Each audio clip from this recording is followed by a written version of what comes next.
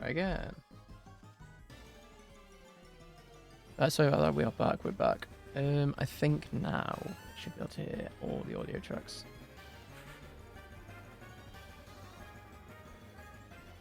You can. Good.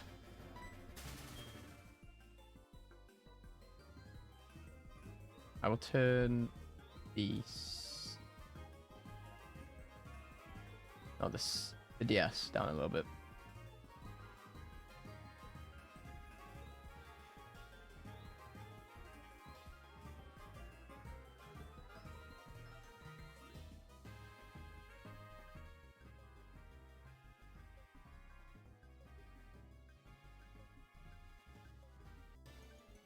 I think that's better.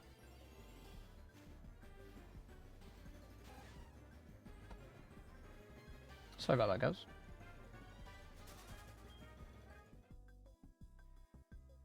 Just a first stream teething issue. Let's mute that. Basically, what happened is I had accidentally took everything. So on the stream software, I'd accidentally took everything off of track 1 except the microphone, and Twitch only allows you to record one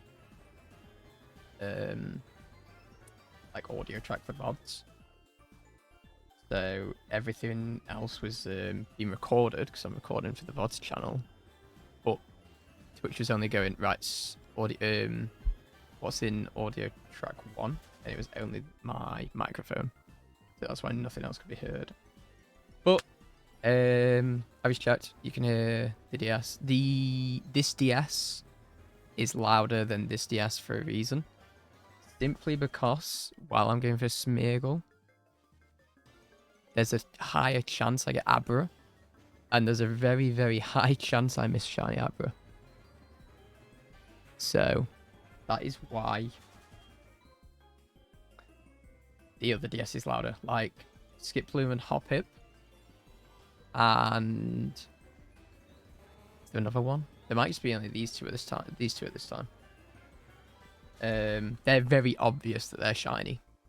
You know, Hoppip's green instead of pink, and Skiploom's pink instead of green.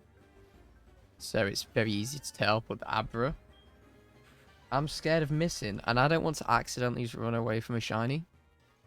1, because I ran away from a shiny, and 2, because that will be considered a flea, and I would be having to spin the wheel.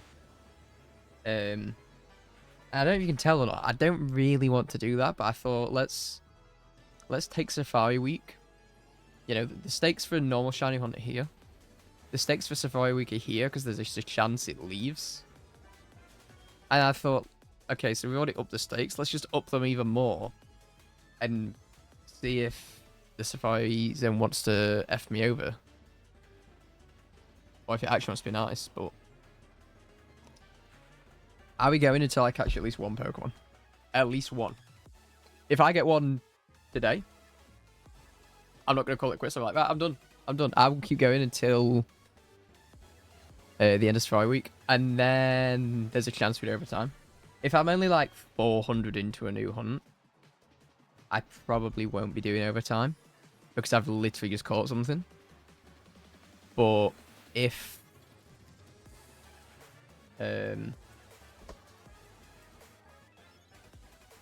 sorry.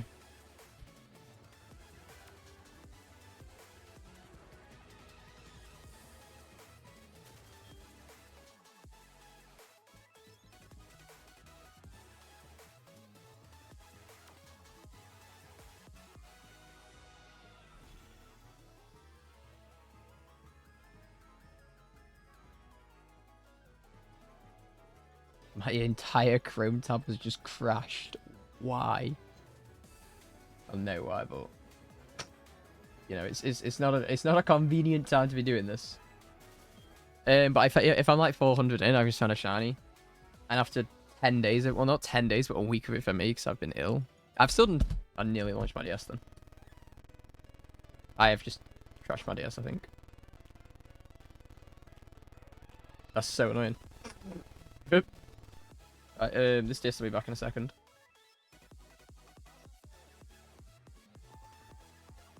Sorry about the gamers. I went to move the mouse with my left hand, I smack my DS across the desk. And obviously it's got a cable in the back of it, so it can actually be portrayed. We'll catch one encounters though. So I've done 2K encounters. That was mainly yesterday, to be fair. The other 2 days I was not feeling great. But can I just get in, please? I hate how much text it is just to get into the Safari Zone. And the worst thing is, Smeagol isn't available at nighttime, so every couple hours, I will have to reset the clocks on the DSs. So obviously I can hunt for Smeagol, because Smeagol gets replaced by Stantler. And no offense, I don't really want a Stantler. Oh, that's not something I want. Right, cool. We're back. I got a notification. It was telling me that I went live myself, so that was cool. Thanks for that game. Right, we're back. It's as if I never accidentally crashed my DS.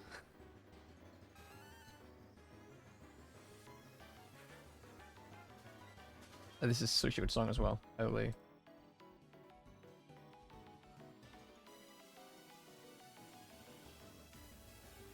As much as I like this playlist, it might not work because for some reason it's giving me ads, even though I have YouTube Premium. Unless that's like a new feature and they're scamming you even more. So you're paying like 20. To me, I'm paying like £20 a month. So I'm sure it's like $20 a month. And now they're starting to show ads again. And that is like the main reason I have YouTube Premium. Is so I don't get ads. So YouTube Premium may be getting cancelled.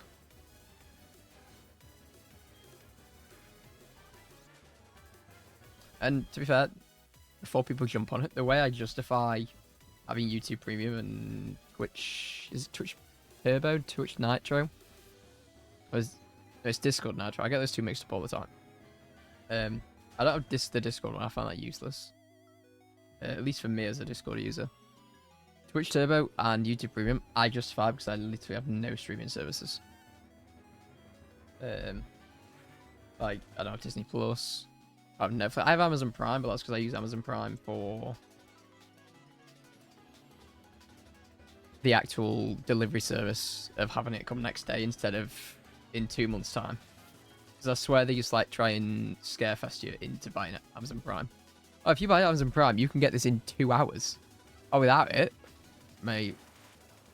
What day are we on? 20th of the 7th? On the 20th of July? You can probably expect it just before Halloween. That's genuinely how it feels. But no, I was hoping I'd be better for so let me just turn the music down a bit.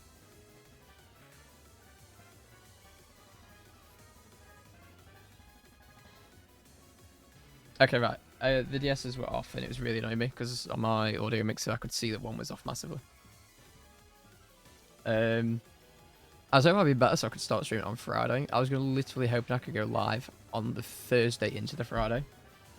And just bang out like 8 hours straight away and be like, I'm going to get the first shiny this week. This Safari Zone this year. But it didn't happen. So I probably did 500 encounters over Friday and Saturday. And then yesterday I just went on a tear for a bit. I just sat, watched the World Cup. I have had enough. Why is it giving me ads? I'm gonna lose it. I'm gonna lose it. I'm actually gonna lose it. Hey, we'll wait for that. Now the World Cup final is on, so I literally sat here, did a few hundred encounters, well, about a K and a half encounters, which isn't bad for a football game, to be honest. And what is that? Don't like that one. Yeah, cool. Literally sat here, did a few, about 1,500 encounters, as I said, and just watched Spain give a dominated performance to Argentina, even before the red card. Which, you know, I'm kind of happy about. I want Spain to win since Argentina knocked out England. Because I was at a fan zone event, and let me tell you something. When we was 1-0 up, the vibes. To be fair, it was 0-0. There was not a lot happening. It was kind of dead because I'd been to the game before as well. Who did we play? Belgium? No. Who did we play? England World Cup fixtures. Norway, that was it. I went after the Norway game to the same area. And like the vibes were phenomenal the entire time. Except when we went 1-0 down. Like even at 0-0, we was like the crowd was it was a good time. But for the semis, even at 0-0, it was so ropey. And then we scored, obviously. And the pints just went everywhere. I was drenched. Luckily, I didn't wear, obviously, the popular, top to wear for England is the home top, which is white. I chose against it because I had a feeling that you'd get covered in, cider, which is usually red, or, an orangey colour. So I was like, I'm going to wear a navy colour top, which is from a few years ago. But I wore that simply so even if there was alcohol all over the top, it would be able to wash out easier. And I just didn't want to. Because football tops are expensive now. They're like £100. I swear 10 years ago, there's £40 for a top. Now it's a full day of a standard person's work. After taxes, which is ridiculous for a top. I don't blame people that genuinely order the fake ones off of websites, because especially if it's for a kid. If I had a kid, I'd be like, you are not having an £80 top that one will not fit you next time the World Cup rolls around, and two, the high chance it's going to get trashed. But no, so obviously during the 70th against Argentina, we went 1-0 up. Vibes were phenomenal. They were so good. Everyone was excited, jumping around. My feet, I've actually got a bruised toe because somebody landed on my foot. Like somebody that was a big frame landed on my foot, and I felt that. And I could feel it swelling because it was really tender even when I was walking on it. And I got back and my toe was just double the size it was when it went out. And it was a complete different colour. But to be fair, after the nerves settled, the excitement settled down, I was more nervous at 1-0 than I was at 0-0. And then let's not talk about what happened. Argentina put 2 past England in 10 minutes and they went out. So, you know, to be fair, they deserve it. But going from the excitement of watching us beat Norway to losing against Argentina, the vibes at the full-time whistle are so different. We win. We beat Norway. Wonderwall. Hey Jude. It's coming home. Stand By Me by Oasis. All sorts of bangers are being played. Everyone's having a good time. Pints have been thrown. No one's got a drink. My mate who was driving was obviously not allowed alcohol. He was wearing more alcohol than he consumed. For the Norway game. So obviously we'd won. And there's just drinks everywhere. Except in people's hands where they should be. Especially, by the way, £8 for a pint and £12 for a 2-pinter. And people are just willingly throwing near full ones in the air. Is crazy, first of all. I'm not feeling this music. But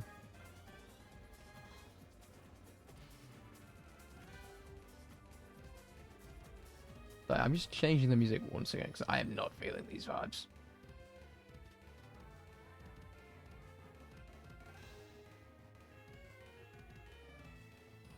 Yeah, we don't want lo-fi. I don't want lo-fi, at least. People that use lo-fi, cool. Cozy stream. This is not a cozy stream.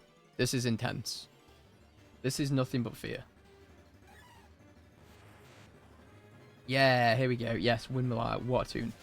Anyway, back to my story. I am so bad at telling stories. Jesus. Where was I? Oh, yeah. Full time. Tunes. Everyone's excited. Tops are being thrown. Walking around as if they're scarves. Everyone's jumping up and down. Luckily this time, nobody injured my foot. Nobody landed on my foot. Anything like that. Everyone's excited. Excited. The vibes are phenomenal. I've actually got video, I think. I could probably show.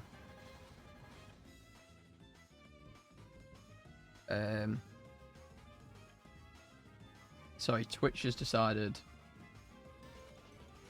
Because I was looking at the VOD on my phone to make sure that it was working. Okay, so here's when we won.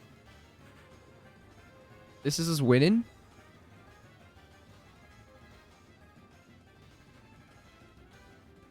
You know, vibes are phenomenal. Everyone's up. This is like 30 minutes, 40 minutes after the full-time whistle as well, by the way. This isn't like straight after. This is a decent chunk of time afterwards. And it's like 1 a.m., 2 a.m. at this time. Given it's on a weekend compared to the semi-finals, it was a weekday. But I guarantee if we won on the weekday, the vibes would have been the same. Everyone's having a great time. People are getting more drinks. People are just throwing their drinks and they go in. F it. Let's go to the bar and buy more and spend another £36. And this time we're not going to throw them. I'm just going to drink them. But no, when we lost, you could hear a pin drop. There's about 2,000 people. It's fan zone. You could genuinely hear a pin drop. It was so sad. Like, I've never felt more deflated.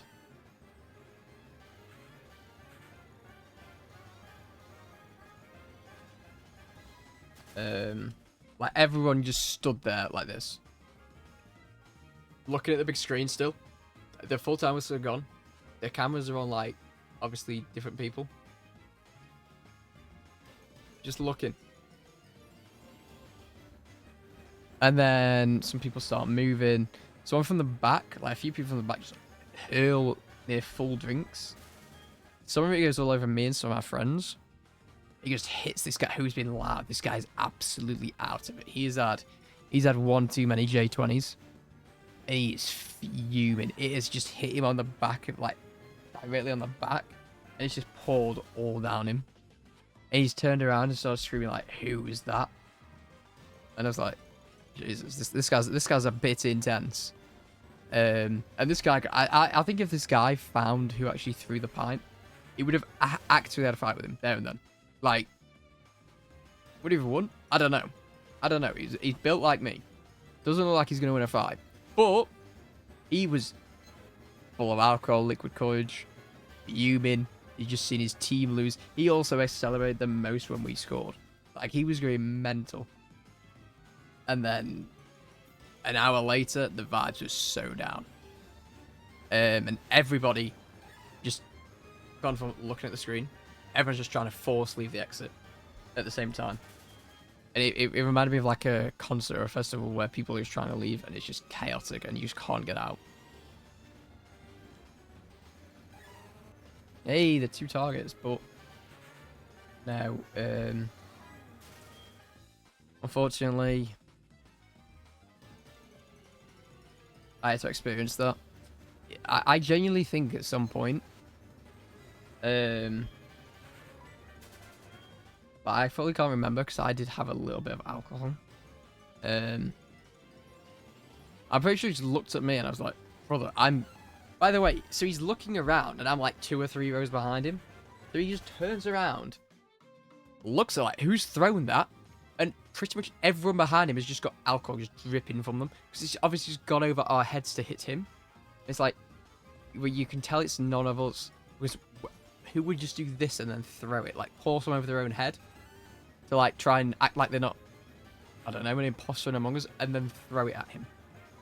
Bear in mind, was it warranted that he wore it? Potentially. He was very excitable. He's like a puppy. But, you know, I don't condone anything like that. Fortunately, it happens.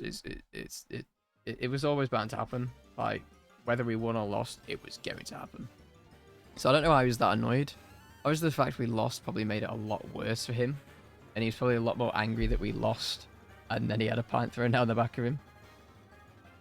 But I'm telling you, if we won, he would not have cared. At all. He would have not cared in the slightest. It's simply just because we lost. But no, so that's, to be fair, it's been a hard summer so far. I know we've got like a month and a bit left of summer. And all the big events, at least in the UK, are still coming for summer. So like all the festivals and things like that are still coming.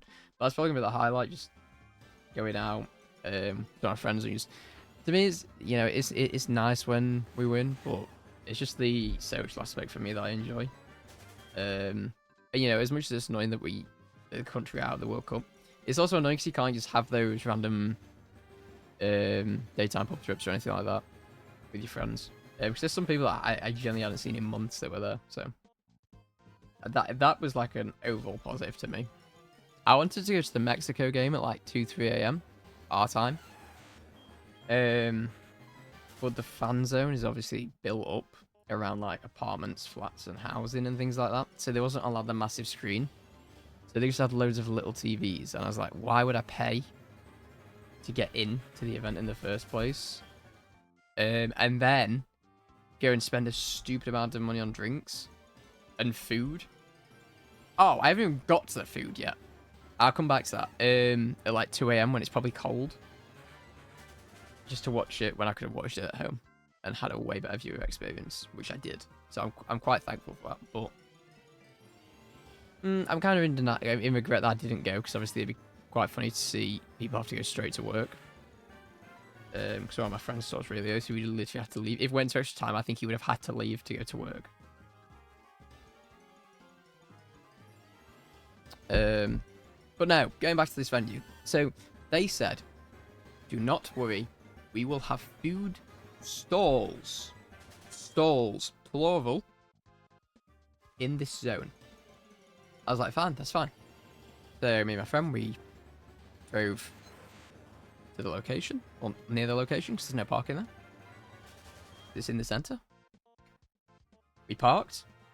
We went, should we get any food? We had a bit of time to play with. I was like, there's a McDonald's literally around the corner. I was like, let's just get like a wrap or a burger. Don't get a full meal, get a wrap or a burger. And we'll get some food while we're in there, because there's food stalls.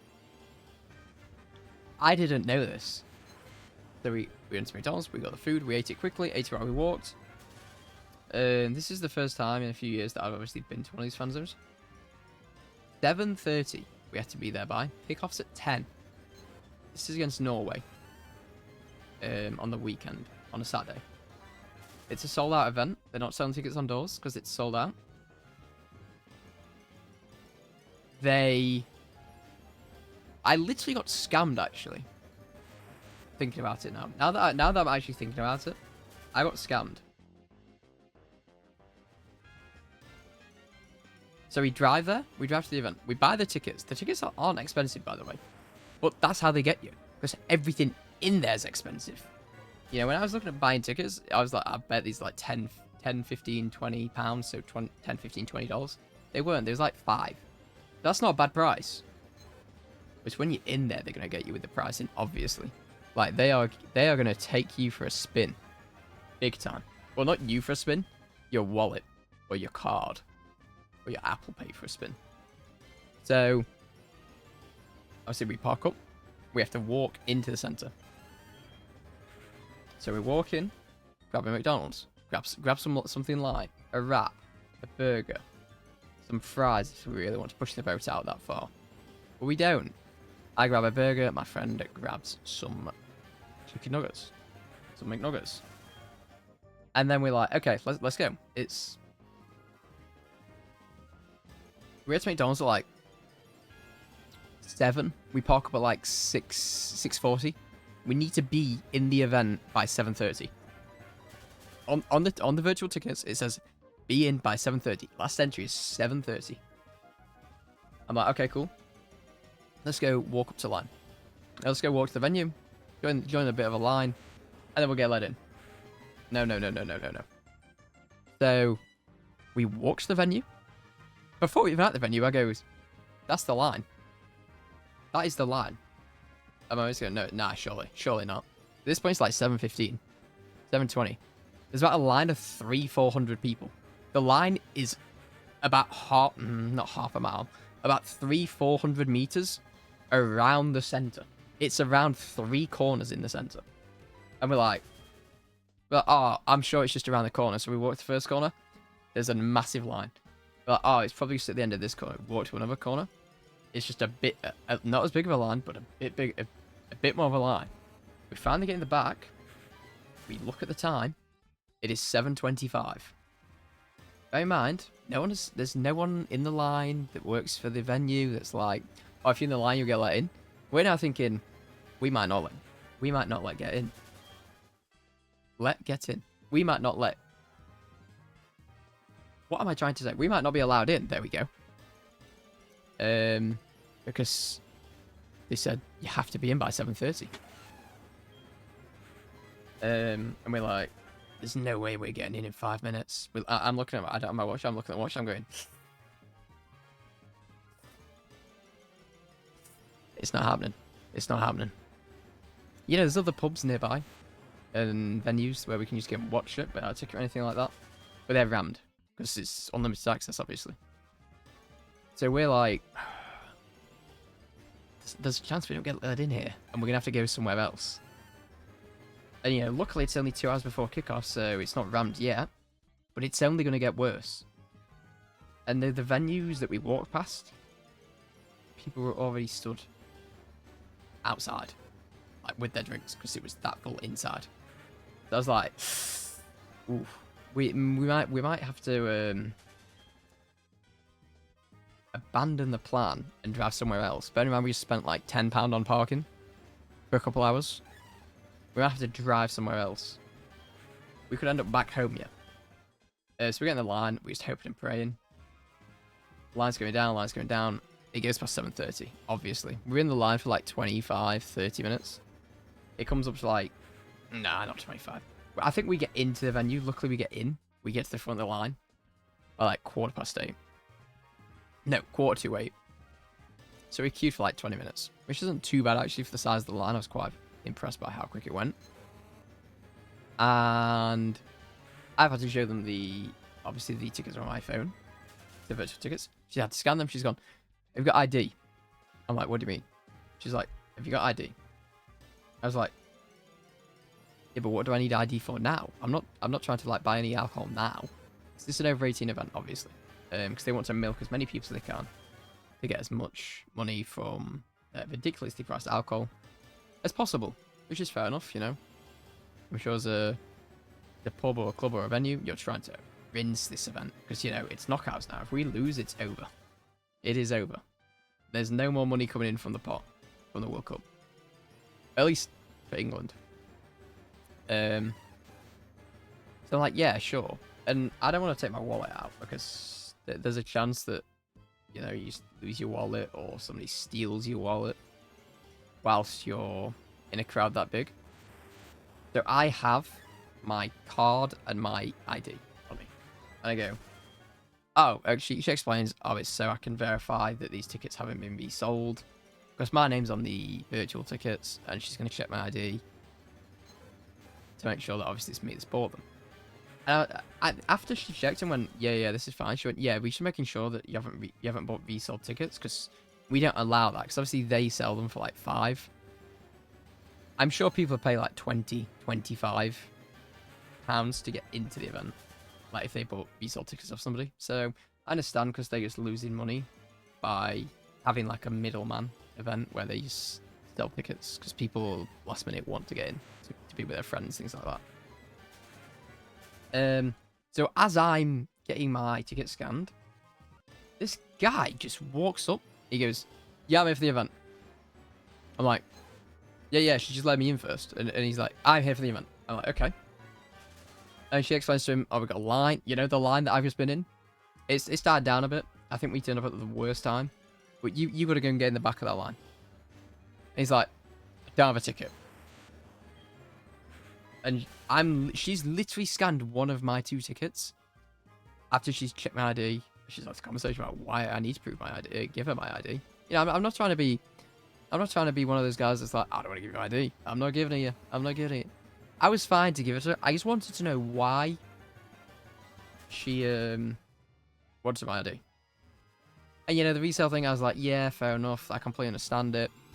So I handed it over. So I was like, yeah, I want to get. I'm like, can we just scan this ticket before we interact with this guy? Can you scan this second ticket so me and my friend can walk through? We're so close. I can see it. I see the people.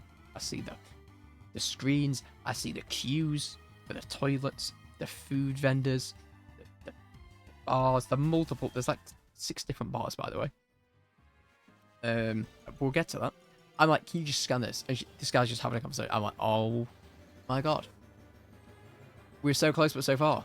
This guy just decides that he wants to side quest delay me for like 5 minutes and have a conversation going, I don't have a ticket. And she goes, we can't come in then. And this guy looks at me and he goes, have you got a ticket? I go, yep. He goes, I'm with him. I'm like, no, you're not. You are not with me. I can guarantee you that.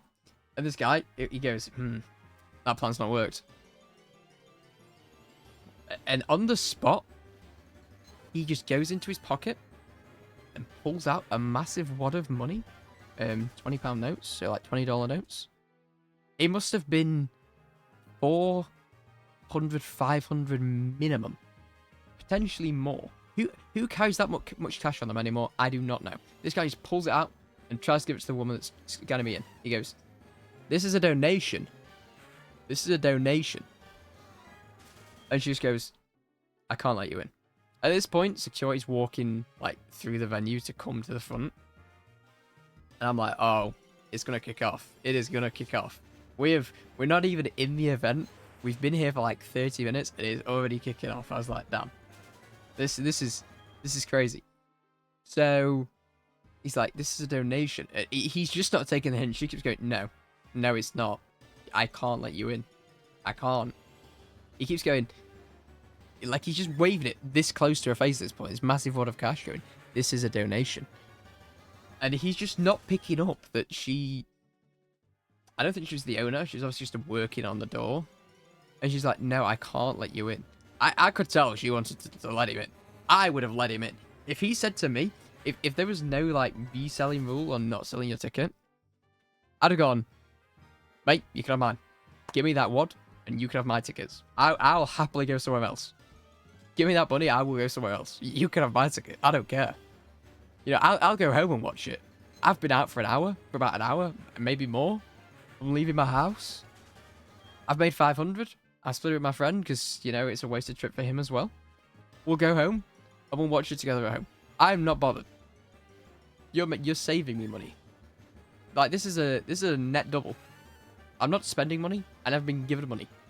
My tickets that I spent nearly nothing on.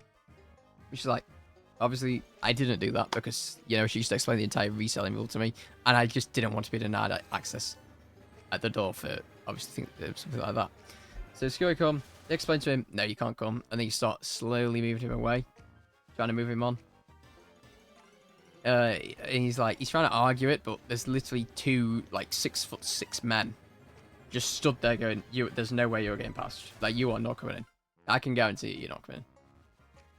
So he's slowly backing off. She finally cut, like, the woman looks back to me. This is like a 5-minute ordeal, by the way. And I've just stood here the entire time like this with my phone. Just waiting for my tickets, for my second ticket to be scanned. And I'm like, oh my god, this is such a long day. Like, literally, all she had to do was, boop, and I'm through. I mean, no. I had to watch this guy's entire 5-minute monologue about why he needs to be in the event. And I had to watch that a whole ordeal. And I was like, okay. Scans it, we go through. There's a security check. Okay. I'm not an airport, but I can understand why. And there's a queue for that as well. So now we're queuing for the security check. I get sent to number 4. There's like 6 of them. My friend gets sent to number 5. So I'm on the left. He's on the right. The guy checking me is like, oh, just take everything out of your pockets, turn your pockets out, but like they're inside out. Anything that's in your pockets, put on the table, pretty much. And he's going to check them. I don't know if he's checking for illegal substances, maybe alcohol that people are trying to sneak in. I don't know. Probably weapons as well, let's be honest. It is the UK. Not like weapons and guns, but like switchblades or knives or something like that. Because, you know, you can never put it past people. So this guy's just checking all the things. Like, he's taking the case off my phone. I always have, like, emergency money. It's not a lot. It's like a $5 in the back of my phone, just in case my card fails, or, like, the card machines aren't working. Just so I have a little bit of cash as an emergency. He nearly lets that blow away in the wind. I'm like, well, there nearly goes a $5. I was nearly asking that guy for a $5 back at the door. The guy that should pull a massive wad of cash. But this guy, like, starts just patting me down quite aggressively. I'm like, brother, I'm wearing, like, a really, you know, bubble tops fit you quite thin, quite slim. So he's just, like, proper patting me down. And, like, there's nothing. You can see there is nothing, like, out of the ordinary. This guy gets down, like, halfway to my body. And my friend is obviously getting the same search done. Except the guy that's searching my friend, he's that big framed. He can't feel my friend's ankles. So my guy stops mid-search to go over to my friend to help, obviously, the other security zone out, and touches my friend's ankles and that. In this time, I've turned around and been like, what is going on? Because I didn't know what was happening at the time, because he just stopped mid-search. So I have not turned around. He asked me to turn around so he can search, like, the back. And then he's walked off. This other guy that's just had his ticket scanned walks up to me and goes, are you going to conduct the search then? I'm like, brother, I am not touching anyone. I'm not searching anyone. I'm getting searched myself. The guy just walked off. And obviously he finds it funny because he's like, oh. I don't think it was a bit weird that everyone else was wearing, like, a standard doorman security outfit. And you just hearing, like, shorts and an England tour. I was like, yeah, you probably should have thought that before you assumed that I was going to start searching you. Including the fact that I'm just stood there looking really confused. Like, I don't think it's a hard job, so if I was looking confused there, I don't think I was making it to the next day. So the guy comes back, we laugh about it. So I'm like, what is this guy on with? I'm like, how can you be so docile to it? The guy comes back, finishes the search on me. He goes, yep, you're good to go. But the weirdest thing I find about this entire thing, if I'm trying to sneak something in, I'm going to put it in my shoe. As I think most people would. They don't search your shoes. They don't do anything like that. They don't make you take your shoes off or anything. Not that I want them to take my shoes off, because that'd be really inconvenient.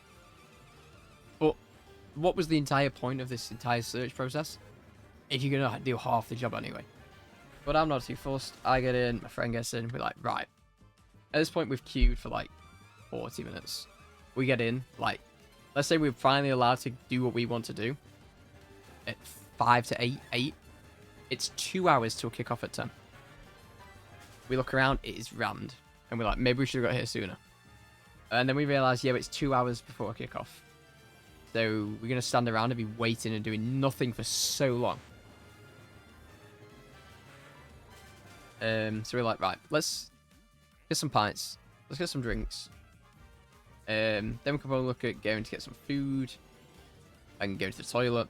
And then we've got like an hour and a half to kill. I'm like, yeah. That sounds great to me. Let's do it. All the bars have massive queues. I'm like, they're not as big as the one outside, but it's like a 30-person queue no matter where you go. You go inside, it's a 30-person queue. You go to the side, it's a 30-person queue. You go to this like setup bar, it's the same thing. We go to this setup bar, like this temporary bar, obviously, it's not here permanently. And they're like, we're queuing. It's taking forever. Like, I'm like, why is it taking forever? So there's like 5 drinks you can get. I'm like, how is this taking forever? You know, I've worked the other side. I know the game. I know how fast you're supposed to go. You know, we're trying to make as much money as possible here for the company. I'm not seeing any of it. I'm seeing my £14 an hour, if I'm lucky at that. So what can you have? You can have a lager. You can have a cider. They're the ones that come out the taps on draft. You can have 1 pint or 2 pint. They've got 2 pint cups. They've got 1 pint cups. Remember that, because that's important for the story later. You can get a 2 pinter or 1 pinter. So they've got those 2 drinks.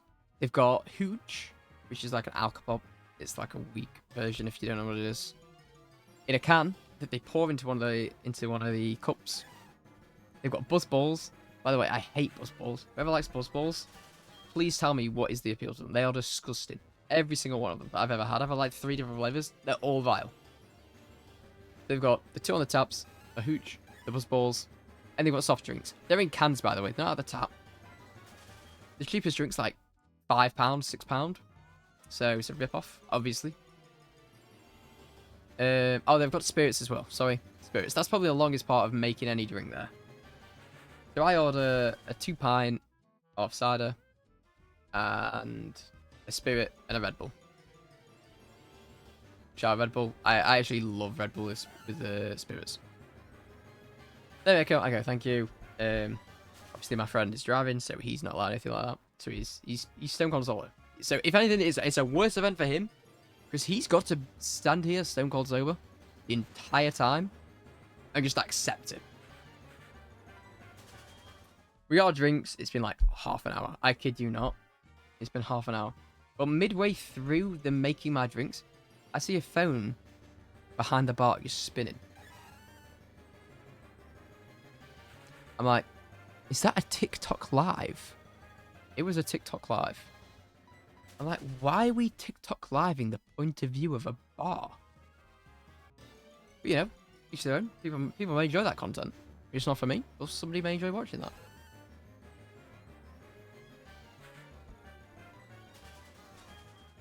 And my friend's phone goes off at this exact moment. And it's his work group chat. And it's a screenshot of this TikTok live. And my friend's, someone that my friend works with, I still can't believe this, was scrolling TikTok as we were stood at the bar, seeing the person he works with, screenshotted it, put it in the work group chat. By the way, that it's 8 PM. They've got work in 8 hours because they start at like 4 AM. And he goes, hope you're not getting too drunk to my friend. Puts it in the entire work group chat. It's got like the higher ups of the company and the owners, everything. They've all seen this. I'm like, oh, this is so bad for him. I feel so bad. Because he's not even drinking and they're going to assume he's drinking. And I'm like, it's funny to me, but it is what it is at this point. And it's just like, what is the likelihood that it could have happened when we're in the queue, in the 20-30 minute queue? No. When we're at the bar, he's just scrolling TikTok and he sees it. And I'm like, that is so weird. That is so weird. But, you know, it's just one of those weird coincidences that happens. So anyway, I get 2 pints, a 2 pint cider, and a spirit Red Bull. Pay for it, walk away. My friend gets 2 pints of Pepsi Max. They're not doing the Pepsi Max in a 2 pinter, they're just doing 2 1-pinters. So he's walking over with 2, I'm walking over with 2. No tables anywhere because there's minimal tables. We're standing, we're talking, having a drink.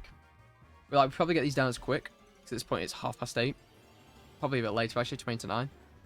So we have time to get some food, get a drink, maybe get to the bar again before the game kicks off. Because if you've never been to one of these events, if you're going to go, do not try and do anything during the game. It's too crowded to walk through anyone. Nobody's moving because everyone's looking at the screen like this. So they don't even notice that you're trying to get past them. And if you do finally get there, people are just... The reason we're here is to watch the game. People are just at the bar or at the toilet instead of watching the game when the game's on. Annoyingly. So we're like, okay, we'll have our drinks, have them quickly. He finishes his drinks. I've literally got like a pint left of the cider. And then we're like, right, let's go see what food they've got. Let's go. They were hyping this up on the post, by the way, going, don't worry, guys. Do not worry. We've got you covered. We've got the food. We've got food vendors. Plural. I can't see them in like the courtyard. I go to the security because I'm like, I was inconvenienced when I was being searched, so I'm going to inconvenience someone else. So I'm just really hungry at this point. I want some food. You know, I've not ate properly since like 12. It's now 8:30. Because I was saving myself because I was excited for these vendors.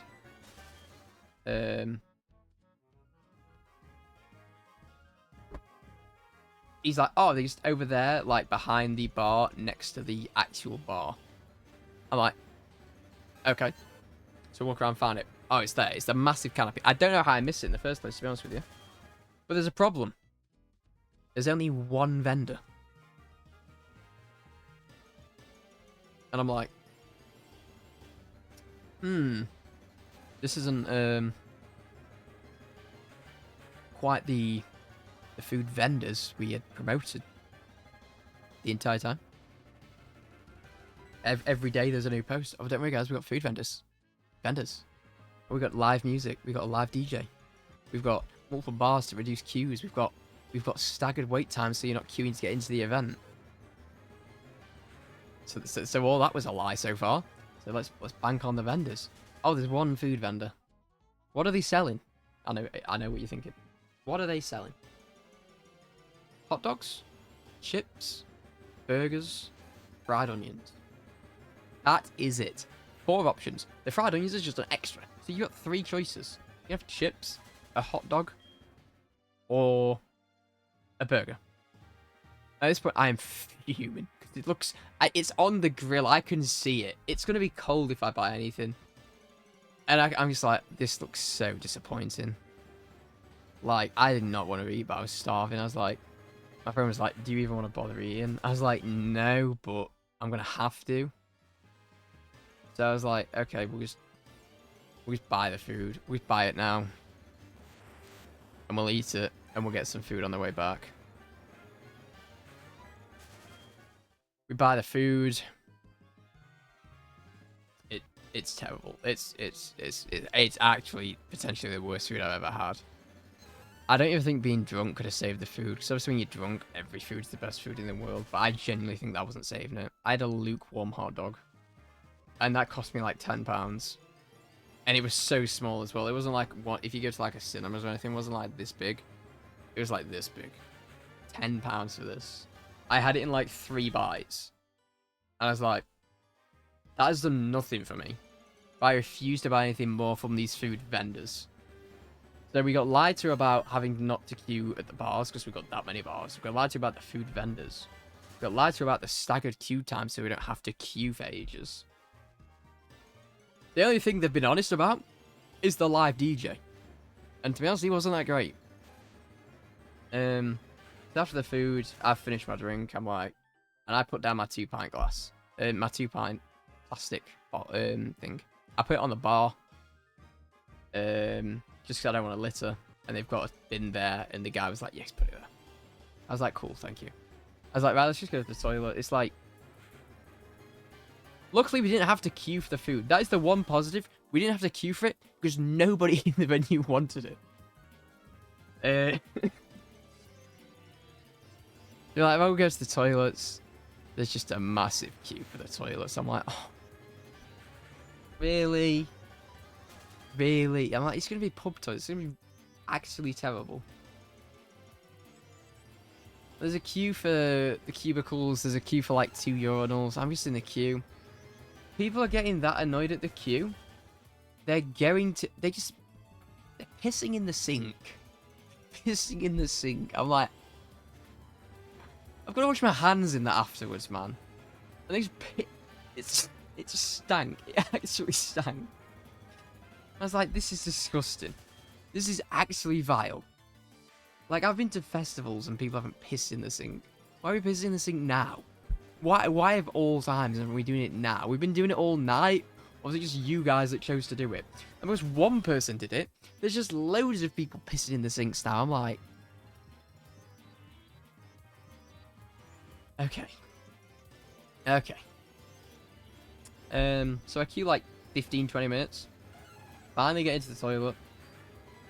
Yeah, get to have a wee. Go have to wash my hands in the pissy sinks. Yep, I wash my hands in them.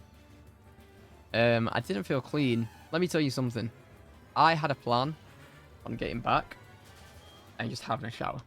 I was going to have like a 20-minute shower. I do not care what time we got home. I was having the longest shower possible. I don't care if it was 6 a.m. I was having a shower. Get out of the toilets. Look at the clock. It's 20 to 9. It's 20 past 9, sorry. So we've been here, like, stood outside this venue for over 2 hours at this point. What have we done? What have we done in 2 hours? We were worried we'd be stood waiting around for the game. No. We've queued. We've been searched. We've queued. We've had a drink. We've been lied to. We've had terrible food. We've watched people piss in sinks. We've been to the toilet. That is what we've done in 2 hours. That'd take like 10 minutes on a normal day. Because it's a match day, it took over 2 hours. So I'm like, I guess we get a drink, because if we don't get one now, we're not getting one. But these are the last drinks we've had of the night. Getting the same queue for the bar. I'm like, you know, what is it? The TikTok bar. We'll call it TikTok bar because they're streaming the TikTok of the bar. Like, yeah, we get in the queue for a TikTok bar. We queue in for like 20 minutes again. Finally get there. I go, right, get a few drinks because this is the last time we're going to this bar. So I go, can I get... My friend wants 2 pints of Pepsi Max. I go, 2 pints of Pepsi Max. Yep. It's really loud, so I'm having to shout. This is why my voice is still cooked. This was over a week ago, my voice is still cooked. I shout, 2 pints of Pepsi Max, please. 2 pints of cider. I'll have 2 spirits and Red Bull, please. That was it. That's all I ordered. So, 2 drinks because the Pepsi Maxes, 1 drink for my 2 pints of cider, and 2 lots of spirit and Red Bull. Yeah. I pay, I can't remember how much, like 40, 50 pounds. Tap pay. Starts making the drinks at the back. I can't see what they're doing. So it'd take like 5 minutes to make them. I don't know how we're taking 5 minutes to make them. I don't know why we don't have to have some drinks like pre-made. That'd probably be the smart thing to do, actually. And we'll keep the queues down massively. But you know, I'm not the events organizer. I'm not going to tell them how to run their event. He then starts turning and just putting drinks in front of me. Like this. And I'm like, whoa. Why is that? There's so many drinks here. I go, 2 pints of Pepsi. Yep. They're his. Hand to my friend. They've ran out of 2 pint cups. So he's gave me 2 pints in 2 actual 1 pint cups. So at this point, I've got four plastic cups I need to carry about because I've got my spirits and the doubles. And this guy goes, I go, can you not just pour? He goes, I can't do that because something about he's not allowed to make quads, like a quad drink. Ah, okay, fair enough. And I'm like, oh, I'll just do that. There's so much ice in both drinks that it's just going to overflow. And I've spent so much on the drinks, I don't want any to spill. So I'm like, I'm just going to have to walk around with loads of drinks and hope they don't spill. Walk through a busy crowd and hope it doesn't spill. I can't just stand at the bar and down my drinks because there's people literally waiting. Like, the bar just queue's getting longer and longer as we get closer to the first, to the start of the game. So I'm like, I can't just down them here. So, oh! And there's also just this mystery pink-looking drink. I'm like, I didn't order that. He's like, nah, you did. I'm like, well, I didn't. I didn't. Because I did 2 pints of Pepsi Max, 2 pints of cider, and 2 Sprites and spirits and Red Bull. He goes, oh, well, you already paid for it, so you might as well take it. I'm like, yeah, fair enough. I smell it. It's hooch. Like, I'm like, oh, it's pink hooch. I love pink hooch, by the way. It's actually such a goat drink. Because it's the pink one. I'm like, that's gotta be pink hooch. It smells like hooch. It's pink. It's pink hooch. Raspberry lemonade hooch. Lovely. I'll have that, because obviously my friend can't have it. So my friend's walking away. He's already walked off, by the way, with his 2 drinks. I've got 5 drinks having to carry him like this through a crowd. And I'm like, guys, coming through. Excuse me, coming through. Spit the drink. It's just spilling everywhere. There's so much liquid just dripping off the cups and down my hands. Because I physically can't stop it. And I'm like, oh. And I'm like, there's no way I'm putting these on the floor in the busy crowd. I'm not having £40 worth of drinks being kicked over. So my friend's already gone, found a space in the crowd. I go to the front near the big screen. I just put them down. I'm like, right, I need to assess the situation here. What? I've had minimal food. And I wanted to space these drinks out, you know, because I was hoping I'd have a 2-pinter and just 2 that I could hold like this. So I'd be stood like this. I'd be able to drink my 2-pinter and do this with the spirits. But that didn't go to plan because I've got 5 cups instead of the 3 cups I wanted initially. So I'm like, So, you know, in a panic state, I'm like, I do not want to lose my friend here with the crowd either. Because if the game kicks off and I'm not with my friend in the crowd, I'm watching the game separately. He's watching the game separately because there's no way we find each other. So I'm like, I'm used to the front. I'm going to have to down these 2 Red Bulls and Spirit. Down them. I'm like, okay, that problem's done. Did I enjoy them? Not really. Did I get to really taste them? Not really. I was just like, get these gone. Leave them there. Unfortunately, there was not enough bins around, so they just kind of got left. And then I'm like, okay, I've just got 3 cups. So I'm walking around with 3 cups. I'm like, I am happy to put this hooch on the floor. And if it gets kicked over, I know I've spent money on it. Don't know how much it cost. Do not know how much it cost. But if it gets kicked over, I'm not going to be too sad about it. So I finally have the 3 drinks. Find my friend, thankfully, in the crowd. And put the hooch on the floor. He's just finished his drink, so he's like, I'll hold it for you. I'm like, thank you. I'm downing. I'm trying to get, obviously, an empty hand as quick as possible so I can get the drink of my friend, because I feel bad because he's having to hold it, and he's not even allowed to drink it. So I'm like, okay, get this one down as quick as possible. Then, like, 10 minutes, I'm down most of my drinks. I'm like, okay, so I'm not going to have a drink for the game at this rate. Which was the whole point of me buying that many drinks. So, go back to when I gave back my 2-pint plastic cup. I shouldn't have done that. I should have kept hold of that. I didn't realise it was going to be worth so much to me. You know, because if I had it, I took it to bar. Can you do it in this, please? Problem solved. I would not be in this situation near as bad as I was. You know, I'll just start to drink some drinks there and then. But that's fine. I would still have my 2-pinter. Problem been solved. Get a drink down. I've now got 2 cups. Thank God. I'm like, what is this mystery drink? Let me just sip it. It is horrible. It is horrible. It is potentially the worst drink I've ever put in my mouth. It turns out it's like this new hooch flavour that's got raspberry in it. And I hate raspberry. Like, I like the raspberry berry. Any raspberry thing flavoured anything. Sweet. Drink, hate it. Absolutely hate it. I'm like, well, that is disgusting. I don't mention it to my friend. I just down some of my drink, my actual cider, to like what, cleanse the palate. What do you say? Cleanse the palate. Wash it down. I'm now in a situation where I'm like, my lace is undone. I don't know how long it's been undone for. There's a chance when I was carrying my drinks, when I saw my lace, I just went straight into like £40 worth of drinks. Would have been funny. Yeah. Would there been a clip of it? No. So did I want it to happen? Even if there was a clip of it? No. It also been really embarrassing with how many people would have seen it. So I'm like, oh, can you just hold these quickly, please? There's like the drink I don't like, and like half a pint of cider left. He's like, yeah, sure thing. While I'm tying my laces, obviously I can't see what he's doing. He puts his Pepsi Max down, mixes the drinks for me. I come back up, I go, where's the other drink? He goes, I'll put it in the other one for you. So now I've got no drink. We're about 1 minute from kickoff, and I've got no drink. I'm like, I just don't like it. I'm like, I'm just gonna have to drink it.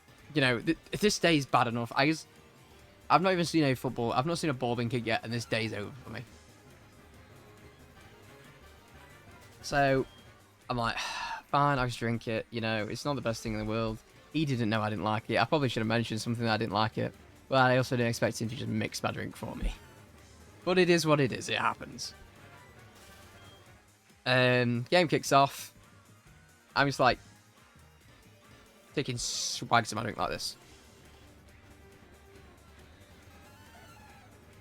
It's ruined it. It has ruined my drink for me. But it is what it is. We're having a good time, celebrating. 3 minutes into the game, all you hear from behind is ugh. It's crowded, by the way. This guy, within 3 minutes of the game kicking off, has thrown up down the back of this girl who's wearing... Is it like a backless dress? And he's thrown up down the back of her. And I'm like...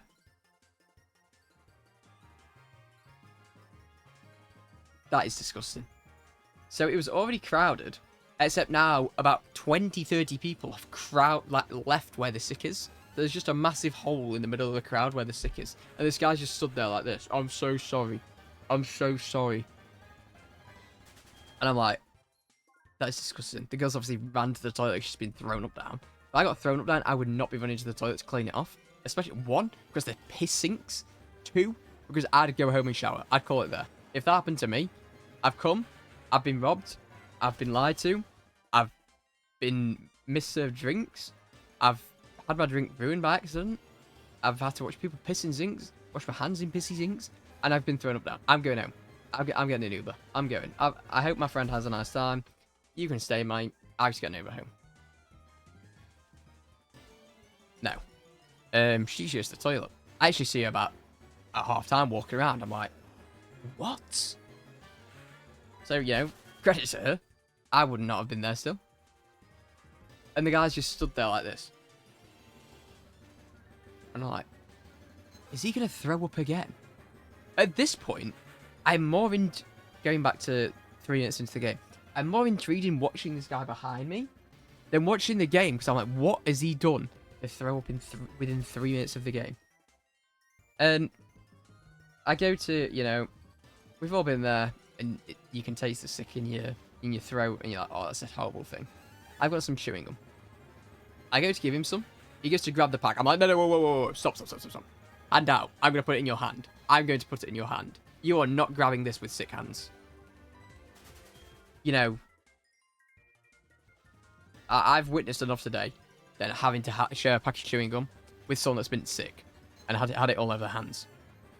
I'm like, hand out. Put it in. Put it in his hand. I'm like, there you go, my man. I hope you can enjoy the game a bit. You know, it's embarrassing. It happens. I gave him some reassuring words. We've all been there where we've embarrassed ourselves. I'm sure he didn't feel great at all. And you know, when you throw up, the alcohol kind of fades away a bit, and he probably realizes what's happened, and he probably feels really bad. Because I'd feel terrible if that happened to me. And you know, so his mates are like, oh, that's really nice of you, thank you. I'm like, don't worry about it. So anyway, I go back. I just walk really far around the sick. I'm like, I'm not going anywhere near that. No, my luck, I'm going to accidentally step in it and slip in something and land on it. And that is not happening. So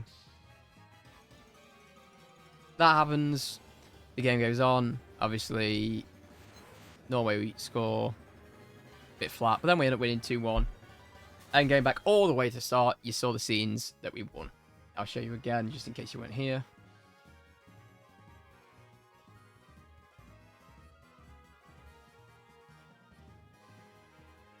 There we go. Scenes after the game. Everyone's really excited. Everyone's celebrating. It is exciting. What time was this? This was at 1 AM. We're like, okay, we stay for about an hour after the game. We're like celebrating with everyone. We're having a great time. Oh, I forgot something. During the game, this girl is just trying to talking to my friend, you know, normal conversation. She goes, oh, can I borrow your sunglasses quickly just to wear them? He's like, sure. The Ray-Bans. She puts them on. He's like, 2 minutes later, can I have my sunglasses back now? Now they're mine. I got them bought for him as a gift. I'm trying to watch the game, so I'm kind of like going... Like, trying to see what's happening with this entire situation. And she's going to her friend, tell him they were mine. You bought them for me as a gift, didn't you? You bought them for me as a gift. And she's going, yeah, I bought them for as a gift. And I'm like, this is where I go, well, you didn't. But anyway, my mate's like, he's tired. You know, he gets up early for work. He's about to go and do a double shift without sleeping. He's like, I do not care. I need some new sunglasses anyway. I do not care. 5 minutes later, one of the England players, we're already 2-1 up. One of the England players goes down. Referee gives the penalty. Ref goes, that's a penalty. I start celebrating. Everyone's celebrating. Crowd's going mental. Because, you know, if we score this penalty, 3-1, game's over. While everyone's celebrating, 5 seconds in, I sneak around the crowd. This girl's got the sunglasses on her head. Where's mine? These are my blue light glasses. Like this. Like this. And she's just celebrating. I just walk up behind her and just grab them by the nose and just pocket them. And she's that drunk that by the time she's turned around, I'm already stood next to my friend again. And I start celebrating my friend, you know, there's a penalty. Doesn't get given. And then I go to him. I've got your sunglasses. They're in my pocket. He's like, okay, just keep them there. Keep them there. I'm like, yeah. Anyway. So yeah, he didn't seem bothered. I was really, really bothered by this. I was like, no. She's not stealing your sunglasses. She is not stealing your sunglasses. That is not happening today. After everything that's happened today, you are not having your sunglasses stolen. That's not on the menu. So I kind of made it my mission to get them back. So luckily we had some reason to celebrate, because if not, I was going to have to do it after the game. And I don't know if she would have stayed or left straight away. So I was like, I need to do it now. So anyway, after the game, celebrating. Having a great time. I'm like, okay. I'm starving now. I'm starving. My friend's starving. We're like, let's go get some food. Yeah. Everywhere in the centre's shut. It's 2 AM. Everywhere's shut. The only place that's open is pubs. I do not want a packet of crisps. That is not going to, like, fill me before bed, because I'm going to bed after this. So we drive to a town near us, away from the centre where we've been. Because obviously if we go to the McDonald's where we've just been, it's like 5 minutes away, it's going to be full of England fans. They're also starving, because they've probably also refused to buy chips, burger, or a hot dog, or some onions. For like 20 quid. We go in, the drive-through is like, it's like a 30-car queue. I'm like, okay. So we might as well have just gone to the McDonald's near the fan zone. But we didn't. So we're like, we'll just go inside, we'll queue, and we'll get our food quicker, hopefully. I'm starving, so I order like two burgers, some fries, some nugs. My friend orders quite similar. I order like 3 drinks, because at this point, I'm like, I just want to wash some alcohol out of me, and I'm thirsty. You know, I haven't had a drink since like halfway through the first half, and I didn't even like that drink. So we're just there waiting. Let's say we get to McDonald's at 2:30. Yeah, 2:30. I get a text on my phone. I get told one of the dogs that we own has had a fit, because he's prone to them. And sometimes dogs take a few hours to come around after they've had it, and they're like, so can you be really quiet when you come in? And I'm in like a half-drunken state to this point, I'll be honest. And I was like, yep.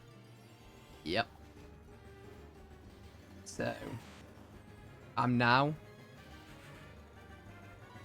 not able to shower after I've had to wash my hands in the piss sink hours ago. At full time, drinks just got thrown everywhere. There was alcohol all over me. There was like mud splodges. Where's mud splodges come from on concrete, by the way? All over my leg. My hair's that sticky. I put powder in my hair just to hold it. There was that much like alcohol in my hair. You couldn't move my hair. And I was so looking forward to a shower when I got back. Like, that was, I was banking on that to like save the night. So we finally got our food after like 45 minutes in this McDonald's. And I know they're busy and it's the night shift, so there's only like 3 people on. But surely as a manager, you should probably anticipate that loads of people are going to want McDonald's after a football game. But you know, it takes forever to come out. We sit, we eat it, we drink it.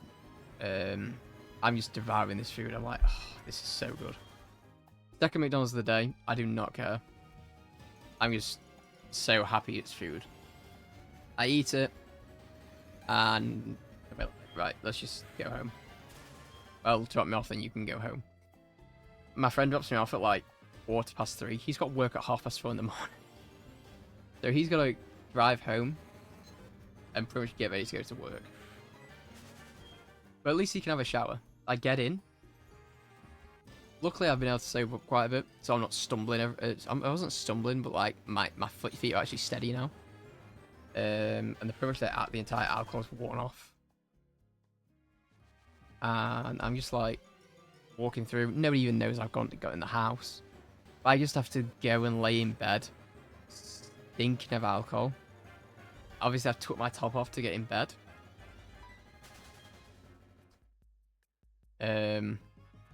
All I can smell is the alcohol in my hair and the alcohol in my wash bin coming off of the top. And I'm like, this is disgusting. I feel grim. My legs feel sticky because I wore shorts. My shoes, I wore white shoes. They're now black because they've been trampled that much. They've got to be sorted out in the next few days. And my hair is just, it's literally sticky. I'm putting my head on the pillow. It's sticking to the pillow pretty much. But luckily I just managed to fall asleep for a few hours. Let's say I went to bed at like 4. I was up at 6. And I was like, I just need to shower. I don't care. I've not had much sleep. I just need to shower. And I just need to then go back to bed. Well, that's the story of pretty much how I got scammed of over £100 very easily by one event. All in all, good time at the time. Looking back, all I can remember is mostly the positive, mostly the negatives, bar the actual game. But you know, it's a good story. It makes a good story, and that's what matters. You know, I'll be able to. Me and my friend have that lived experience now because it was only us 2 that went because everyone else was busy. So we have that lived experience where we're like, that is like the new low for when we go anywhere. We're like, as long as it's not that bad, it can't be that bad.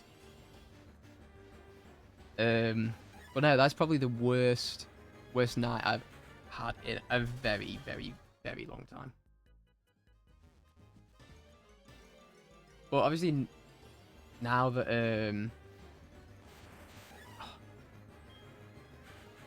like the other day, I was looking through the photos because obviously I took videos and photos and things like that. I took so many good photos of my friend for him. And I look at the ones he took of me. Completely sober, by the way. Terrible. I'm like, damn, this guy got like 10 good photos off me from like the videos or his photos. Guess how many I got?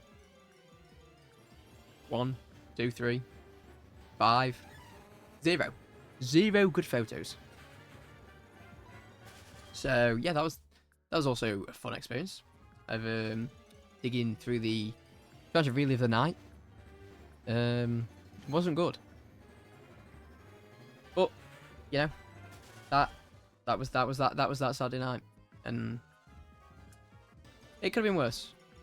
It could have been a lot worse. I've just yapped for so long. I apologize. I did not realize I'd just been talking for about an hour.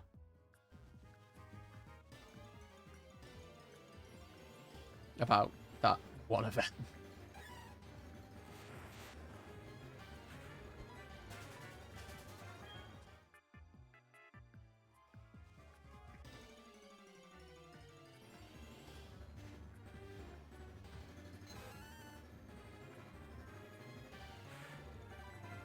Bet we're actually making good speed. What have I done? 500, 600 encounters? That's not bad for just over an hour. Today I was trying to tell a story at the same time. Because I'm not the best at telling a story and actually shiny hunting at the same time. That is a skill I'm trying to improve.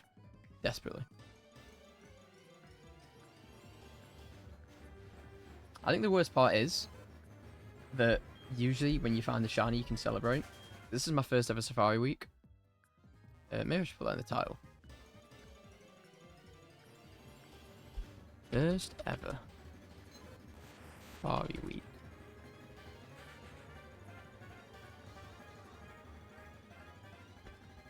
Cool, we'll do a title. So I've never had to go through the heartache of finding a shiny and realizing you might not have it yet, especially without a wheel. But no, I will quickly run through the wheel for us all. Let's have a look.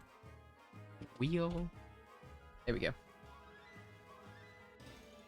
Actually, before I do that, I think I am going to pop and get a drink. So I will leave you all on this encounter, and I'll be back in literally 2 minutes.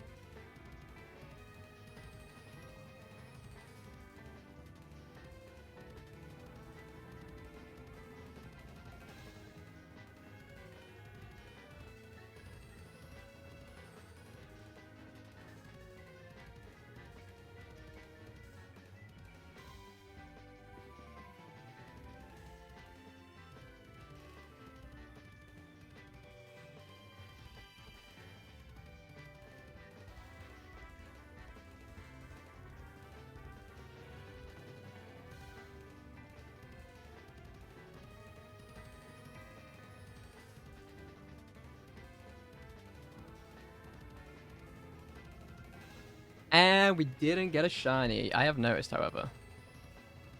That is really annoying that you can hear like it infinitely looping. So I'm going to mute one of the DSs. I was just there and I was like, I'll check the stream, see how it sounds. And it sounds really disgusting the fact you can hear both DSs, so I apologise for that. Let me just check it now.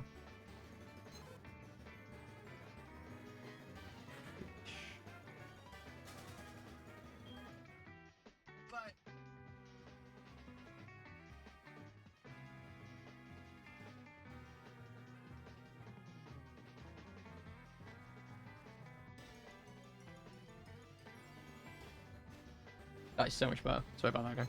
I'm actually really sorry about that. If you've watched for an hour and that's happened, I apologise profusely. Like, that'd drive me crazy. So, thank you for sticking with that. It's just for stream with a double DSL, so I don't fully know how to set it up. Like, I've set it up for quite a bit, but I didn't know what type of audio could go. So, you're listening to this. Yes. I'm listening to the other one simply for that Abra situation, where if I find a shiny Abra and I miss it, I'll hear the sparkles, so. What was we going to do? Oh, we was going to go down the wheel, weren't we? Yeah. So. Is there any way I can pull this up?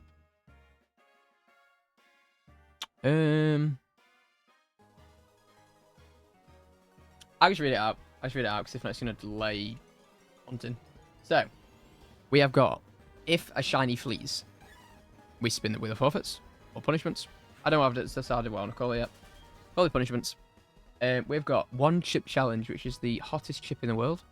Where that is actually what I'm terrified of, because I hate spicy food. So there's a chance I do have to do it. That's actually one I'm really scared of. The one after is kill next shiny. So after Safari Week. Oh no! During Safari Week, we just have to kill a shiny, which pretty much guarantees another wheel spin. And it also robs me of another shiny. Which, you know, I'd rather do that than the chip, but, you know, it actually leads to another wheel spin. The one after is chat decides my next shiny hunt.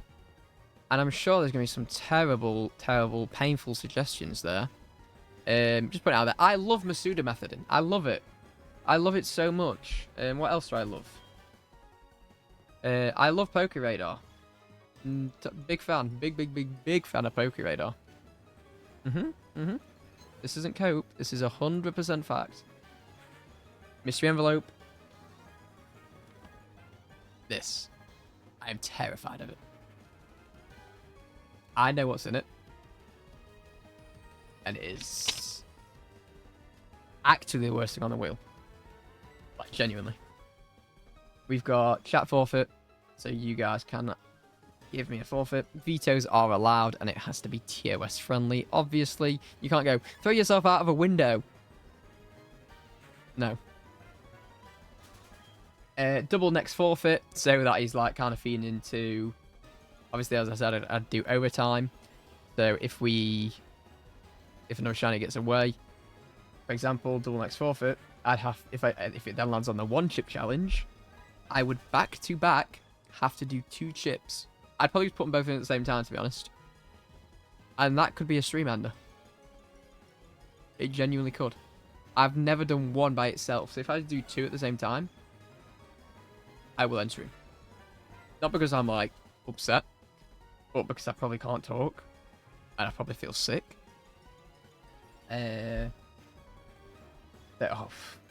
This one. Stream until you find another shiny. So that means there is a high chance that I'll be doing a sleep stream. Yeah. And I wear an eye mask.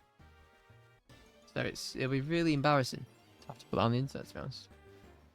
Next one is hunting the worst possible location. You may be wondering what that means. In Pokemon Platinum, there's like a route where there's like a sandstorm going off in the post-game. And I will have to learn how to Poke Radar, because I've... Oh no, sorry, I love Poke Radar, except it's really hard on that route, because it's hard to tell which patch of grass you're supposed to walk into, because there's a sandstorm in front of it.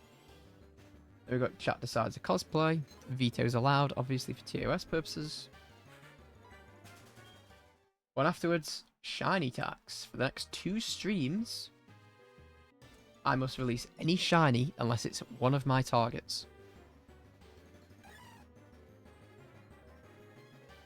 And then we've got a 12-hour bug sound video. So I will listen, while I'm streaming, I will have to listen to a 12-hour bug noises on pretty much max volume. I won't make it max volume for the stream, obviously. But that'd be really annoying for me. After that, lemon juice in the eye. I googled, is it safe to put lemon juice in the eye? And it said no. I went, that's perfect. That is perfect. But I'm sure it's happened before, so I'm sure someone's done it before, and I'm sure they didn't go blind. So I'm sure it'll be fine. After that, we got plus 8 hours to the stream, so if we're literally about to end stream, you found a shiny. Guess what, bud? You go for another 8. And then afterwards is actually it's just a long day. It's actually such a long day. So after Safari Week, I have to complete a live index from scratch in Pokemon Home.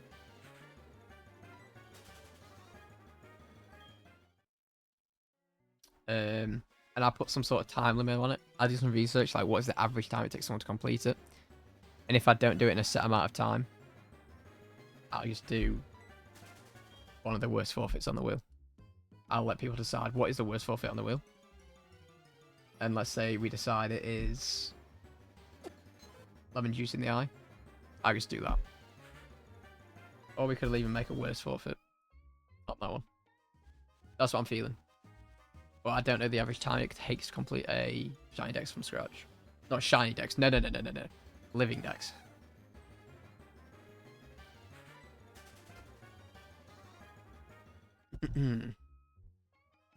But so this will took me quite a long time to fill out. So I was like, I don't want things that are really easy.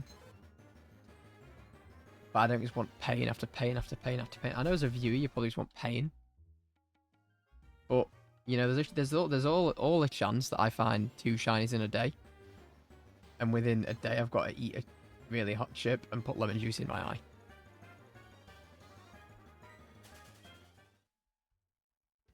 When chat thought you fell off at the face of the earth. Hello, Tanya Uwu. How you been? No, I didn't fall off the face of the earth. Just had a lot of things happening in my personal life, so I had to take a bit of time off. About actually quite a long time, like 10 months. And I decided that I want to start DS streaming, so I had to wait for the DSs to come. And the DSs had to come from the other side of the world because nobody in the UK does them. So I had to order them both from Australia.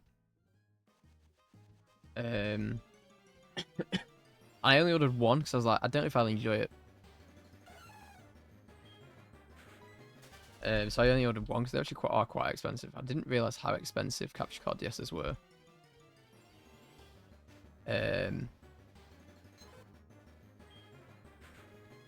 then it came and I played around with it. I was like, this is actually really fun. This is actually really cool. So I had to order another one, and then that took like another 6 weeks to come. So all in all, I was waiting like 2.5 months for my DSs to come, because the guy had to build them from scratch as well. And I can't imagine that's the easiest task in the world, so I gave him plenty of time.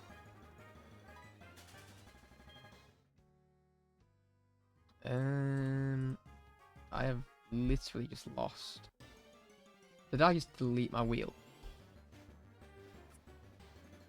There's a high chance I just accidentally delete it. I can put it back up probably. Oh no, it's there. Never mind. Right.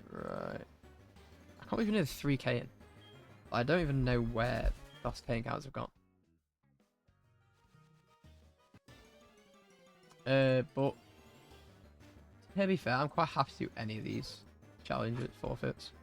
I just hope I don't have to do like back to back to back to back. Like I want lots of shinies. But I also I wouldn't mind catching one. That'd be quite cool. Because this will become a video. So it would be nice to have at least one.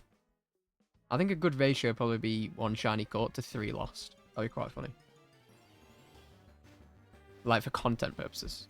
If it was up to me, I'd fail 1 and catch like 4. We're looking for Smeagol and Hoppip. Yeah. I wanted to look for others. But I was already running behind with obviously like getting these DSs. So I didn't have time to fully set up both save files. So I can't actually customize the Safari Zone. So that'd be something I have to look at doing in the future. So I had to kind of pick the targets from the Safari Zones that were set up. So I didn't actually realize that Safari Zones are random per save file. Because on my left, this one, on this DS, I can't hunt Hoppip because I don't have the area.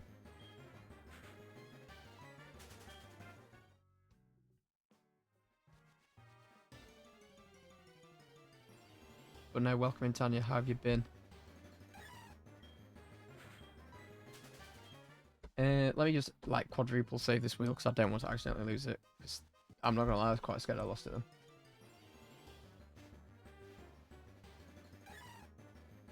To be honest, I was looking through the entire Safari Zone list without having like the customized feature unlocked. There's not a lot to go for. Shiny Smeagol looks the same. He looks pretty similar, to be fair. The only big difference is he's like a bit more golden and his tail's red instead of green. I wouldn't mind a shiny Smeagol. I think Smeagol's cool. I don't like setting them up. I can remember when was it? What game was it? We had to do like the radar call, not radar call, SOS chaining. And you pretty much had to have a Smeargle to do that. I can remember like that was actually pain to set up like 10 years ago. That was 10 years ago. When did Pokemon Sun and Moon come out? 10 years ago nearly. Yeah, okay, so 10 years ago I can remember having to catch a Smeargle and like put certain moves on it. And that was just a nightmare. But I can remember I nearly didn't want it in those games. Because it made me question why I'm even doing it. Like, you have to put certain moves like Recycle on. Oh, there you go, there's a good example. Where's Smeargle? Smeargle. There we go. Yeah, they actually do look quite similar.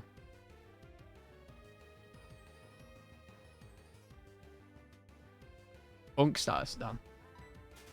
No, because I wasn't like 20 when Ultra Sun. Was it Ultra Sun, Ultra Moon? What games had SOS chaining Pokemon? Oh, both of them do. Okay, so 2016.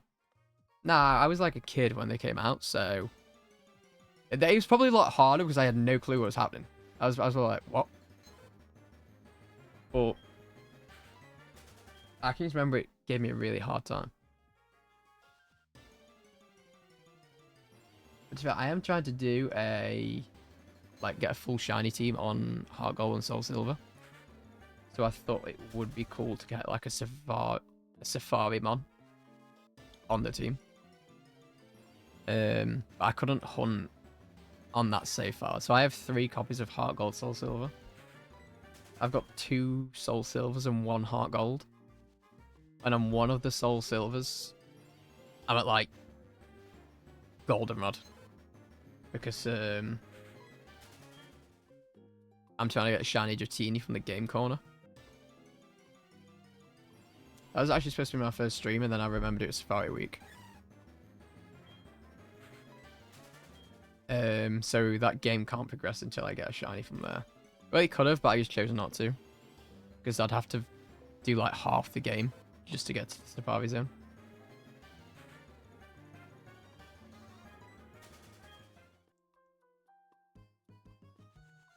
Remember playing Pokemon as a kid is so hard because I truly had no idea or anything. What literally, the first Pokemon game I ever played was Diamond, and I literally couldn't read half of the words. So I was just playing the game off of vibes. I was like, let's go do this, and somehow I managed to beat the game. I don't know how. I can just remember on that save file, wherever it is, I've got like a level 90 something Infernape and nothing else on my team. And I've got like I can remember I had it a few years ago. I had like the worst move. I like Ember, Flame Wheel, Flamethrower, and like Close Combat. I was like, yeah, 3 fire moves. They all do the same thing, but no, so I am hunting in the plains on this one. And I can get Rattata, Abra, Girafarig, and Smeargle's the rare encounter here. And on... How many biomes is there in these Safari Zones? It actually doesn't stop. This one? No? Where are we?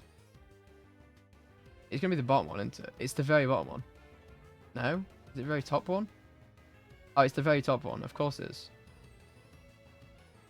Because why would it not be?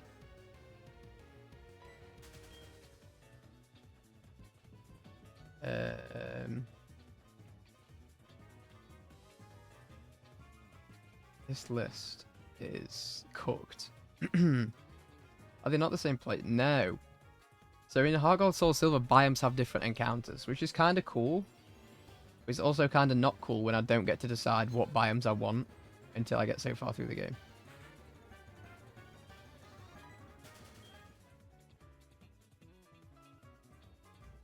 I think this is called like the meadows on this one. This is like the meadows and this is the plains.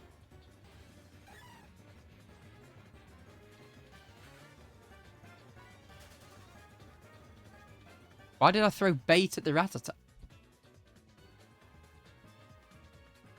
Can I leave now? Thanks. They do look very similar. They do look very similar. I think they're most similar looking biomes. Well, no, they have different encounter pools.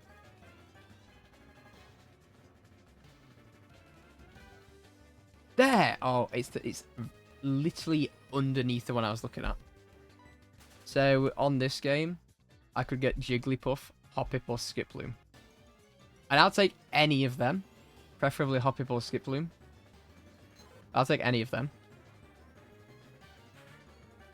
The only thing I don't want is a Rattata. Simply because you can get them so many other places. But I also don't really want an Abra, because I think Abra's got a really high flee chance. All cute. I actually don't know what shiny Jigglypuff looks like. I just really want a Jumpluff. I don't know why. I just really want one. I'm sure it's a terrible Pokemon, like stats-wise, but it looks cool.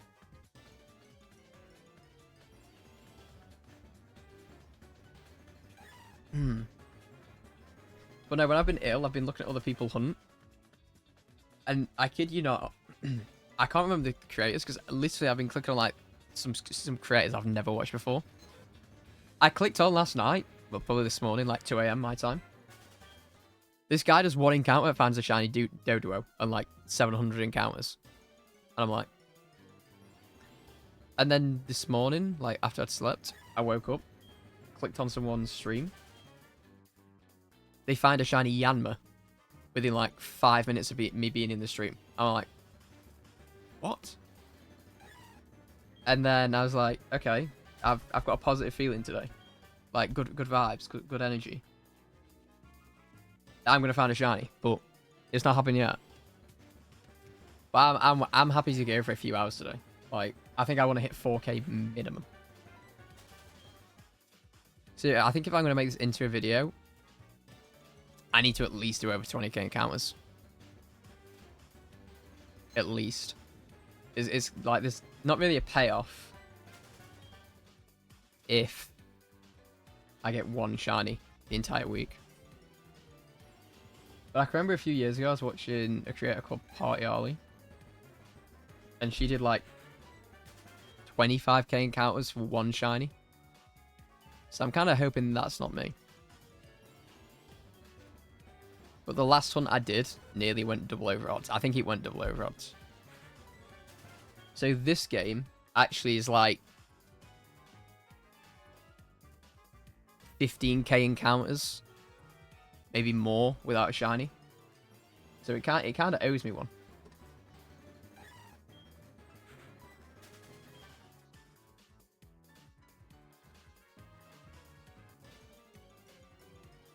But no, after looking ahead after Safari Week, I am gonna continue my badge quest, which was like my main content last year, and it will be done by 2027.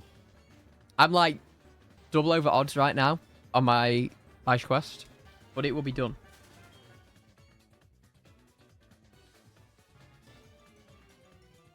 This player's actually fire. What is happening? What is this called? Sonic Colors OST. I've never even heard of this game. This is a game?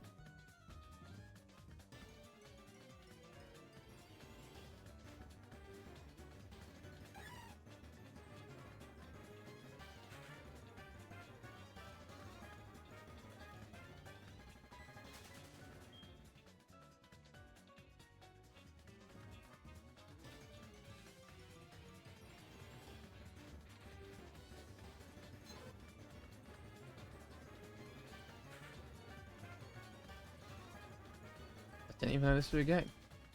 When did it come out?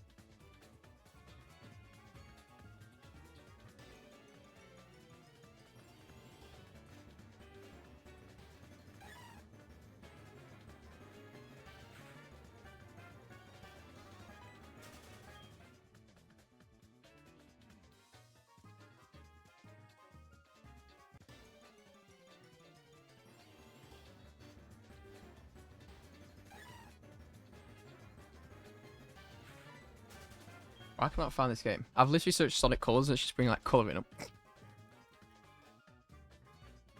What did it come out on? The Nintendo Switch. Oh, it came out in 2010. No one I've never heard of it. I thought it was like a recent game. But I haven't played like a Sonic game since like the one where you can turn into a werewolf. I was probably like 10 when I played that. What was it called? I'm just gonna search Sonic Werewolf. Sonic the Werehog. Sonic Werehog game. Sonic Unleashed, that's it. Sonic Unleashed. Oh, this game of fire. I played it on the Wii. I definitely never beat it. This game came out in 2008? Okay, that's enough Google for the day. That is more than enough Google for the day. I'm trying to find a playlist. Yeah, this one. No, we're not watching ads. I really this YouTube Premium bug's really annoying me. I don't know why it's not working.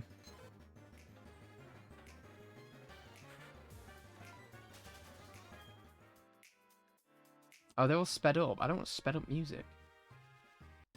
Not really fitting the Safari Week vibes. Chill and relaxing music. See, I'd usually be down for that. But this is anything but chill and relaxing. Oh yeah. Oh, I love Star Festival. You know a Nintendo song's good when you know the name of it. Like Windmill Isle, or the Wii Shopping music, or King DDD's Rumble, or whatever that song's called. I don't know the exact name of that, but that one's fire. Okay, yeah. This playlist looks good. It's actually packing heat. But a quick disclaimer: I need to check something actually. Emails.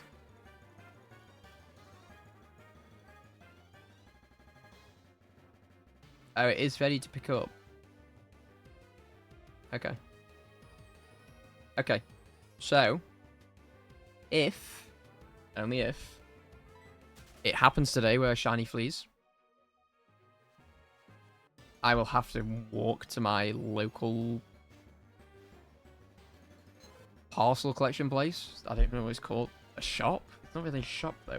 Parcel collection hub. And get my Amazon parcel. Because that's where I've ordered the chip from. Well, that's if it lands on it. Yeah, there's a high chance I've ordered this. They're not cheap either. I was amazed. I was like, it's a little crisp. It's like a hot Dorito. It was like 12 quid. It's like, which is like $15.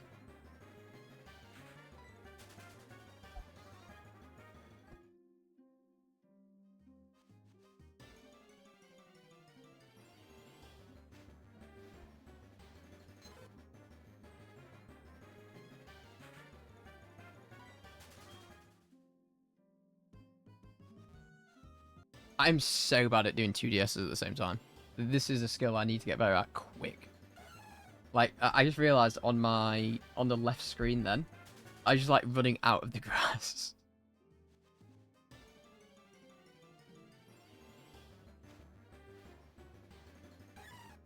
All I want is to catch my first Safari Zone shiny. That's it. After that, the game can torture me as much as it wants.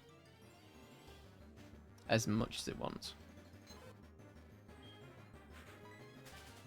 I've also noticed the colouring of the original DS is slightly off compared to the other DS. So I'm going to try and fix that. See if there's a fix for it. Probably not. But I haven't looked, so there might be. I think it's just because of like the actual screens they've used. So obviously this DS came out like 2005 and 3DS came in like 10 years later. So it's obviously a lot better of a console.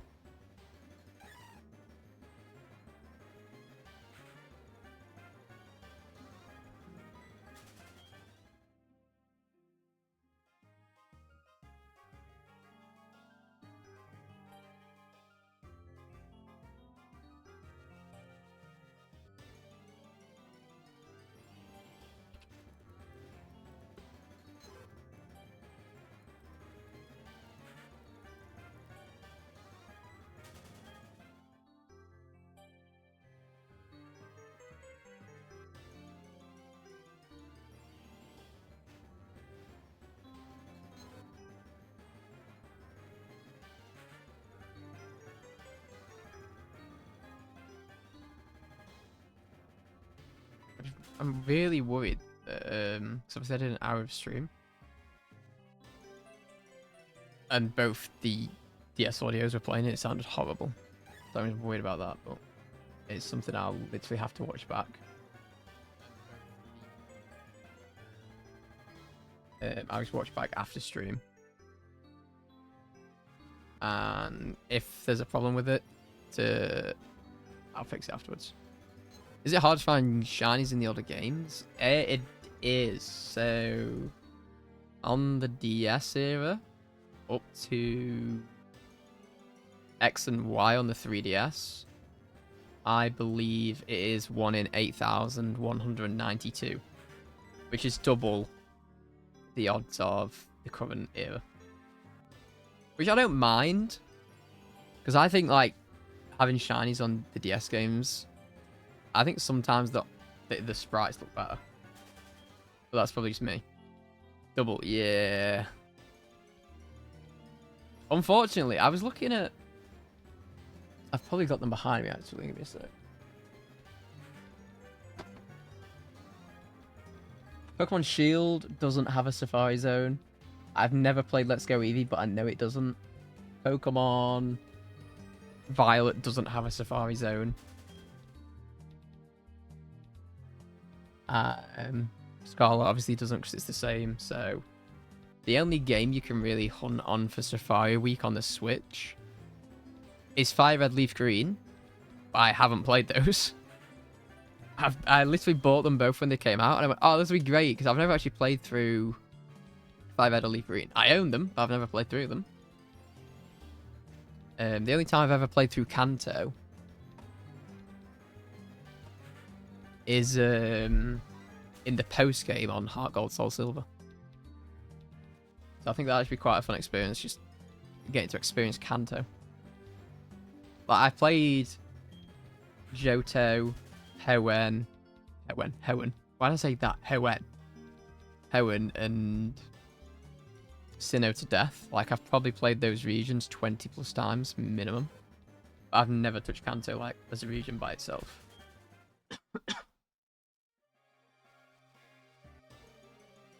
I think the furthest I've ever got in Kanto is I got to, like, the second gym on the 3DS virtual consoles. And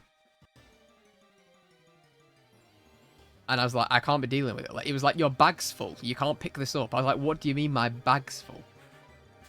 And I didn't realize that in those games, there used to be a bag feature where you actually had to put items in the storage to be able to pick new things up, which is so counterintuitive.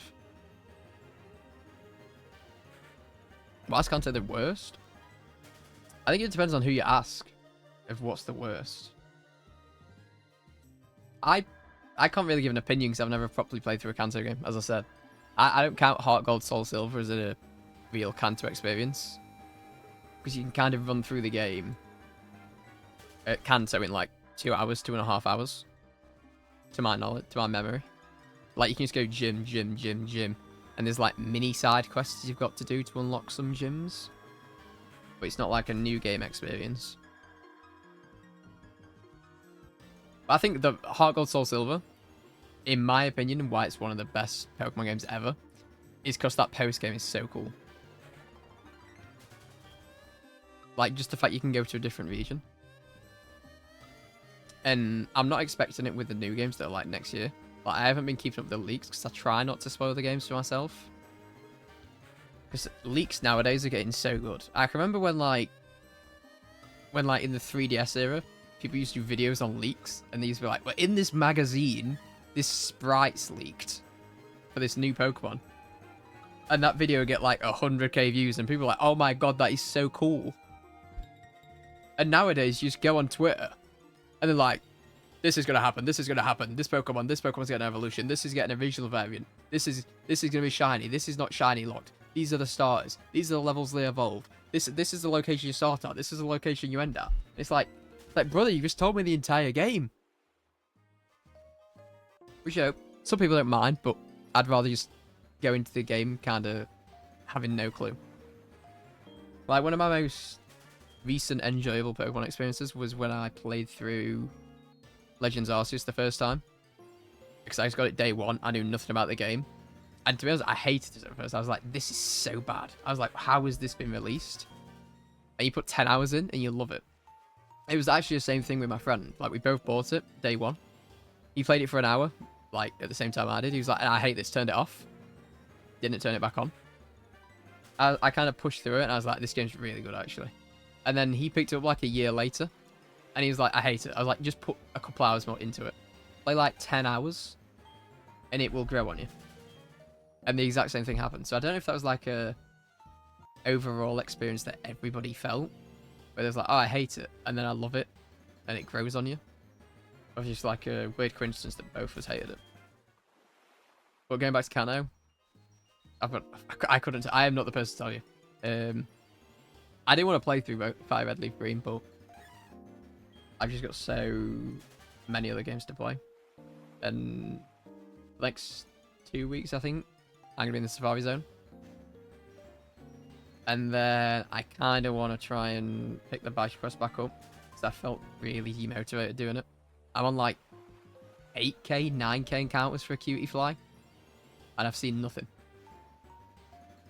Like, I'm actually the most unlucky person this year. I've probably put about 300 hours into shiny hunting. I've got like 3 shinies this year. And they're not even hard hunts. I know on the badge quest, I got Vulpix in a couple, severely under odds. So that's like 5 hours. I did a hunt on Heart Gold Soul Silver. It's like my first ever 8192 shiny odds. And I went like double over for that. And that took a long time. Because I started the hunt when I only had this DS. So it took me ages to get to like 6k encounters. And then halfway through the hunt, my second DS turned up. So it sped it up a bit, but it was still a long hunt. I think that hunt was like an 80 to 100 hour hunt in itself. Mainly because I'm terrible at actually controlling 2 DSs at the same time. But I was a lot worse, obviously, when I started it. I didn't realise how skillful it actually is to be able to control 2 DSs at the same time. Bear in mind, when you're headbutting trees, it's a lot easier to just mash one button. But moving in grass like this, like at the weekend when I was ill, there was so many times, say the grass is here, I was just running around here, not in the grass, and I was like, why am I not getting an encounter? And I'd look down, and on one of the DSs, I just wasn't in the grass. Your first shiny hunt, you got 95 eggs in, and you realise you had no I have no patience for doing Masuda method egg hunts. Like, if there is any other way to find the shiny, I'll do that. I do not care if it takes longer. If that's the only type of shiny hunting you've ever tried, do try another method. Especially in the newer games, it's a lot easier to get shinies in different ways. What shiny was you going for through an egg? If it's like a baby Pokemon, you are pretty much forced to go in for an egg. But if it's like, I don't know, if it's like a starter, there's other ways to hunt things like that now. I can remember this was the first and only Masuda method I ever successfully completed. I wanted a shiny Snom. I didn't realise that Snom was available on a route in Sword and Shield. So I did the egg method. And on my Pokemon Home to this day, there was about 60 boxes full of just normal Snoms. It was such a long hunt. So did I self-sabotage myself into hating Masuda method? Potentially. But the method sucks. If you enjoy, if I said to you, what is your favorite like shiny method, and you went Masuda method, I would try and get you signed into a mental hospital, because there is no way you have a good time doing that. You got a shiny Galarian Ponyta. That's so cool though. Like that's actually a shiny Pokemon I want. Like in the badge quest, that is the target. Will I get it? No, I never get the target. But that is actually such a cool Pokemon. There's a what is it? There's like a what they call trading cards. That's it. There's such a cool trading card of like shiny, not shiny, Galarian Rapidash. It's like a $200 card though, so I'm never gonna own it, but it's cool. But I think that's like, I think Galarian Ponyta is like the best. This may be a hot take. Galarian Ponyta is like the best regional variant ever. You know, as a massive Ninetales enjoyer, I hate Alolan Ninetales. I know competitively it is so much better, but Alolan Ninetales is so ugly to me. Shiny Storm is cute. It is. I said I wanted to turn it into a Frostmoth, but after how long it took me, I was like, you are never going past level 1. Like, you're staying as a shiny Snom. And this will be a remembrance to me that if I ever want to do a Masuda method again, I'm going to look at this Snom and I'm going to go, no. Actually, no, I don't want to do this again. You thought it was the easiest method? I think it actually probably is like the easiest method to like idle. Because all you have to do is ride back and forth on a bike, but I just find it so boring. This view. Oh, shiny. Oh, Galarian Ponyta is so cool. Alolan Vulpix is nice. Alolan Vulpix actually does look better than normal Vulpix. I hate normal Vulpix. Like, but keep it as Alolan Vulpix. Don't evolve it.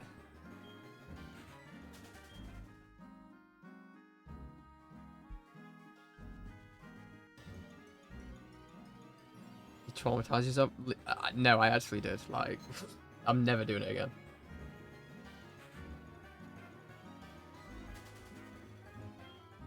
I could have actually probably gone on the wheel if I was thinking about it at the time. Just like doing a Masuda method hunt. I hate it.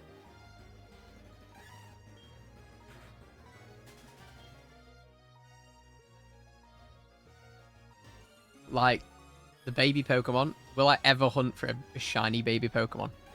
Probably not if the only way I can get it is through eggs.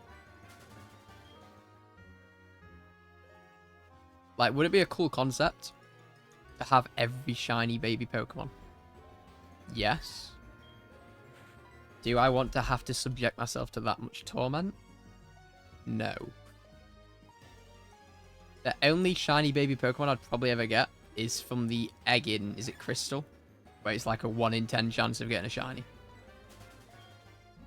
That's probably the best way to actually get baby Pokemon shiny, is just resetting saves over and over and over again after you've got a shiny from the egg. And that's like a 2-hour ordeal.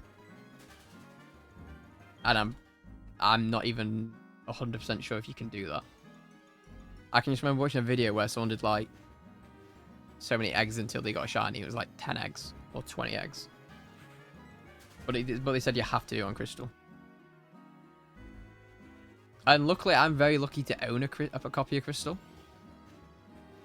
Like, in a nice condition. But, again, I've just never played it.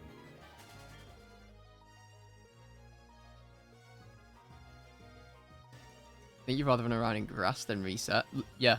I'd rather do this for 20,000 encounters than do, like, 3,000 eggs. I don't actually know. That's a great question, actually. What is the average egg to random encounter ratio? Someone has got to have done this.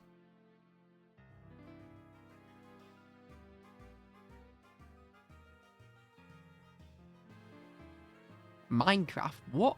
Oh, I didn't put Pokemon.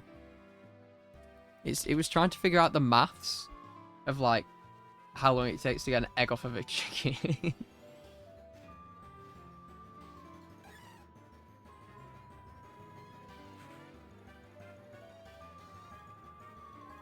Why is it loaded up Facebook? I don't want to go on a Facebook page for... Who uses Facebook nowadays? No offense to anyone that uses Facebook. It's just giving me Pokemon Go. I just want to know how many random encounters I can do to one egg. I'll do it in my own time. I'll find it out. I'll feed back to the group.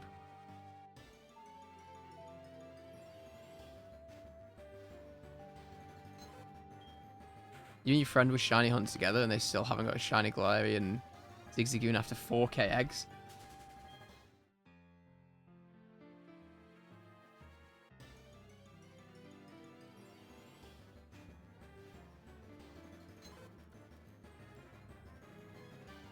I see, you know when I said I thought my Snom hunt was bad? I've just put in a calculator quickly. I did about 1,800 encounters. They've done double what I did. I actually think I would have quit. Like, it was years ago, but every day I did that hunt, I felt like I was wasting my time. There's not many times where I feel like I'm wasting my time shiny hunting.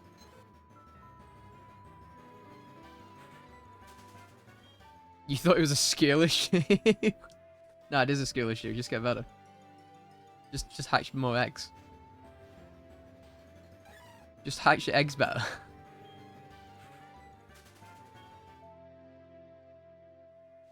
Oh, 4,000 eggs. I can't even think how much game time that is. Because you got yours in 95 eggs. To be fair, 95 eggs is so good. Like, real talk, that's actually really good for a hunt. Why is there no music? Oh, there we go. It just went really quiet for like a minute.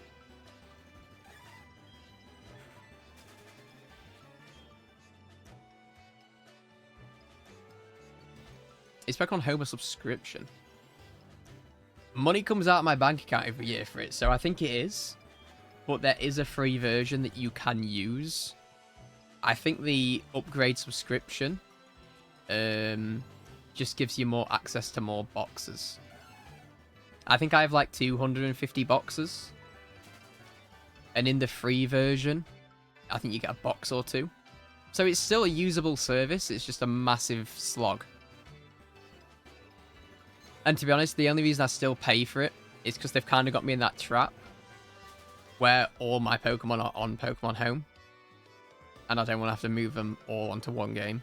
Because not all of them can move onto the same game either. That's like the massive inconvenience. You know, maybe get the free one. Let me have a look here. 3 Pokemon features.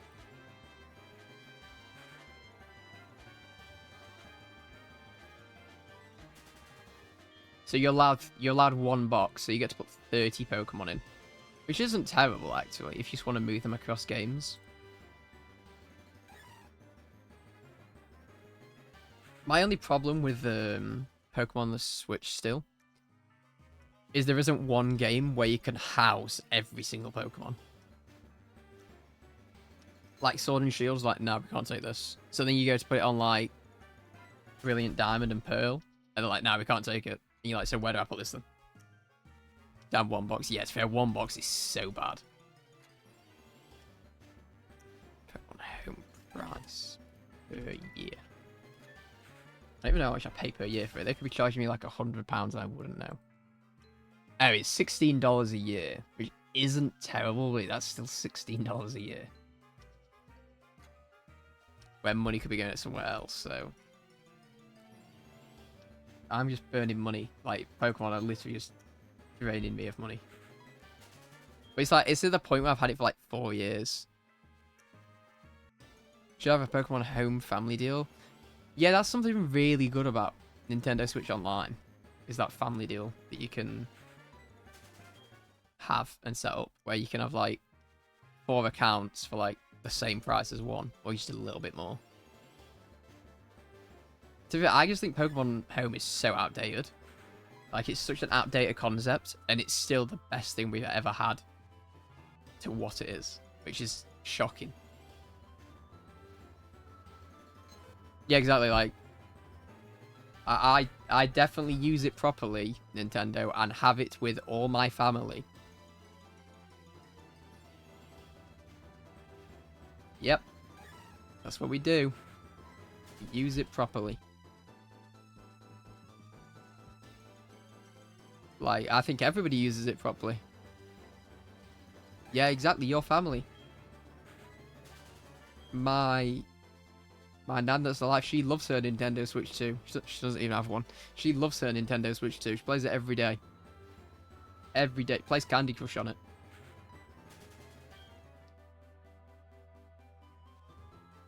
Is Candy Crush on Nintendo Switch? It definitely isn't. No, there is no official Candy Crush game on the Nintendo Switch. Why? They'd probably get so many people buying Nintendo Switch, like older people, just to play Candy Crush. Oh, we got the targets together. Shame they're not shiny.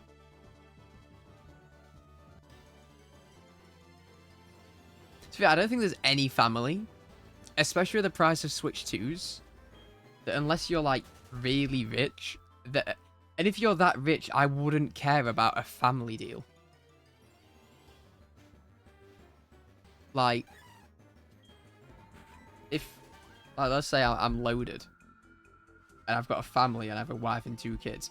If I could afford 4 Nintendo Switch 2s, I would not care about saving like $10 and having a family online account. I just feel like, nah, everyone's having their own online. I can't be bothered dealing with this riffraff. Like, you can't justify a Switch 2 right now, but you think you can get a DS Lite. I don't think anyone can justify a Switch 2. Like, if you bought one, like me, I'm an idiot. Let's have a... let me pull my Switch 2 collection out.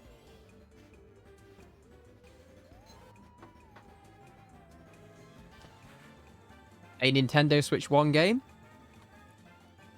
An actual Nintendo Switch 2 game. A launch title. This is the only reason I bought the Switch 2. I've played it for like 40 hours and I went, yeah, this is not as good as number 8. Like, this was the reason why I mainly bought a Switch 2. Because I thought this was going to be a Switch 2 exclusive. And it wasn't. I got lied to.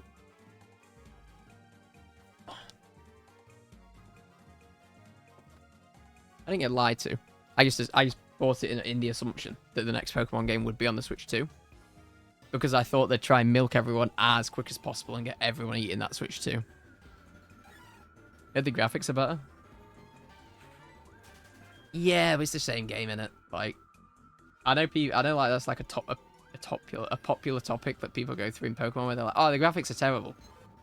It's like, yeah, but like, if we look at the Scarlet and Violet launch, I'd rather have my game working and as minimal to bug free as possible than the graphics looking like Elden Ring.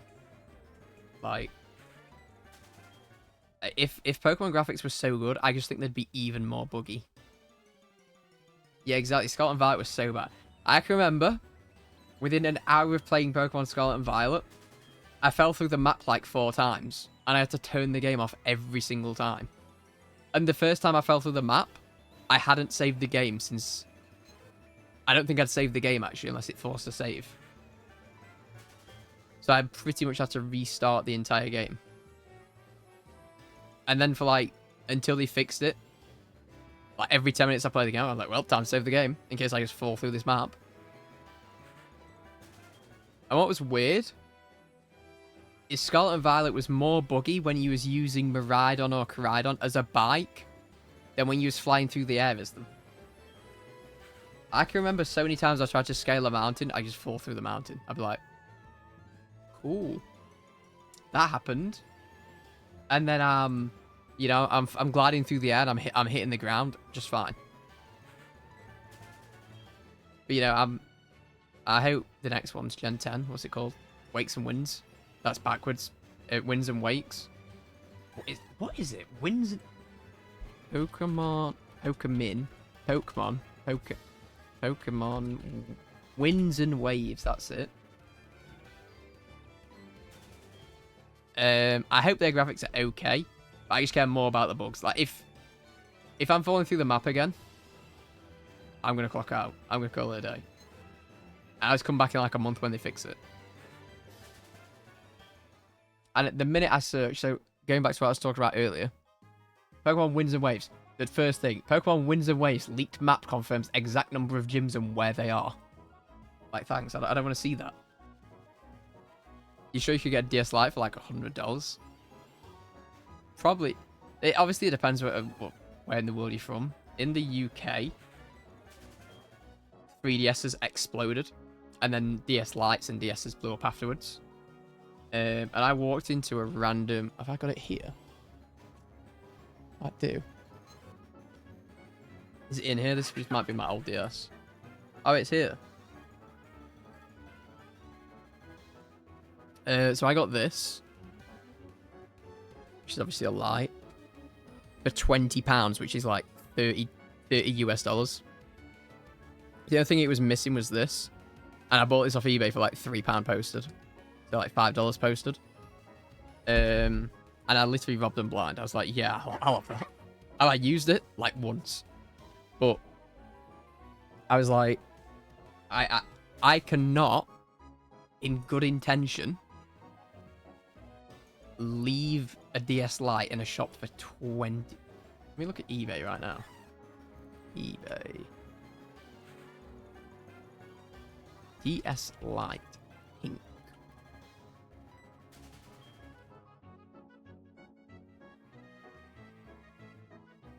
Like £30, £40. These all look damaged though.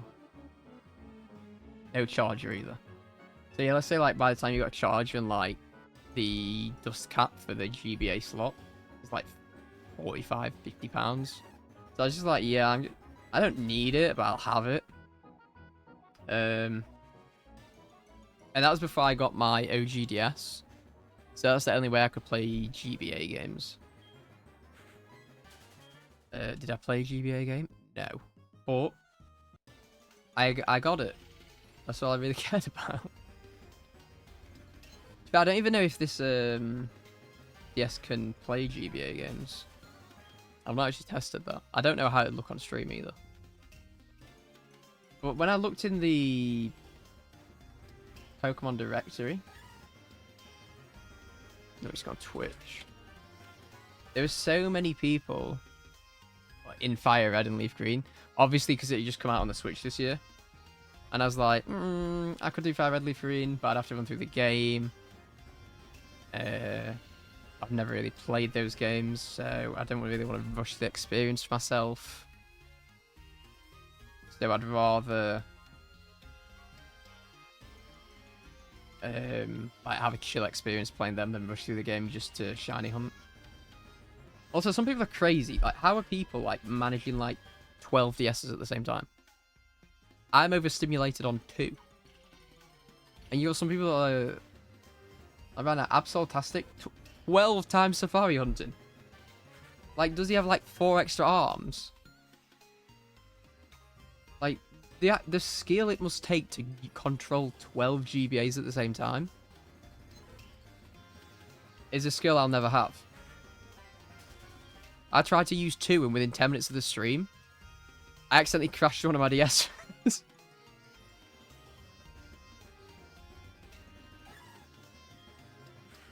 Yeah, you've seen that. Yeah, I don't know how they've got that many consoles. Like, if I really wanted to, I could probably push console-wise 5 DS hunts. But I don't have 5 copies of Heart Gold, Soul Silver. And again, I don't know what country people are from in the chat. But Pokemon Heart Gold, Soul Silver. Legit.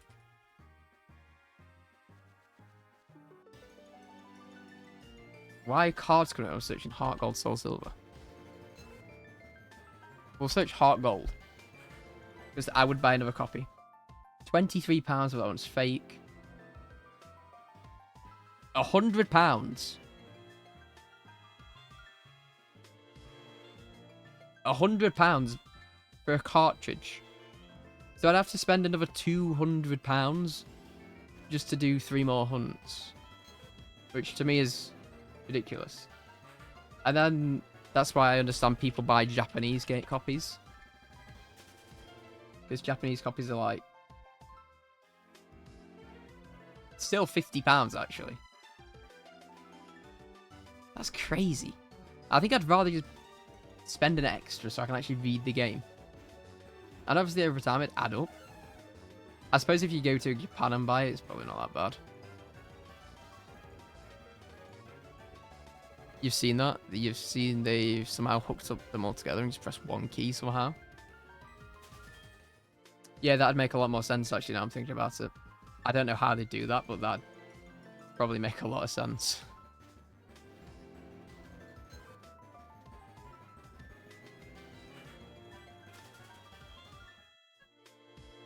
I fear them would be though, like if I found a shiny, like I wouldn't understand how to unplug everything. Because obviously you've got to like then make it so you can only control the shiny. Like, I don't know, that's just way over my head. I think the most I'd ever do is 2. Like, 1 for like viewer experience. Like, as someone who's like tried to watch people, obviously last night, as I said, when I was just looking at people shiny hunting in the Safari Zone, what people were doing. I think it's very overwhelming and it's hard to track like 12 screens. And as someone that would have to control it, I'd have to find 4 shinies before I realise I found one. Well, no, to be fair play if they're that, to the people that are that technically gifted, to be able to like control 12 at once. No hate at all to them. Like, fair enough. Like, fair play to you. That must take some crazy skill to be able to manage it all. But I couldn't do it. That's for sure. We got, like, top of the category, Blue Vector, 13. Like, my guy's crazy. He's out of his mind. I'd miss it for sure if there's 12 screens. Yeah. I can't imagine you've got 12 audios on either. Because that would just be such a mess for yourself. Like, not even the stream. Like, if I had to listen to 12 watts of audio, I couldn't even hear myself think. But that's right. I will give credit. People come out in numbers for Safari Week. Like, it's... The top guy is still doing, like, Kaizo Ironmon. I don't know what that is. I don't really watch that type of Pokemon content. Maybe I'll look at it one day. He's on 25,000 attempts. That guy's crazy. But no, it's so many people are doing like Safari Week, Safari Week, Safari Week, Safari Week, Safari Week, Safari Week, first time Safari Week, Safari Week. And some people are only doing one console. And to be fair, that's easily the most manageable. Like, I do not blame them. Like, I'd say I'm probably like 100 hours in to like learning how to do 2DSs at the same time. And I don't feel comfortable doing it still. Like, if someone said to me, okay, now you got to double it and do four, I'd be like, no. No. Like, I understand why people do it, because obviously you go through encounters so quick. But it's just something that I am nowhere near good enough for. Like, this will be getting spun every 10 minutes. Because I'll be like, oh, Mr. Shiny. Oh, you missed a shiny. Did I? Oh yeah, there it is. I'm scared of missing a shiny on 2 screens. So, like, massive props to people that do a crazy amount of screens. I'd also love to see, like, the back setup. So I can imagine that is a technical nightmare of, like, having enough chargers to make sure your consoles don't die.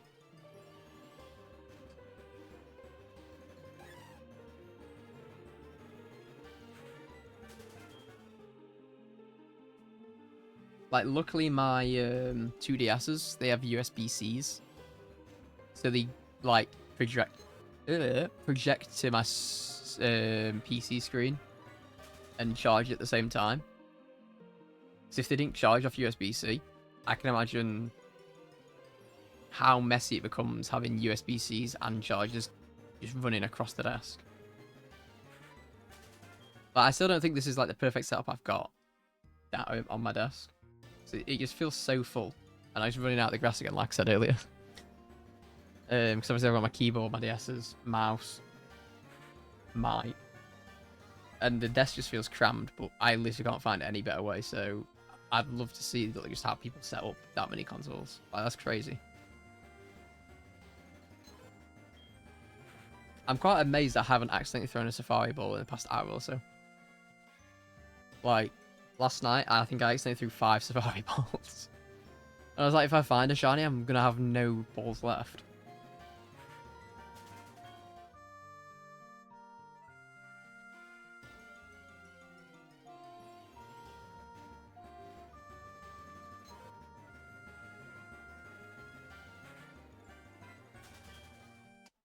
No! I accidentally went off Moo Moo Meadows. It's back! It's not Moo Moo Meadows, it's Kakariko Village. I'm such a fake Zelda fan. I'm not much of a fake Zelda fan. I accidentally missed the Ocarina of Time announcement. I was like, nah, there's nothing left. Clicked off. Came back, went out, went to the gym, went about my day. Came back 6 hours later. All that's on Reddit, all that's on YouTube, is just the reaction to this new trailer. I'm like, huh? I missed this? I was actually quite annoyed at myself. It was like 1 p.m. it started at my time, so it was like ended at like 2, half 2, and I was like, I kind of want to get on with my day now. So I woke up a little late, I was like, on that day, and I was like, I kind of just want to go about my things so I'm not still out of the house at like 10 p.m. But I'm kind of hyped for it. I think it's a risk messing with a massively loved game like Ocarina of Time. Like when they ported it to I love Azalea Town music. I love it. When they ported it over to 3DS, it wasn't a risk because they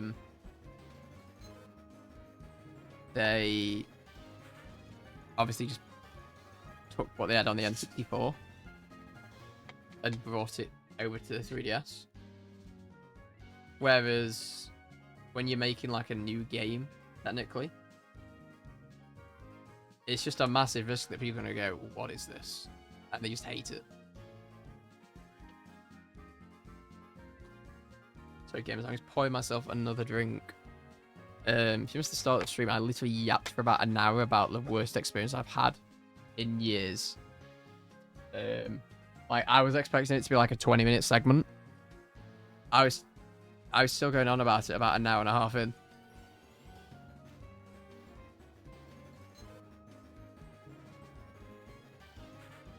And it was such a messy order as well, because I was like, I just kept remembering random details that I forgot at the time. I was like, oh, and this happened. And then this happened. And then we had to backtrack. Well, no, I think the big release this year is the Zelda. I'm quite excited for Splatoon that comes out next week. I know it's not a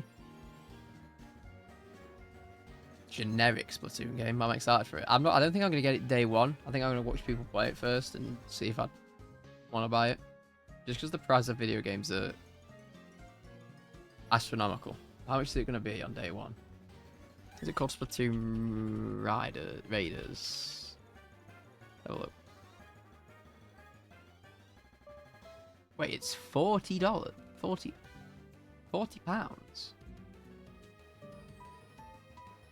It comes out in 2 days. One thing that I think Nintendo are massively missing out on is marketing games for the Switch 2. Like, Star Fox came out the other week. I didn't even know it was a thing until I saw it. I was like, what? When's this coming out? Clicked on it. It's out. It's out?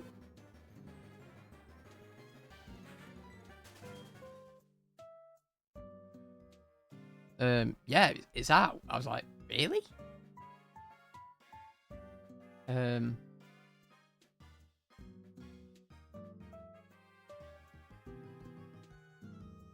Like, obviously I don't expect to, what am I doing? What am I doing?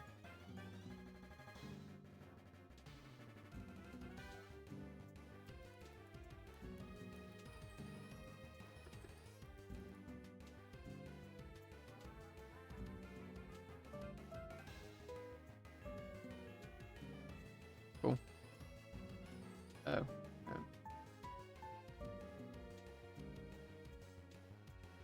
What is happening? Thank you. Obviously I know they're more marketed towards kids, like Switch 2 games, but it's like I genuinely don't remember the last time I saw a Switch 2 advert. Like a poster, a billboard, just like in front of YouTube videos, nothing. And it's like, you're wondering why people complain saying that Switch 2 sales are so bad. It's like, I don't even know what games are coming out. I have to go out of my way to see what games are coming out. Like, yeah, they get announced in Directs, but only real dedicated Nintendo fans watch Directs.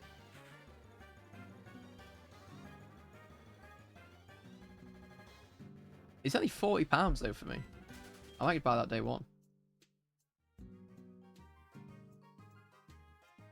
Kind of looks cool, you know. This is a Switch 2 exclusive as well. Ah. I didn't know if this would be a Switch game as well. Single player focused Splatoon game. See, that's what I'm not sure of.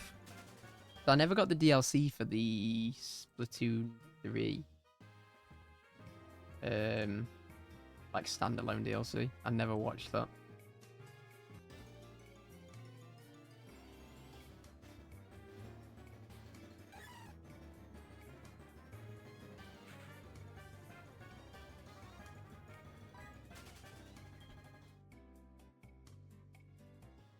Was it a missed opportunity? Maybe, but I just can't justify money on a DLC with every paid game. Like, I don't know that Donkey Kong game is supposed to be really good. Want to play it? There's a DLC for it. Why? Like, I don't understand single player DLC games. Things like Elden Ring. Okay, I understand. You get like 30 hours of content, but how long is Donkey Kong Bonanza DLC? 6 hours to beat the core story. 12 to 15 hours to beat all the side content. How much is Donkey Kong DLC? $20. So I'm paying $20 to not even get 20 hours. I value my money at 1 hour. 1 hour of game time. That's just me. You know, no, people don't have to. That's what I do. I think.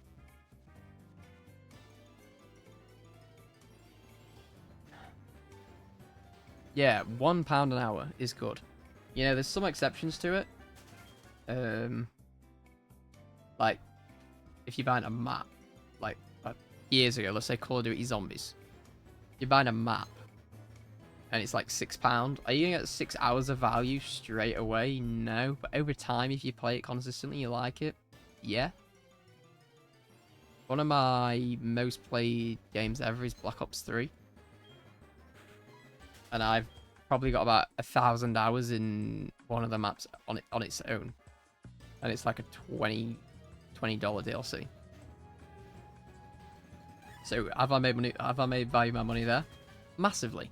But there's also DLC that I've bought where I've been like, this is Pokemon ZA. I have not even finished the story to the ZA DLC.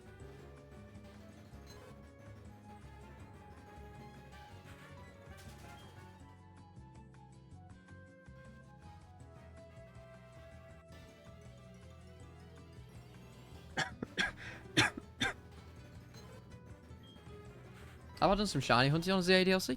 Yeah. Would I want to do more? Yeah. Do I need to finish the story? Yeah. When am I going to finish the story? I don't know, because my problem is when I leave a DLC, I just forget what I'm up to, and then I spend about a couple hours trying to remember what I was doing. And then I'm demotivated to beat the DLC again, because I've spent all the time that I'm supposed to be spending on the DLC trying to remember what I needed to do.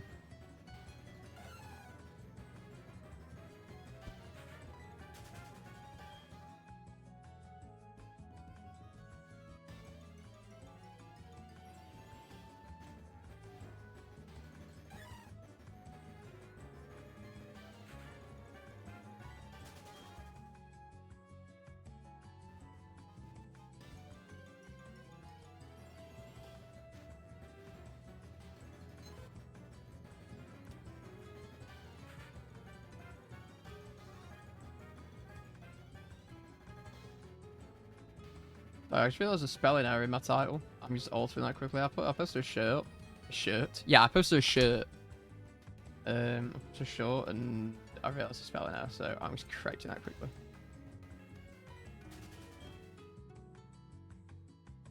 Alright, cool. What is this? This music's fire. Shopping in Wakeport. Mario and Luigi Dream Team. See, their games I've never played either. A Mario and Luigi game. I have zero interest. I draw the line at like stand base game Mario games. Mario Sunshine, that's a really good game actually. I beat that on Switch when it came out as like the triple pack. What was it? Like you get, was it Mario N64, Mario Sunshine, and Galaxy? I think. Because then they brought a pack out, didn't they, for Galaxy 1 and 2, on like a standalone thing. But it's like, I've got Galaxy 1, so why am I about to spend £50 on Galaxy 1 and 2 when I only need 2? It's like, oh, you can buy it digitally though. It's like, yeah, but then if I choose I want to sell it on, I can't sell it on. Also, hot take, Galaxy 1's clears Galaxy 2. I don't know if that's a hot take or not. I may be hated for saying that, but I genuinely think Mario Galaxy 1, from memory, clears Galaxy 2.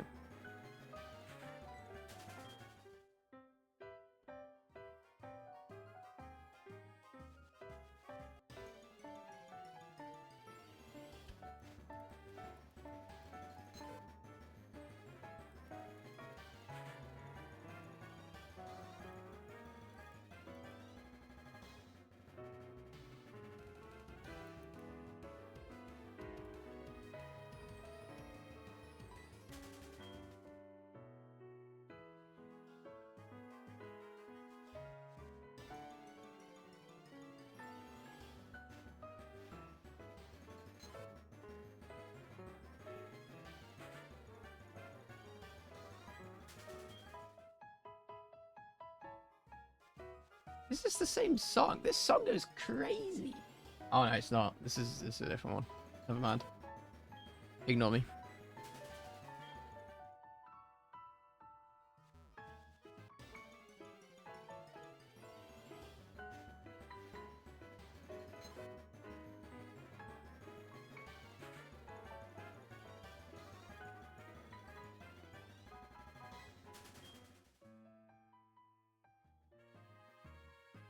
Is that a hot take? I'm gonna actually have a look.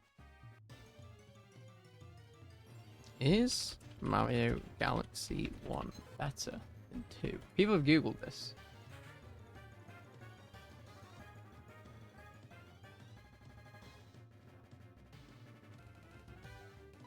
Mario Galaxy 2 is the better platformer. It introduces Yoshi. Oh, it does. Yeah, I forgot that.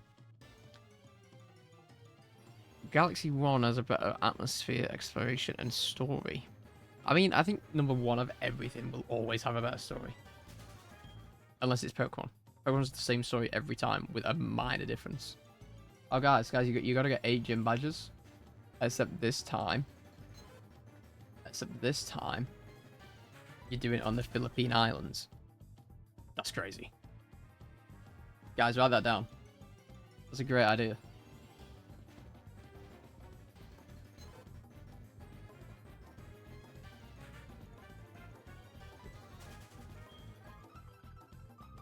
Ah, DK. This is DK.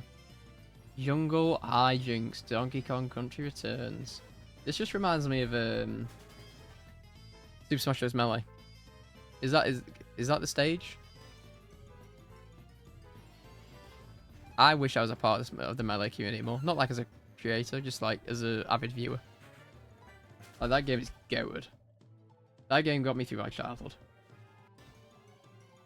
Fighting Marth. You're like, there's a new fighter and it's Marth, and you're like, what? It was insane. And you're like Jigglypuff. By the way, Jigglypuff is like the greatest Smash character ever. Just the fact you can put people to sleep. I know it's a high risk, high reward move, but the fact you can put people to sleep must have like caused so many arguments back in the day. Like if you're playing over at your friends. I didn't really have friends that played like Smash, so I never really played with, like, grown up played with friends on Smash. I never really had Nintendo devices. It was more like PlayStation. I used to throw a ball. PlayStation and Xbox. Well, I'm glad my chance of catching a Girafarig if it's shiny is slim. That ball didn't even wiggle.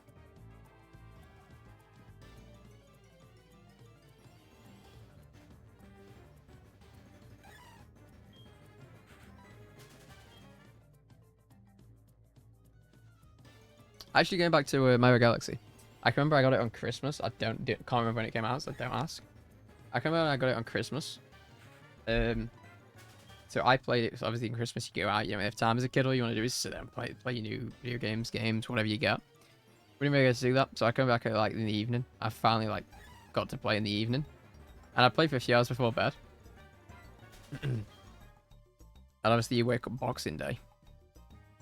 Really excited. Yeah, oh my god, I actually get to play. It's like Christmas Day, just delayed. Yesterday you got to open your presents, today you get to actually play with them and play with whatever you get. I was like, I'm so excited to play Mario Galaxy. I can remember going downstairs like 6 AM. My dad was dead. I was just sat there playing Mario Galaxy, and he played all night. Like he was like 10 hours, 8 hours into the game. He just, and we spoke about this like a few months ago.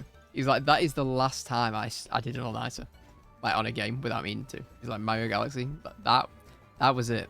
That was the game. I was like, damn, Galaxy must have been quite a big release. Obviously for someone his age, he's probably like 30 something, and he's not stayed up to play a game overnight since. It's like there's so many games now I stay up overnight to play.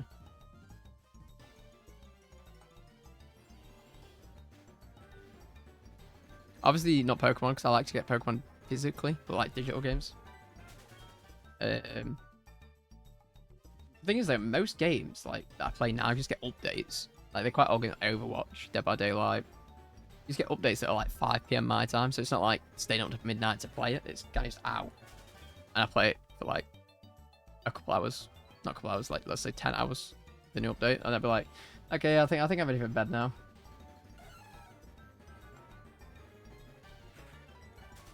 I'm amazed I've got 0 frames this entire stream. I'm really happy with that. I was really worried that it'd drop frames, and I'd just have loads of tech issues with the DS's, but I haven't. Other than the time I accidentally punched it and crashed it.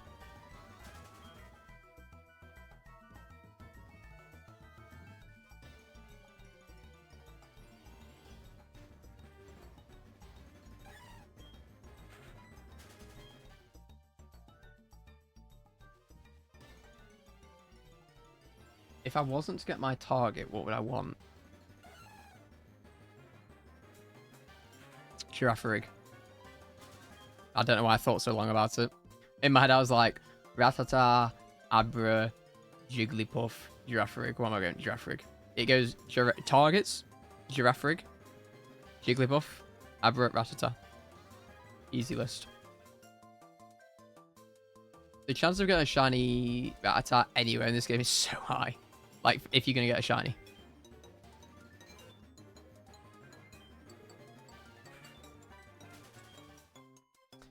I should probably open mod view for my channel. I don't know how I do that anymore. It's there. Never mind, it's opened. I don't need to watch a tutorial on how to mod, thanks. No, I don't want to see that.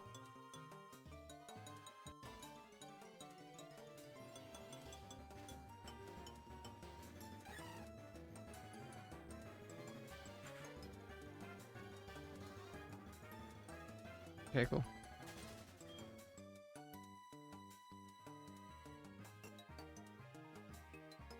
Oh wait, it's saying, give me a second. Bitrate too high? What do we mean by that?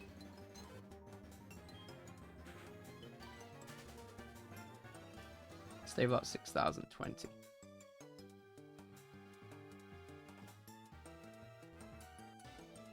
It looks fine. No delay. I don't like that. Why is it saying the bitrate's too high? Ah, I fixed that stream. It looks fine, so yeah, I think Twitch just hates me. It's like, oh, there's no problem. We only had one problem at the start. We need to make up more problems. I think it's because it's peaking, like my bitrate's peaking above 6K. So I probably need to set my bitrate to a max of 6K. Tune. Goldenrod. I genuinely think Johto has the best music. Shoot me. Is that a hot take? Probably. But in my opinion, Johto clears. Not time-wise. Story-wise, yes. Music-wise, yes. Pokemon-wise, it's a toss-up between Gen 2 and Gen 4. Of the DS era. I think Gallo's also really underrated. Not underrated, overhated. So I think a lot of people who rate Gala. It's just hated on. The graphics. The one thing I hate about Gala, the story makes zero sense. Anything exciting happens, don't worry about it. We've got it. You go do your little badge quest. You go get your little badges. We'll do the big stuff. You get to hear about it when we're talking about it later. When something else is happening, we go, oh, we did that thing, by the way. But now you go get your 7th gym badge and we'll go deal with this. You don't worry. I think they, obviously you're supposed to be like 12 or whatever when you become a Pokemon trainer, but they treat you way too much like a 12-year-old in that game. Like, your character's 12. Like, no. We can't be having you getting hurt now, can we? What's that? You want to help? No shot. And then you do that badge, and you meet up with them again, and they go, oh, you remember we did that sick thing with that awesome thing? And there's like 2 characters going against it, and you're just like, no. Like, I've just been through the Glimwood Tangle. My toughest thing was a rival battle, and you're talking about like beating team, is it Team Flare? Whatever's in that. It's not Team Flare. Whatever team's in that game, you're talking about beating them up. I'm just fighting my rivals and gym badges. That's all I'm doing. I'm catching a few Pokemon, exploring. That's it, dog. I've got no clue what you're talking about.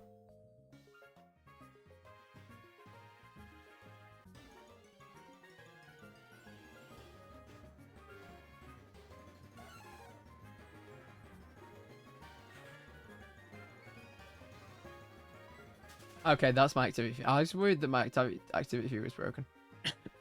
I'm okay now. I know it's not. Am I still ill? Like it's a genuine concern.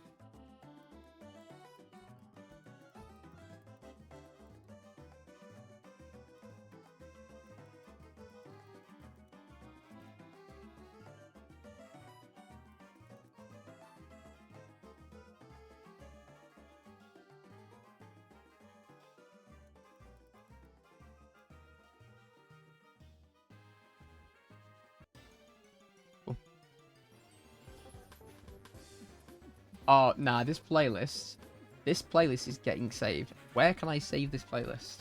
Please let me know. Right now. Right now. I actually need to know. Like, they're actually... Nothing... Other than that, like 30 seconds of weird silence where there was like a track was zoning out and building down or going. Is it a crescendo? It's crescendoing, and the other track's building up. There was like 30 seconds of silence. Other than that, nothing but bangers. I'm telling you. I'm telling you.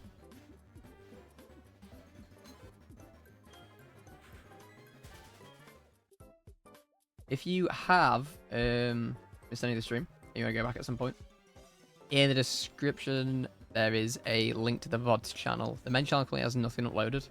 I've got a few VODs from last year when I started streaming on the Switch. For my badge quest that we will be completed. We will complete it by the end of this year. Minimum. That is it. It will be edited and it will be done. Like, it'll be finished, it'll be edited, it'll be done, the story will be told, and we will have finished it. I do not care if it takes 100k encounters. We will do it. That is, after Sarai Week, that is the main goal. That is the focus. That's the channel focus. Maybe one different thing a week, just to give viewer disparity. What does that even mean? Like viewers, you guys, a break from just the same thing over and over and over again. You know, because as much as I'm happy to just slam my head into the same wall over and over and over again, I don't want to have to do that to you lot. Like, we'll do some fun hunts. I actually do want to do my Dratini hunt as well. Mainly Heart Gold, Soul Silver, and Sword Badge Quest. Maybe DLC. I haven't decided if I want to do the DLC yet for the Sword Badge Quest. I know there's no badges in the DLC. I just feel like every major plot we used to shiny. Something fun like that. That's the vibe we're going to go for at least.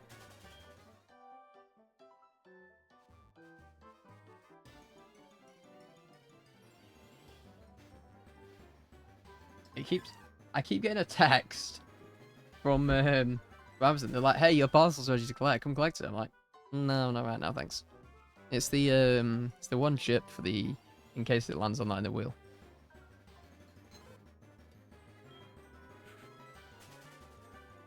If not, we just keep it, we'll put it on a different wheel. That's the game plan, at least. At some point, you will be seeing me eat that chip. And I hate spicy food, so I will probably write myself off with it. I just thought it makes Safari Week more fun. You know, as much as as high as the stakes are of, oh, is the shiny going to get away from me? Oh, it got away. There's actual fear to it.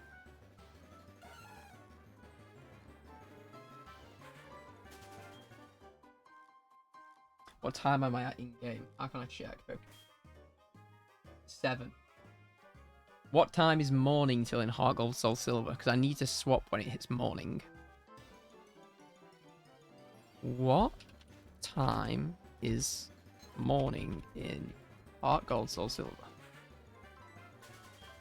9:59. Oh, we got like 3 hours left. Oh, lovely. So I'll probably go till about then. I'll probably call it like 6 hours. I'll be like, that'll do. Unless we get a shiny. And we fail it. And there is a chance that I add 8 hours to the stream. Right, I'm going to do this encounter. Do another encounter. I am going to quickly go and use the toilet. But I'll be back in a second.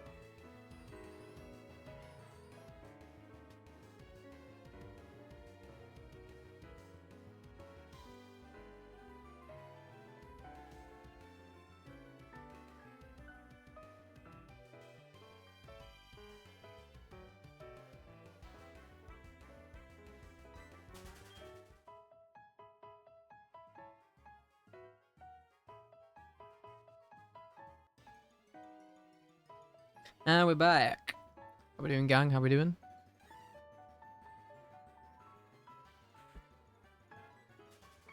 I need to remember to also stop recording. Last time I streamed, I literally left the recording on, and I left OBS open. And I opened OBS like 24 hours later, and it was still recording. I was like, really? But no, that did happen.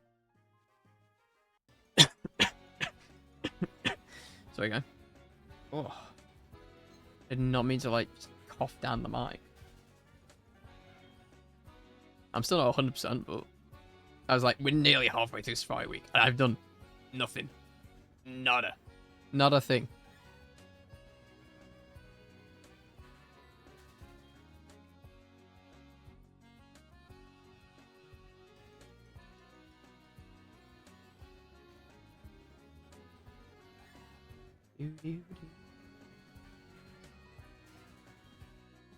So I can't even remember the first shiny Pokemon I ever went for. It was that long ago.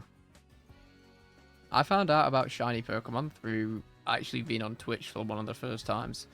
I found out about Twitch through like a game called Tom Clancy's Division. So I used to watch this guy's videos and he's like, oh, I play live on this website. And I was like, what? He plays the game live on the website? So I came over and I was like, oh damn, he used to just do the PvP part of the game live. It was actually quite decent, so I watched it. And I was like, I wonder if Pokemon's on this. And I found out through a guy that was doing on Aurus, I believe. He was doing like a road to 100 shinies, and I was like, he's trying to catch 100 Pokemon. Is that hard? And I didn't realize that shiny Pokemon were a thing. And he was on like 50, 60 or something. And I was like, and then I was like, realized, like, I asked, because I found out it was a chat feature on an account. I was like, what's a shiny Pokemon? He explained it. I was like, how have I never heard of this before? That's how I found out about shinies. So Aurus is the first ever game I started shiny hunting. And people hate on DexNav. DexNav is actually, this could be nostalgia. This could be nostalgia kicking in. I think DexNav is such a cool feature. I know it is such a useless method for shiny hunting, but I love it. It's so fun. Also, the fact you have some like exclusive tails that stick out. I think my the first ever shiny I remember is just like a random encounter shiny Graveler in Mount Coronet. I think that's like most people's, like just a random useless shiny. I didn't even realize it was shiny. His Cortex is a different color. I was like, oh, that's cool. And I didn't realize like how rare it was. So I was like, yeah, we'll keep that. Didn't have it on the team, just put it in the box. That save file is now deleted.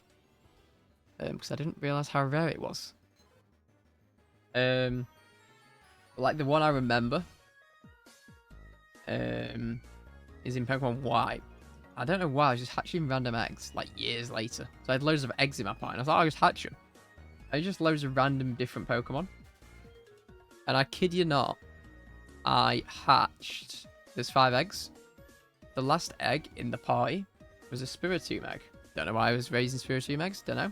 There's only one as well. It was all different Pokemon. I can't remember the other Pokemon, don't ask. But it was a shiny Spiritomb. Just one egg, shiny Spiritomb. And it's a Pokemon home. I was like, because then I kind of knew how rare they were. I was like, that is crazy. Like, the fact it's sat on this save file for years. And I've just randomly come and hatched it now, and it's been a shiny the entire time. That is like my rarest shiny Pokemon ever. Like, that's actually a really good content idea. Short idea. I'm going to write that down. Short ideas. My rarest shiny Pokemon.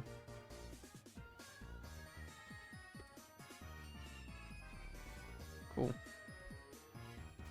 But no, I literally just one egg, one random Spiritomb egg, shiny. I was like,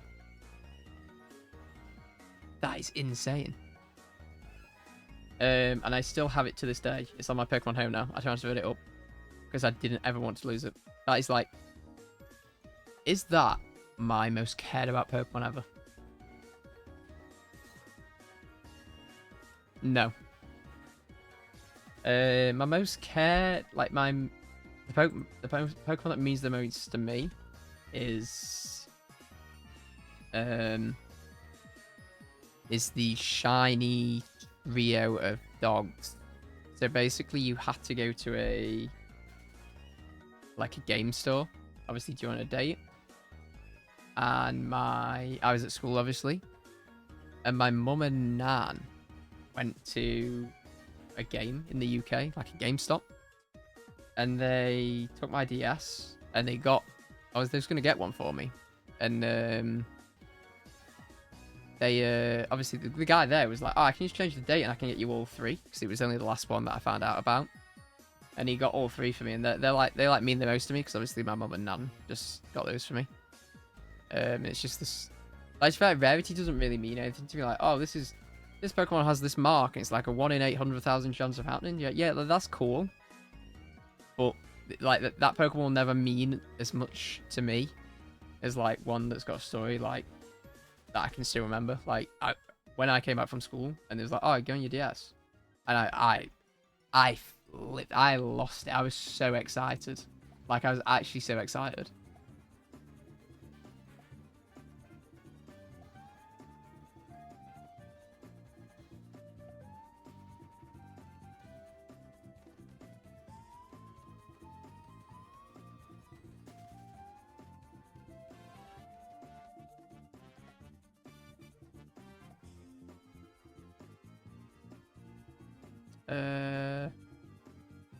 So I'm just turning these notifications off. It's like every 5 minutes I'm getting a text from Amazon or notification going, your parcel is at the shop. Please pick it up. Like, no, leave me alone.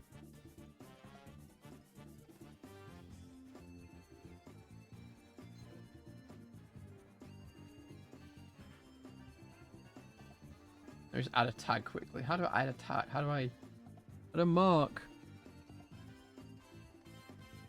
How do you do a marker on Twitch? I don't actually know.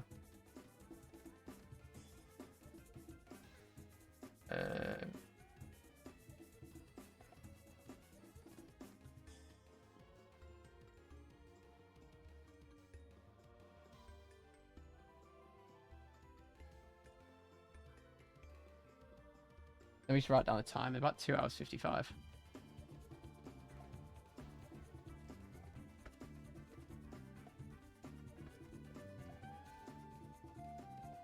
Okay, cool. Sorry, I was just thinking of a clip. Like, honestly, that was, when did that happen? 2009, 2010, and it's it still remembers to me. Like, that's things like that mean the most to me. Like every year, my nan would buy me the new Pokemon, like on day one. Like, even if I couldn't afford it, she'd be like, I'll buy it for you. I'd be like, thanks. So, like, she's the reason that I'm massively into Pokemon still today. So, when I was a kid, it used to be, obviously the game comes out near Christmas, so my nan would buy me for, like, October, November time. So, let's say I get, it was white. White is when they started, white and black. So, let's say I got white on day one as a gift from my nan. So at Christmas, I'd get the counter opposite for it, so I'd get black as like a Christmas present. So I enjoy playing through both games, even though they're pretty much the same. I just enjoyed having them both, and it was a good experience playing through the region twice. And like, she just buy me every day on day one. It was like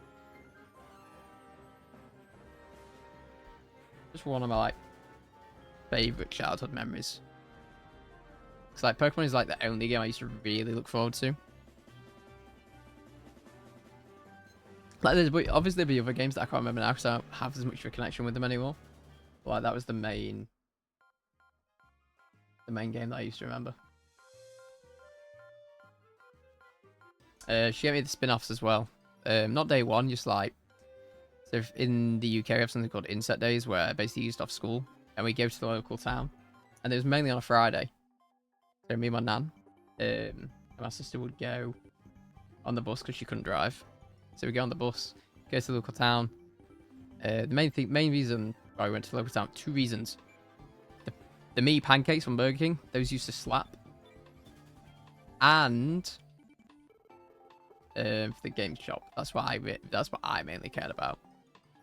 You go for a reason as well. She'd be like, oh, I want to go to Tesco. I want to go to a card factory. I want to get this. She's like quite a crafty person, so she like get some crafts. And my main reason be I want to look at the new games, so look for a new game if I can, obviously. And she used to just buy me, obviously not always Pokemon, but she's like once every couple months, every 4 months, she'd buy me just a random game. So I'd usually end up picking up like a Pokemon Mystery Dungeon. Pokemon Conquest is one she bought me once, brand new. I can remember, that's like the one that remembers in my head vividly. That's like a random game she bought me. Like it's there and then she's like, yeah, we'll buy it for you. And I'm glad she should buy it for me because that was such a good game. I loved that game growing up. I don't know what most people's opinions are on Pokemon Conquest, but I thought that was such a sick game. Other than when you get near the end of the game and then you start, like, you invade one place and they've invaded 2, and you're like, oh, peak. Like, that bit was infuriating, but I really like that game. And it's a really expensive game now to own, so I'm glad I don't have to pay the price that it is now for it. So anything that says Pokemon right now is really expensive. I'm kind of hoping the Pokemon entirety market crashes, like either after the 30th anniversary or after Winds and Wakes. Winds and Waves. Stop calling it Winds and Wakes. I keep thinking of Crasher Wakes. I go Winds and Wakes. I'm like Crasher Wake, but it's not.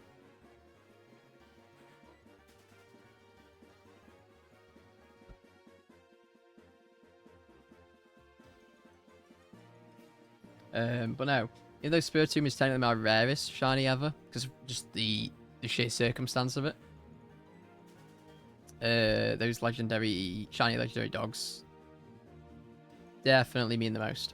Like, I don't think anything comes to like hold a flame to it. They used to get me like the items as well, like bottle caps and things like that.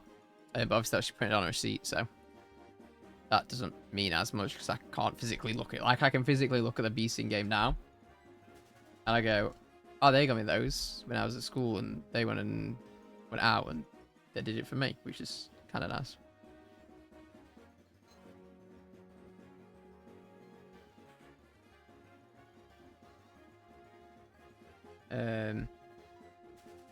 But no, I genuinely don't think there could ever be a shiny, unless I did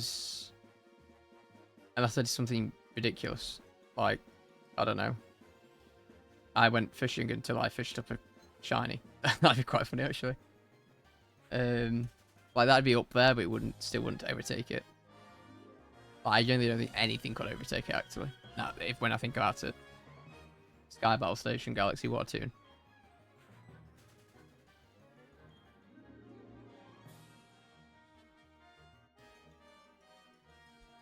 There's a hunt that I do want to finish in, is it Sun and Moon or Ultra Sun and Moon, where you get a gift pole. I've been doing that hunt on and off for like the past 6 years, just randomly in free time. I'd have random phases of motivation to do it, random phases not to. I don't have a counter on it, because this was before I started using counters for my hunts. I am easily over 300 hours in for that reset by itself. Like, I must have done 20,000 encounters easily on that pole. I used to do like 6 hours a night on that, and I just never got it. It was always the purple pole and not the white and yellow one that I wanted.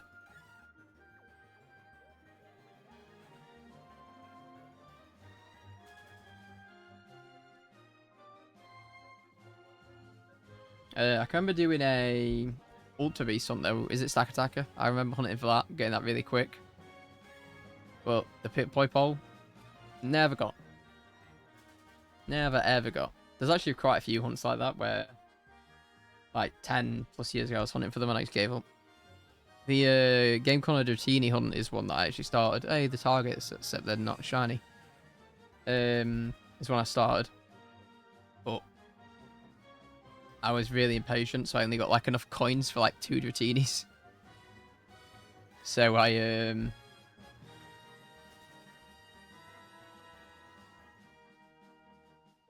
literally just soft reset every two Dratinis. Now I'm doing 10 because I've got 2 DSs.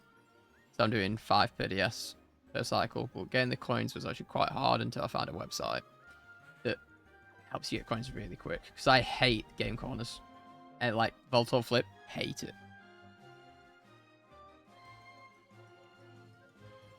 Like, I understand they have to take gambling out of the game. But come on, Voltor Flip, is that the best we can do?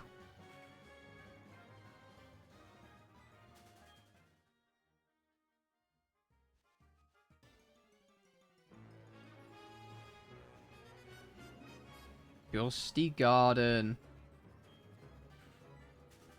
And this is again why I think Mario Galaxy 1 is the better game. Just the music. I actually think music means so much to a game to me, like for me to rate it. I really like a game called Liza P because I really like the music. I have the vinyls and everything for Liza P. It's such a good game. The music is phenomenal in that game. Potentially the greatest OST of this decade. Without thinking about it, it is the greatest OST.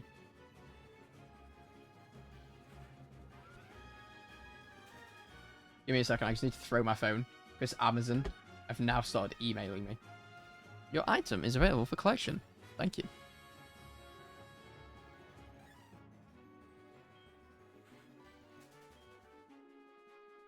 Like, yeah. Thanks, Amazon. I know. If they emailed me this much to remind me to use my Prime sub, I'd like it. Never mind about an item I ordered 2 days ago. Like, I haven't forgot about that. I could forget to use my Prime sub. This isn't even promo either, by the way, because I don't want affiliate on Twitch. So if it ever gets to this point, this channel will go from nothing to partner. I do not want to be a Twitch affiliate. I think Twitch affiliate is a massive scam. It's not, but it is, because it forces ads. And forcing ads means people just don't want to watch. And I don't want to force people to subscribe to stop ads. Like, I'd rather just... If you're to the point where you can get a partner, yeah, there's a lot more benefits to being a partner, so I'd become one. But affiliate, I've been there, done that on other channels, and you just don't get anything for what they get. Like, oh, they get to roll ads. You better get any of the ad money. And then now people have to subscribe if they just want to watch the content. Whereas if I'm not an affiliate, you don't have to watch ads. So it's just so much better for the viewer.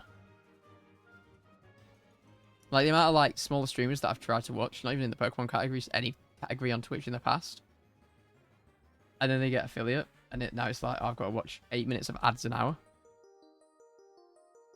Like, okay, now it doesn't bother me because I've got Twitch Turbo.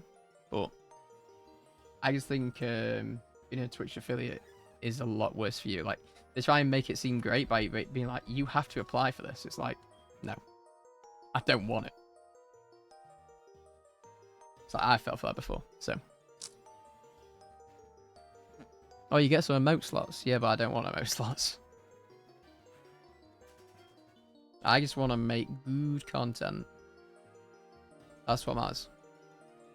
Like, content people enjoy. And something similar to the type of content I enjoy. I think that's like the main goal.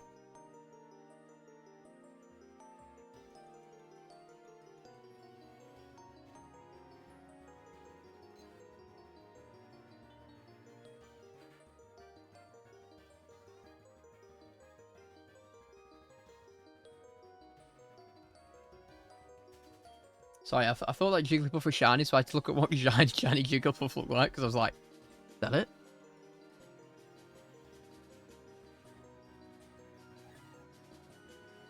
I've got sad news, gamers. We are coming to the end of this goated playlist. So that means we have to find a new playlist soon. And there's a risk it's a terrible playlist. I just need to find like 3 or 4 good playlists that I can just play. They're like 10 hours long. You know, I'd probably never stream for that long. Just in case, you know.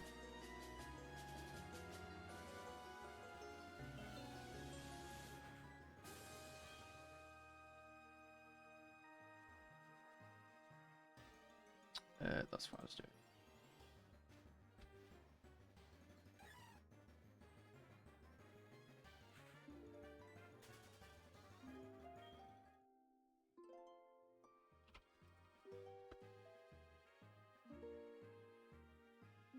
I think the scariest thing isn't the fact a shiny could appear any second. I think the scariest thing is the fact that a shiny could appear and be gone in the next minute if it flees.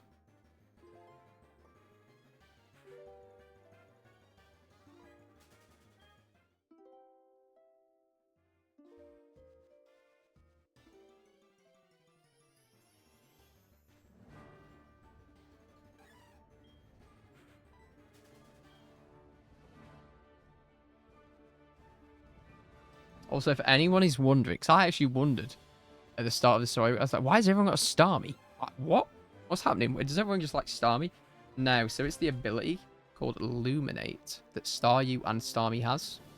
There's other Pokemon that have it, but Staryu is the easiest to get in these games. Literally just the route below the Safari Zone entrance on the water, near the Cliff Caves, I think it's called, where you surf. There's like a 10% chance you get a Staryu. And you can just get Illuminate, so it doubles the chance of getting a wild encounter. So it just makes Fire Week encounters a lot faster over time. Especially if you're going to do like 20k encounters. Even though it's only a few steps, it adds up.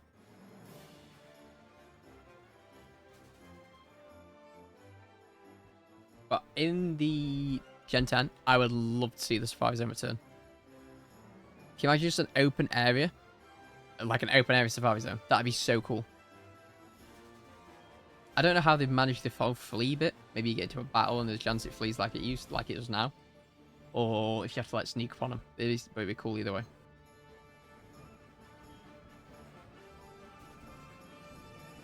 But I'm simply hunting in Hogwarts Soul Silver. 1, because I did set up, it's the easiest to set up. And 2, I hate the Great Marsh. That is like the worst part of, you know, the Great Marsh sucks. There's not many Pokemon in it. The rare Pokemon change every day. I know you can just keep resetting the day, but that doesn't change it to me. And the only thing I'm interested in is Yanma. And it's a swamp, and you just get stuck in the swamp. And then you get stuck and you can't encounter anything, and you got spam so you can get out. It's just a long day.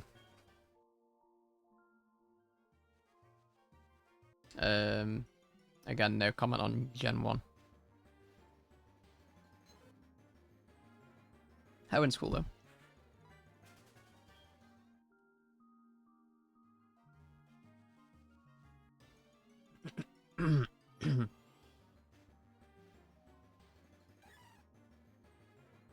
I love Smeagol's Cry. It's actually so cool. But to be fair, if I could get the first one around odds, and then we go under odds, that'd be the perfect outcome. Or vice versa. I just don't want to go over odds. I'm trying to get 3 minimum this week. I know that's a lot. Because if you're going to hit odds every time, that's 24k encounters minimum.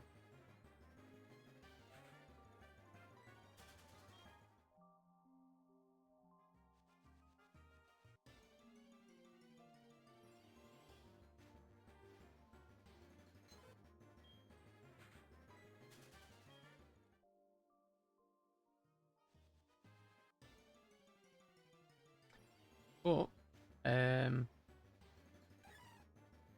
while we are at the time, there is a YouTube channel that I am making content for now. I've made a short for it. This is actually going to be a video, if it works out well. If I get enough shinies, and it's good enough content, it will be a video, and it will go on the channel. So if you want to see the completed project, or it'll be a short, obviously it'll be a shorter fun video, it won't be hours long, it'll be like 10 to 20 minutes probably. Make sure you check out CobeVODS YouTube. Get a sub. There's only one short right now, but I'm currently working on a long form video. This will be a long form video, and I'm going to try and have some more consistent shorts up. And I'll probably make a second channel at some point. They just have me rambling while shiny hunting. A lot of it will probably be from off stream, on stream stuff, like stories in case you missed them. Like I'm probably gonna load the how I got scammed of like £200 in one night. Story from the start, just for people that can shiny hunt if there's no one live, they can watch the video and it's as if someone's live. And then we've got the VODs as well, so there'll be 3 channels. So the main one, which is Projects I Like. Second one, which is just be like side projects. And then the VODs, if you want to just watch the VODs in full. On the VODs, there's also like 5 videos right now where I'm going for a shiny Surfetched. Spoiler, we do get it eventually. I think it's like a 20-hour hunt, which actually isn't too bad for a 5% encounter.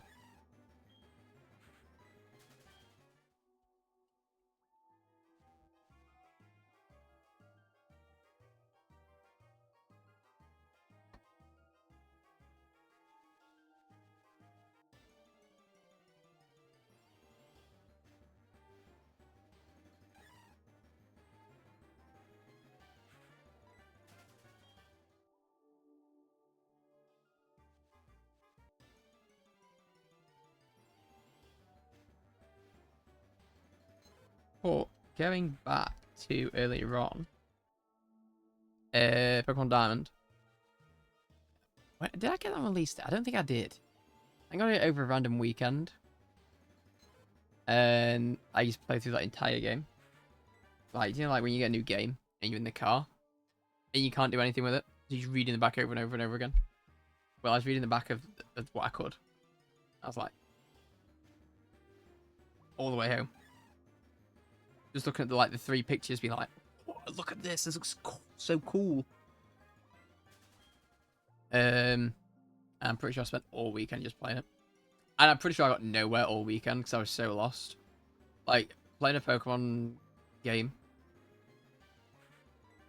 without knowing where to go because you can't physically read it is actually the hardest thing. Like, now, I can run through, like, Heart Gold, Soul Silver, Gen 4, Gen 3, probably Gen 2, 3, 4, I could run through without any support of, like, knowing where I need to go from, like, the text. Like, if you put me in, like, Gen 5 and go, you've got to do it without being able to, without reading anything, like, it skips all the dialogue, I'm cooked. I'm actually cooked. I could not tell you where to go. I'm pretty sure the first time I beat Pokemon Diamond, it took me like 200 hours. And I remember I fought everything. Like, hikers, me and my like level 17 Fernate. Nah, we're rolling you. We're turning your squad over. I don't care that I've got Flame Wheel. We're gonna keep coming. I can remember I used to black out so many times because I had no clue how to beat rock Pokemon. I was like, how are they weak to? How are they not weak to fire? This doesn't make sense. Obviously, rock burns to fire. But it clearly doesn't. But I thought that. I was like, what does it mean by not effective? And at the time, I didn't even like child brain. You don't even think of being like, maybe if I raise more Pokemon and have more Pokemon on my team, that'd be a good idea. Oh, I also failed to mention, I didn't use Fly. At all. Like, I just didn't know it was a thing. So, like, some of the areas, so for example, like, when you've got a battle Team Galactic, and you've got to go all over the place, I would have to just explore until I found it. Because I wouldn't read that it says I need to go to Lake Valor. I'd just explore everywhere I'd been. So the game would just get harder and harder the more of the region I'd open up. And I can remember Fusely having to go through Mount Coronet so many times after the 7th gym. So I'd be like, well, maybe it's something up there. So I'd go from like, this is when you're trying to unlock Sunny Shore. I can remember that is the biggest hurdle I ever had in a Pokemon game. Trying to find out how to unlock Sunny Shore. And that guy's being like, oh, the power's out. I'm like, okay, can I go through either way? No. Go do something else. And I'm like, well, what am I supposed to do? And I'd spend hours, and I mean hours, just like exploring every nook and cranny of scenario, being like, what am I missing? And I didn't know it's because I had to go and do like the game, Team Galactic HQ and things like that. And obviously go to Sphere Pillar. Like Sphere Pillar. When I found Sphere Pillar, 7-year-old me, like, what is this? And you know I masterboard that day, Auga. Like, you know it. I think that was like the second team member. So I was like, damn, this thing's high level. Yeah, but you were using this guy. So I'm pretty sure my first Hall of Fame ever was like Infernape, Dialga, like a level 3 Bidoof, a level 3 Shinx, a Machop, and probably like a Ponyta or something. I was like, yeah, these are the boys. These are the guys that got us here. Start from the bottom, now we're here. Well, I've got a level 19 Infernape, 50 to 60 Dialga, and level 3 everything else. I'm actually probably really lucky that I put HMs on Bidoof and not Infernape. I can remember Cynthia. I must have fought Cynthia like 30 times. And I didn't know about the save and quit thing. Like, save in front of the champion. Obviously now that's common knowledge, just people have access to the internet. Like, kids nowadays, they're like, oh, you're save in front of him. No. I'd fight all the way through the Elite Four. Fight Cynthia, get rolled. Go straight back. Fight all the way through the Elite Four. And I'm pretty sure that's how Infernape ended up being like level 90 something. Because I'd fight the Elite Four that much that that Infernape leveled like 15, 20 times. It was crazy. And I somehow managed to beat Cynthia. How I beat my Milotic, I'll never know. Beats me. Like, I must have got lucky with like a critical hit close combat or something. So I remember finding out that Milotic was a water type because it's like, oh, if this fire move isn't effective. And I was like, oh. So I must have just got lucky with a critical hit close combat. But beats me. This is a bit too chill for me, this music. Nah, too chill. Sorry, gang. I'll put some music on my way.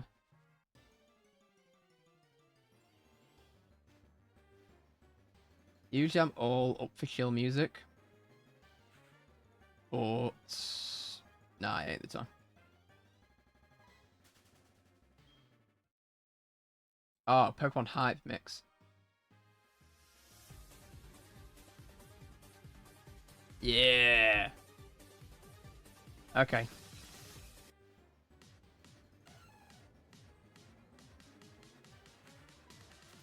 I don't know if these are actual Pokemon songs or not, but... Oh, they are. Is this Dynamax music? I think so.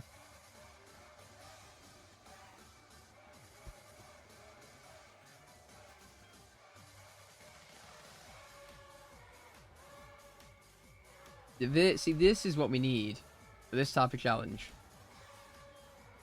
You know, any second my day could actually be over. I could be walking to get my Amazon parcel. Just to eat a chip.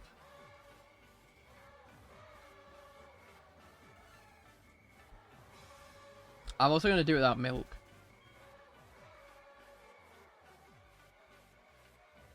Mainly because I can't drink milk. Like pure. So.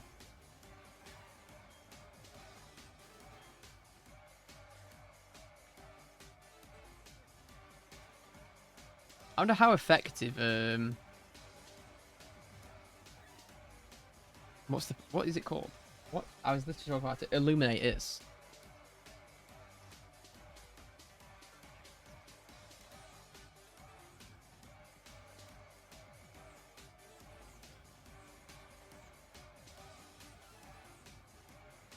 So like, there should be a channel for that sort of stuff.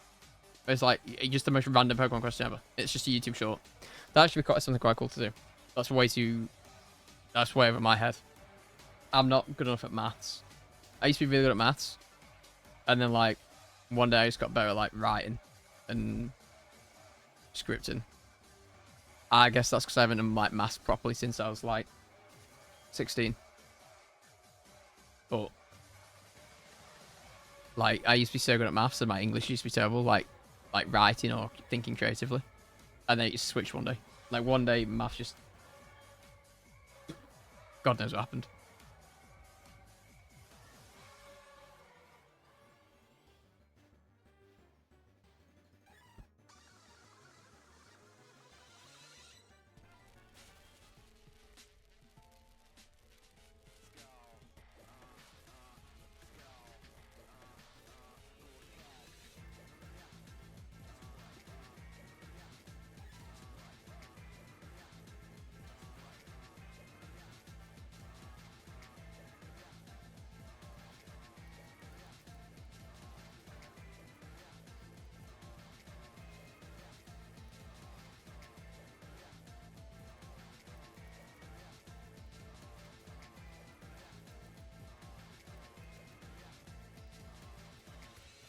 I'm just getting my Twitch up.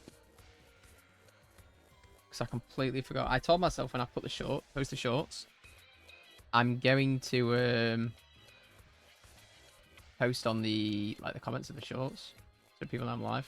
I just completely forgot to.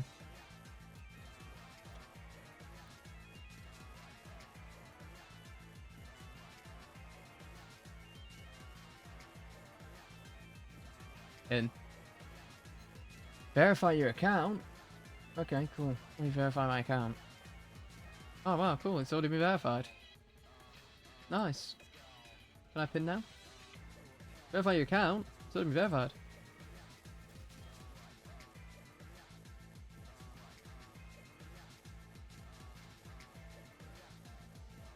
Can I pin my account now? One step. I need to take a selfie myself.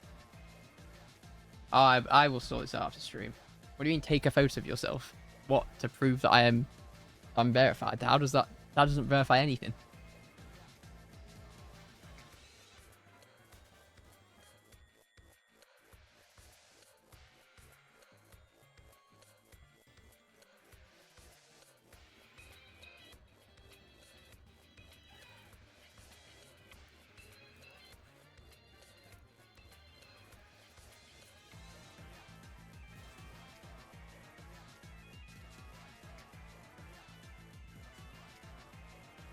Oh yeah.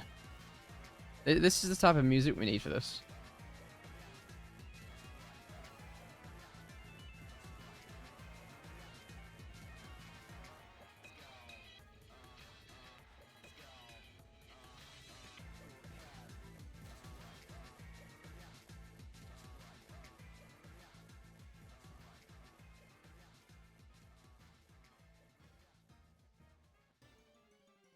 How are we already coming up to 4K encounters? This is actually quite scary. We're getting a lot of Smeagol's though right now, I'll be honest. I'll keep it real. Get a lot more Smeagol's than I thought we would.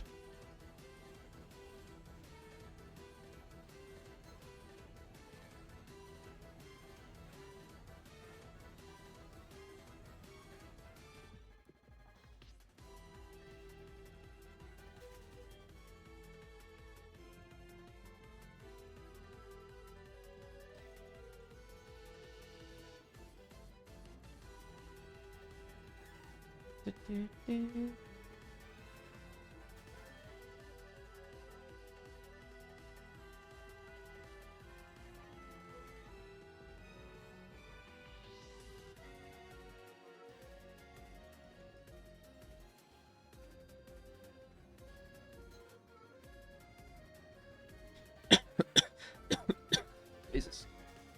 Whew.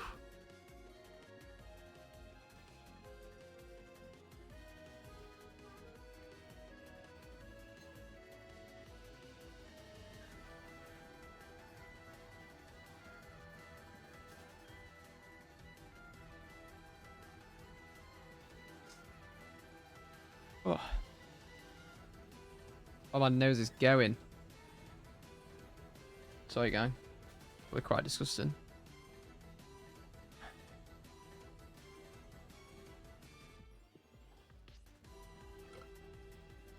I need to check, actually, what time the collection point closes.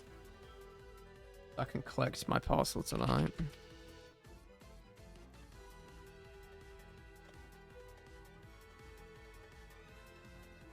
It's closed. So why has it been given the big one going, collect your parcel? I can't, it's closed. Thanks, Amazon. Appreciate it.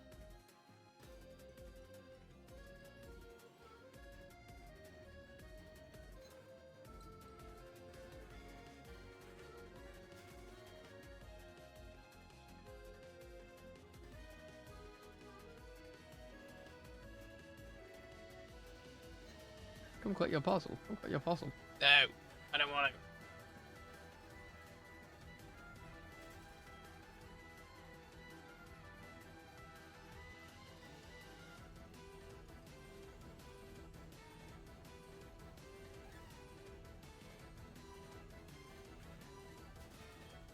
I have high hopes for the first shiny. I genuinely don't think it's going to flee. I actually think I'm going to catch one. The vibes are immaculate right now. Will I be hunting off stream?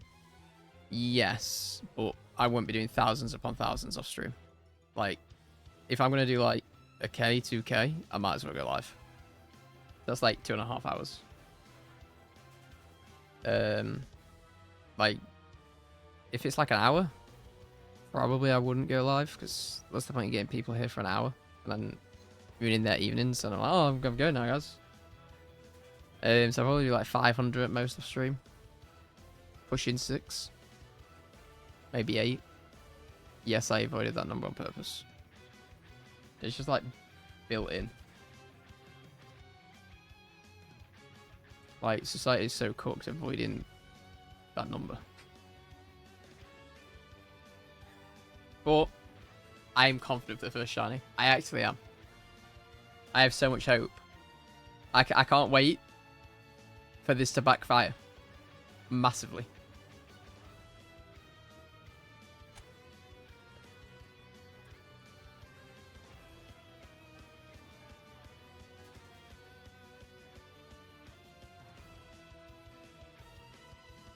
I just want some earbuds. That's what I need to get. I don't want to have to wear over earheads. Because I'm not going to lie, my ears are so warm right now. I don't even need to.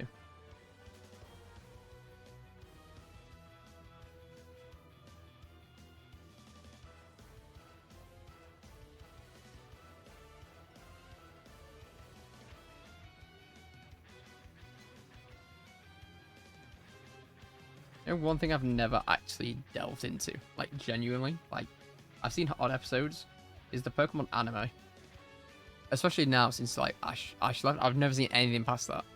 I mean, like, I'd probably actually sit and watch it, except there's nowhere reliable to watch it. I know they put some on Twitch every so often, and there's some episodes on YouTube, but like, it's so expensive to own. Like, why can't it just be on Netflix? I know some of it's on Netflix, but here's what would happen with me, is let's say the first 50 episodes on Netflix. I'd watch them. I go, I want to see more. And I'd end up spending money to watch the rest. It's just like setting myself up to spend money in the end.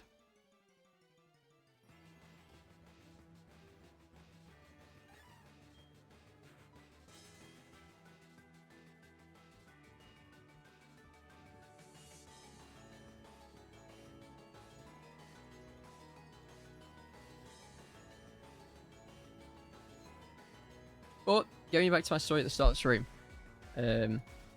one positive that came out of the World Cup, the last game that England played.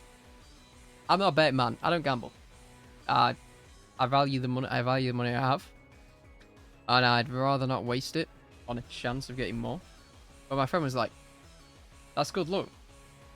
It's supposed to be good luck if you don't gamble, because you're supposed to like not be blindsided by like insider knowledge or like insider takes." And he's like, put a bet on of What do you think's gonna happen? Like goals scored, how many cards are given, who wins, things like that, or who's gonna get carded. I was like, cool, yeah, I will. I was like, I have a feeling a player called Anthony Gordon is gonna score. He hadn't scored all tournament. I was like, he's gonna score. I also had a feeling a defender was gonna get booked called Rivero. I was like, those two, and there's gonna be 5 cards given out exactly. Remember that. Puts it on hours before the game. Hours before the game, remember that. Game's playing. I don't know how far in. 40th minute in, 50th minute in. The defender that I thought would get booked, got booked. I was like, that's big. That's big. For the team, and for that bet. 60th minute. Gordon scored. I was like, hang on. This bet's about to come through. This is like a 200, 300 to 1 bet. So there's big money on the line. Like, there's chances at big profits. And I was like, we just need 5 cards exactly. We got to like the 75th, 80th minute. And there'd been 4 cards. And 2 had just been handed out like back to back. And he was like, I might cash the bet out. Because you can cash the bet out apparently early. And you can just get some money. You don't get all the money, but you get some money. And he was like, I might just cash it out. It's 200 to 1. He only put £1 on it because he didn't believe in me. Or like $1. He was like, I might cash it out. I was like, how much is it? He was like, it's £80. I was like, why would you not cash that out? You know? Yeah, you could get like 200, but why not just cash out 80? I'd cash the 80. I'd take the 80 in a heartbeat. I was like, just cash it. Cashed it out. Not even 5 minutes later, we was over the 5 exact cards, and the bet would have been void. So I won him £80. Basically, I paid for his drinks all night. Which to me, I know £80 not be a lot to people that gamble. But I was quite proud of that. I was like, yeah, I'm kind of good for that. I'm kind of good for that. Going on betting sites, you could bet on streamers and content creators of over or under odds. That'd be so cooked. The Pokemon community would be on its knees. Like it actually would. Or like, for example, am I going to go over odds? And you can just bet on it. Or like an actual betting site. That'd be crazy.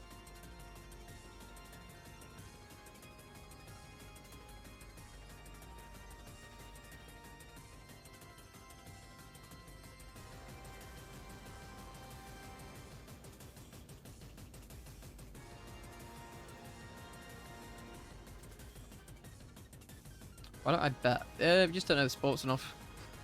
And I don't care enough to. Like, yeah, the bets could come through. But it's what it is. I'd rather not lose the money and go, oh, I could have got that, than have the money that I could have won and be like, oh, I could have done that, but I didn't.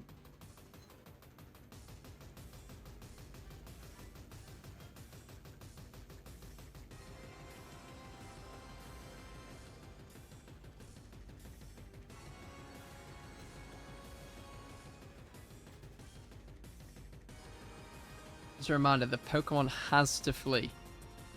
Has to flee.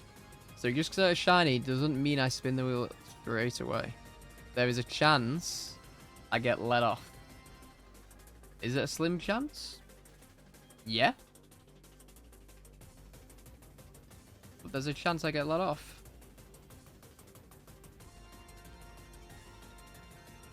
Basically, it's a double positive or a double negative. The stakes are just higher. Like, either I find the shiny, I get it. Yippee. Yippee! Or I find the shiny. I'm really excited. The cortisol calms down. I'm like, now I've got to catch it.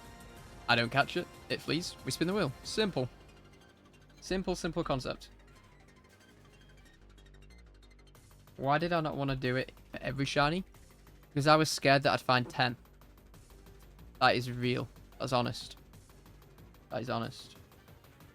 You gotta think, every time I fail one, that's forfeit punishment gets taken off the wheel. So there's just a chance that if I find 8 shinies, if I found 8 shinies and I spun the wheel every time I find one, it'd be like 2 forfeits left. It'd be like a 50-50, and which one was really good and one was really bad.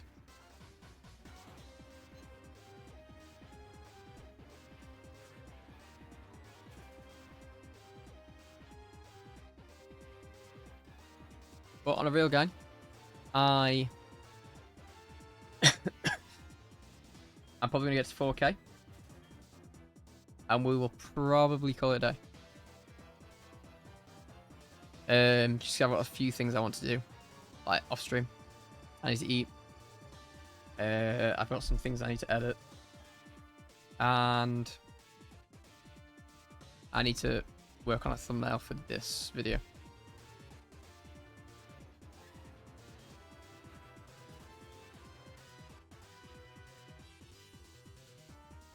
I am liking this playlist though. I think we're gonna keep this playlist.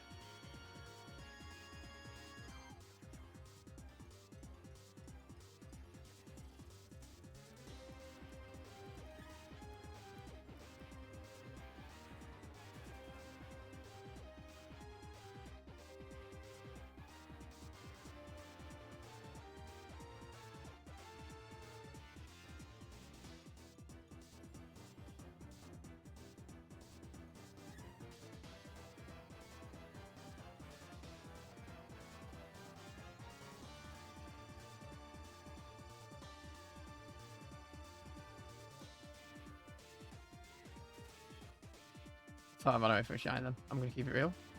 I genuinely thought I ran away from a shiny.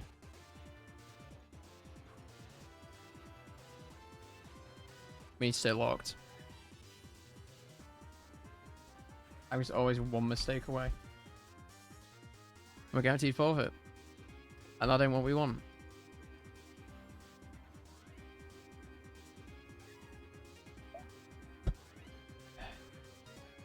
We should probably hit odds by Wednesday. Maybe before. Maybe if I get a bit of time, I'll get to 4.5k tonight.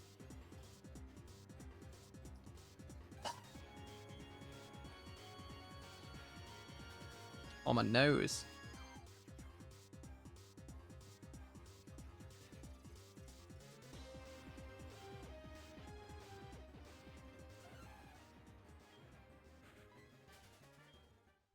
So I had an idea of doing a tier list of every shiny method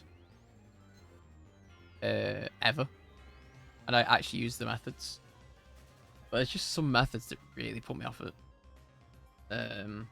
Like radar hunting in Gen 4 and Masuda method in. Like other methods, I'm not chain fishing, cool. Or people hate hoarding counters, but I really like hoarding counters.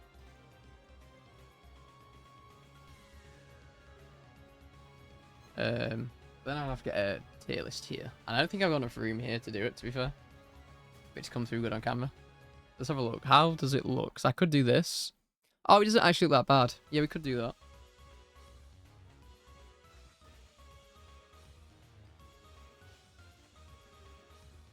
Well, it's like, do you do it in order?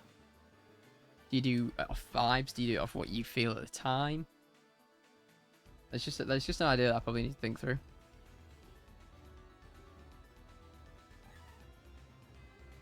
One thing at a time. I'm going to edit tonight the intro for this Safari Week video. Just because it's nice to get ahead on things like that. And then when I've got the actual content, I don't need to worry about the intro because it's done. Or even if I do hunt offline, I'm recording, so the video won't miss anything. The live stream won't miss it, and it may miss the forfeit, but the video won't. I think that's quite good because then it gives value to everybody. The video, it's not just like a recap for some people.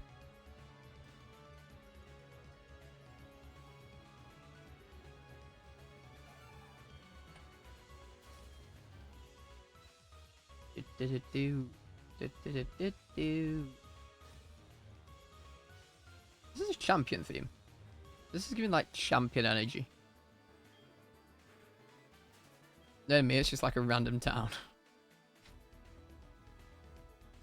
It's fair. Pokemon Scarlet and Violet, I'm useless with music. Like you could play me the champion music, and I go, is that legendary Pokemon music?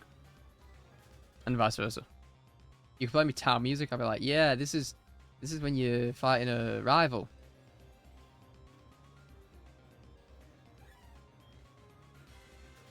As much as I think Scarlet and Violet are cool, I think the open world ideation in Pokemon needs to be flushed, like a bit more flushed. And that's my biggest hope for Winds and Waves. Said it right this time. Said it right.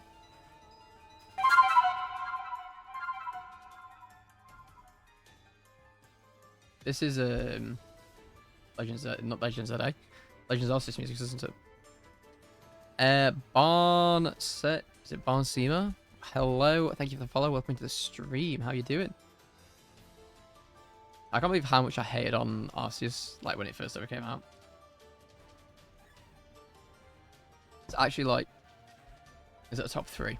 It's easily the top 5, at least. A top 5 video Pokemon game for me now. Shame ZA isn't. I had high hopes for ZA. I just think the shiny hunting in ZA is a bit... For me, it's boring, but... I just think it's because there's no proper method without, like, cheesing the methods. Like, is it the easiest living shiny decks to do? Yeah, which is good. I think not every game needs to be as difficult as the other. They just need variation and, like, various types of content. Like, not everybody enjoys hoarding, like in Aurus. Or some people may like SOS encounters in Sun Ultramoon. I think there's one method that nobody does is curry hunting. Like, curry hunting in those games is... I don't think I've ever seen anyone even do it. Like, I know it's a method, but I don't think I've ever seen anyone do it.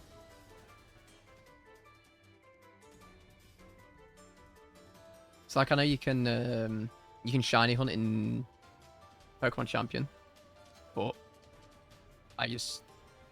One, I'm not that into competitive battling. I know people say, like, once you actually try it, it's really fun. It's just not my type of thing. As well as... I'd literally just be playing it to try and get a shiny.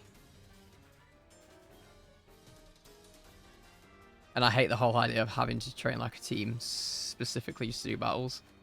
And then there's like new metas or something every season. Again, I've never touched the game, so I don't know. But like they change what Pokemon are allowed every season. So then you need a new team. And it just sounds like a lot of work for a game.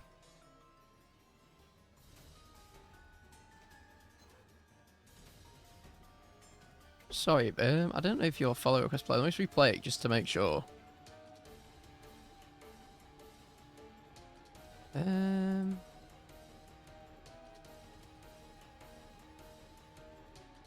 mean like queued? Why is it queued? Let me go stream elements quickly. What about this gamers? What about this chat? Stream element.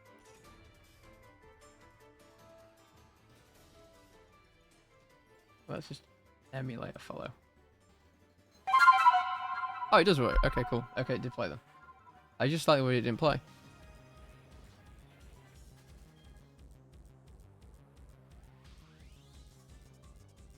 I'm quite happy with how far we've got today, though. I think we've gone from 2.1k. So what's that? Every 4 hours we do like just under 2k encounters. And some of the streamers fixing tech issues, so it's about 500 encounters an hour. That's actually pretty good. It's a lot quicker than some hunts I've done in the past.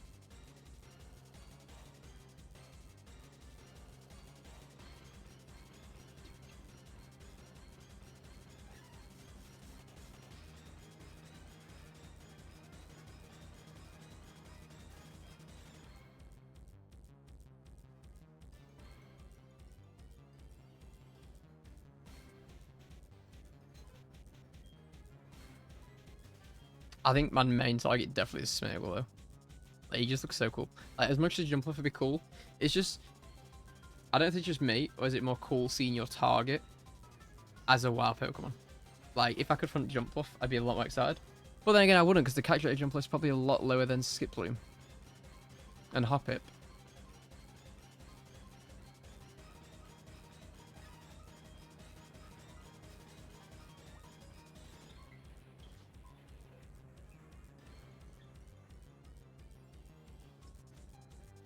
Into the last few encounters of the evening, gamers. Well, evening for me. Could be morning or afternoon for you lot. I'm just going to go edit a few shorts, I think. I don't know. I actually don't know what I want to do. I've got loads of things to do.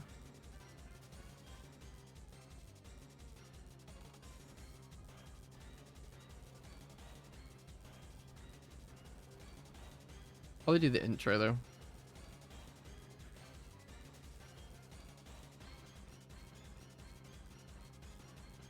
Oh, we've hit 4K already? That was so quick. Not even 4 hours. I might go 4.1. Do 4.1? I'll spin a wheel.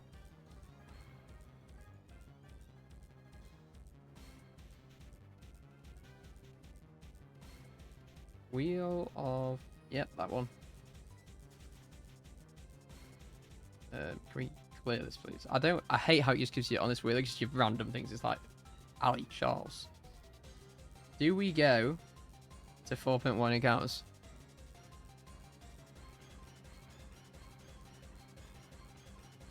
Yes. Cool, we're going. Lock in.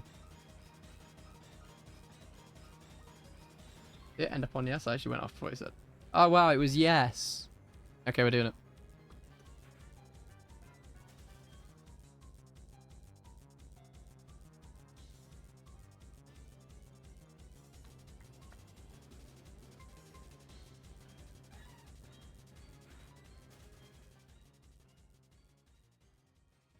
Nah, come back. I was liking that one.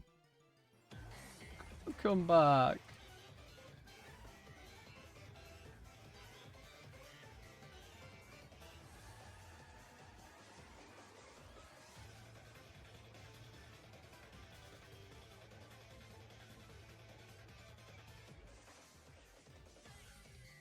Hello, is it Pinko? Are you one of the first ones that commented with the first one?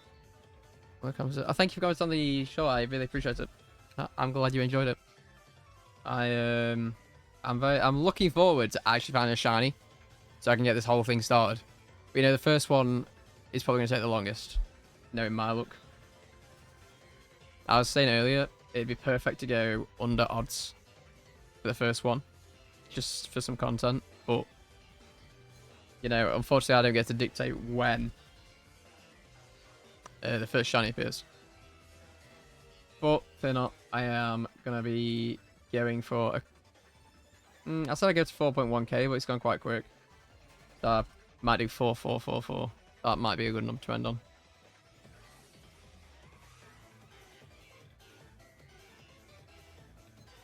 It's getting hot. I'm just gonna turn my fan on quickly. I don't think the stream can hear it.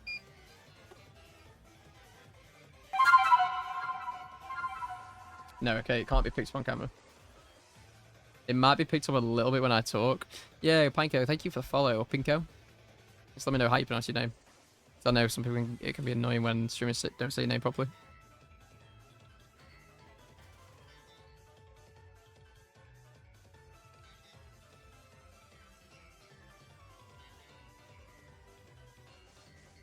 Why is it like 9 PM and it's starting to get warm now? Like, what is that? Like, when I started streaming, I was like... like, I literally went out this morning. I was like, okay, it's nice. It's quite a nice day. And I thought it'd be the hottest day, but... The UK's cooked. There's no window open. Yeah, my window's open.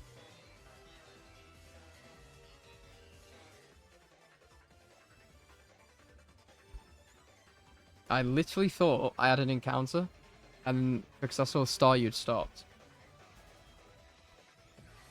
This is the one thing, annoying thing about this one, is you can't guarantee an encounter on both of this. Like, okay, then it was lucky. Of course, the minute I start talking about it, it does it. But you can't guarantee an encounter, like, at the same time.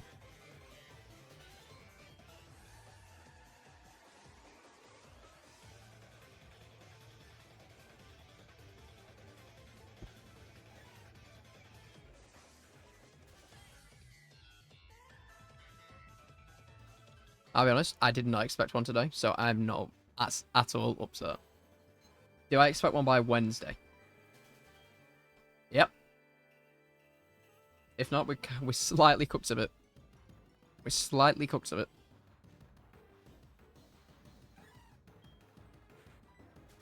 You're going for a shiny living dex on Pokemon Legends Arceus. That is the one game I'd actually love to go for a shiny living dex on. I was actually talking earlier about how it's easily a top 5 Pokemon game. It potentially is a top 3. Nostalgia bias aside, could it be the best? Very, very easily. Quarter of the way there. That's actually quite far. I mean, is it 400 and something in that game? That is Safari Zone, be great for event. I wish that'd actually just make it even better. I don't know where they put it, like what region they'd put it in, but it would be, that'd actually be it'd be the number 1. Like, there'd be no arguing if it had a Safari Zone. I could probably just put it on, I'd say the Obsidian Fieldlands, but that's the first area the game you go to. Maybe just make it have its own area. That's probably what you'd have to do. Chat. Legends Arceus, all the areas are so good. Like, I didn't think I'd like the swamp. But the Pokemon in the swamp are so cool. Except at night time. I think it's the haunters that come out at night time and chase you about. As it far as a stream? Yeah.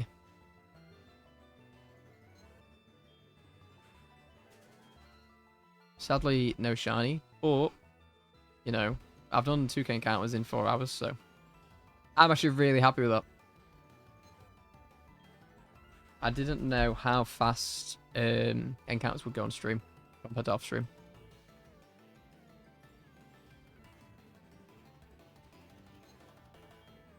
Smeagol, go and get your shiny buddy and get him to come to my stream, please. That is like the ultimate goal. Like, if I just got a Smeagol and it stayed in the ball, I'd be happy. No, that one's not shiny. Get the other one. I don't actually know where else you can hunt Smeagol in this game. I think that it's only Safari Zone that Smeagol appears in this game. I could be wrong, though. I'm probably wrong.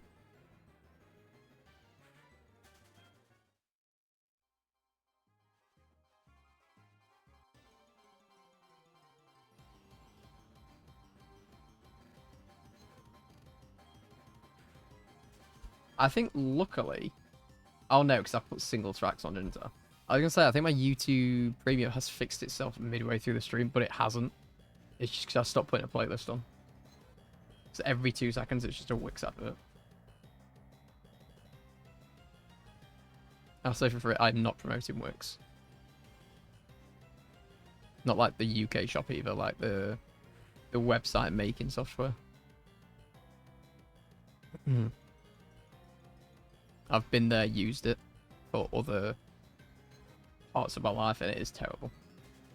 It's not terrible, it's just too simple. And all websites end up looking the same.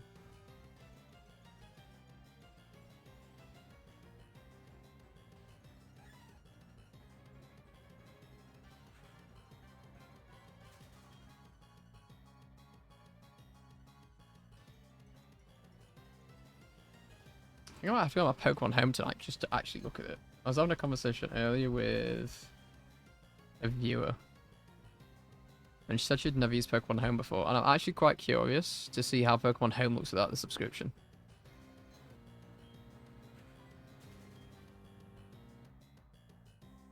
I always forget it's an app on your phone as well. Do I still have it installed? Let's have a look. Oh. Pokemon Home. Wait, am I still logged in? I haven't. If I'm still logged in, I haven't been on this thing in literally years on my phone. Uh-oh. Why is it asking me to do terms and conditions? I don't think I'm gonna be logged in still. Tap to start. It's crashed. This is an amazing advert for this. How's it crashed? I've not done anything.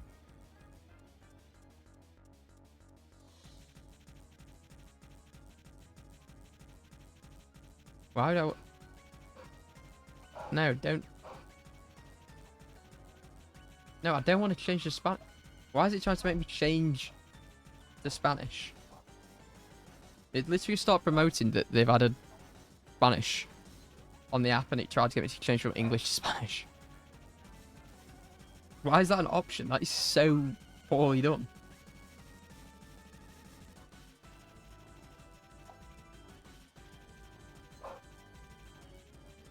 Okay, Pokemon Home is updating. There's no way I'm still logged in. I'm still logged in.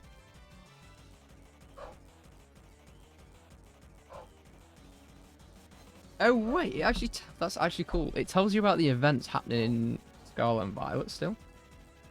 I didn't know that.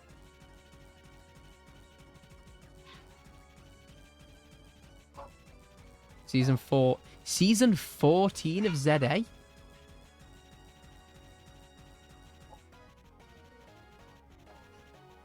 Hey, look, chat, as I was talking about earlier, look, it's one of the many snoms on my Pokemon Home. That's definitely not the shiny one, though. I can't believe I'm still logged in on that. I thought it'd definitely log you out, like, every year.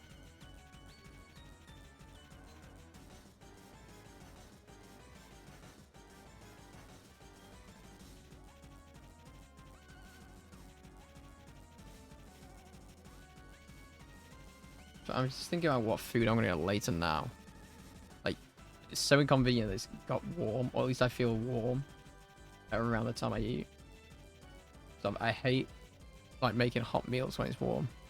So it's like having a sandwich or, like, a salad. It's like, but I usually eat a sandwich, like, midday.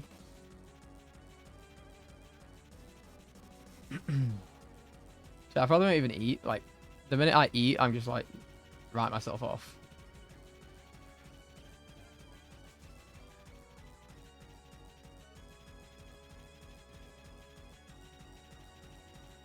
Like, I literally do zero work. And then I'll feel bad because I'm really unproductive.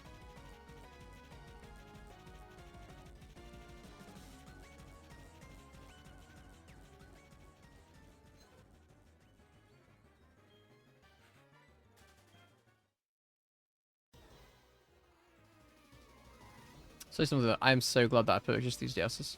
Were they expensive? Yes. Well, they are actually worth it. Like, it just makes me want to play the older games so much more, because I can just look at them on the PC screen. And I also think sometimes when you're streaming, if you've got a camera point at some DSs, sometimes it can look a bit rough. Especially if it's only like 2. If you've got like, as I was mentioning earlier, you've got like 10 devices set up. Like, I do not blame you for not having 10 devices plugged into your PC.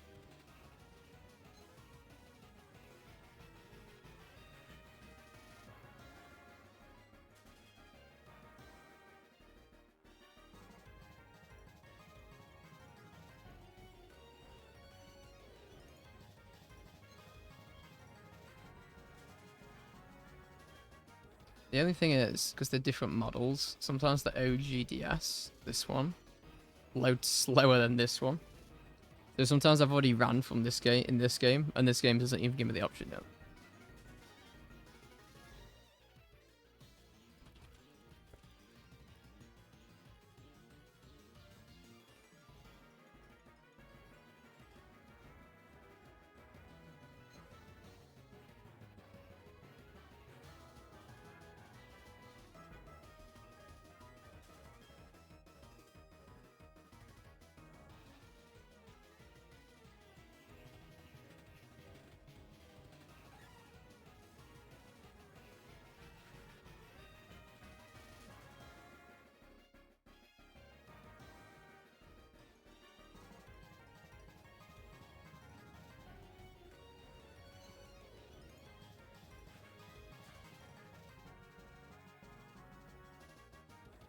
I didn't even look at the other Safari encounters I could have done. Like, if I was more prepared. Have a look. Like, in this zone, if I was more prepared, I could have, like, hunted, like... I've already hunted a Surskit before, even though it was years ago. Lotad would be cool. I just place loads of objects for them. And 1, I don't know how you get the objects. Like, a lot of them are cool, but it's like there's more efficient ways to hunt them. And I know you could say the same about some of these encounters that I'm doing now. But I'd rather go for a hop-hip in the Safari Zone than, like, random encounter next. So I'm going to go for a random encounter hop-hip. I'd rather do, like, a Mareep.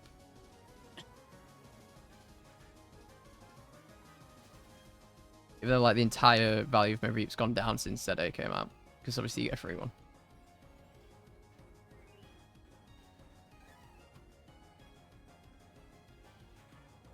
What would have been cool is an Azurill in the desert area. That would have been quite cool.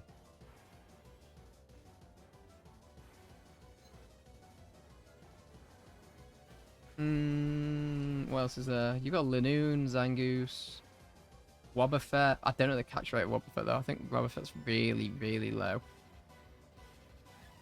What else is there? Spiel.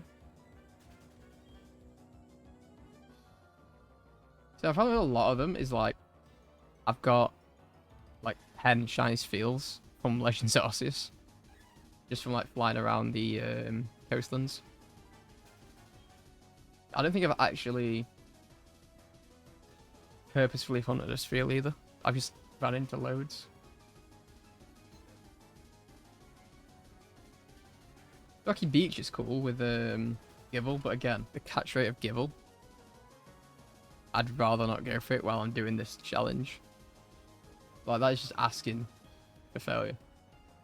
There's Lapras as well. But if I was going to do Lapras, I'd want to do the static Lapras in this game on the Friday nights. I think that's really cool. I think that's something the new games are missing as well. Like, obviously, in Diamond, Pearl, and Platinum, you've got, like, the static Drifloon, which isn't that cool. But in this game, you've got the Friday night Lapras. There could be some more as well that I'm not even thinking of. Lapras is also just a goated Pokemon.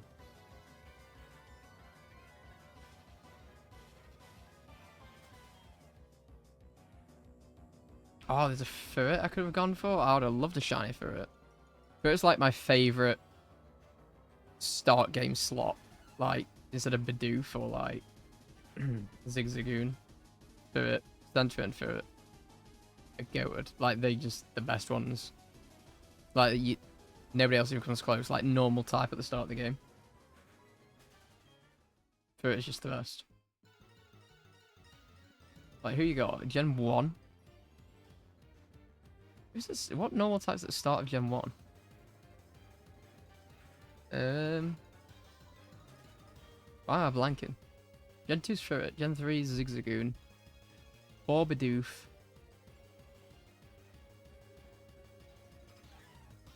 5 is Lillipup. Yeah, Lillipup's stop. Lillipup is potentially the worst. I think Herdia's design's so cool. And then it evolves into Stoutland, and I'm like, really? That's it? Like, Lillipup, meh. Herdia, cool. Stoutland, worse than Lillipup. Surfing's got some cool ones, like Corfish, but I just don't care for Corfish, I'll be honest.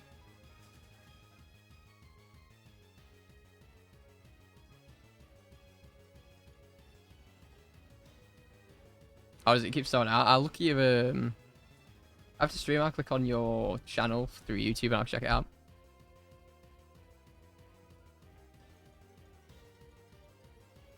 Is it like your entire shiny collection or is it only like a certain game?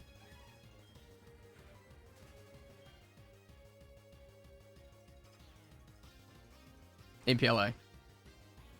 See, my problem is, like, I just always put them in home. To, like, obviously, like, the... obviously, on home, you can unlock the decks. And I want to unlock, like, the shiny sprite in home. And then I always forget to put them back in the original game.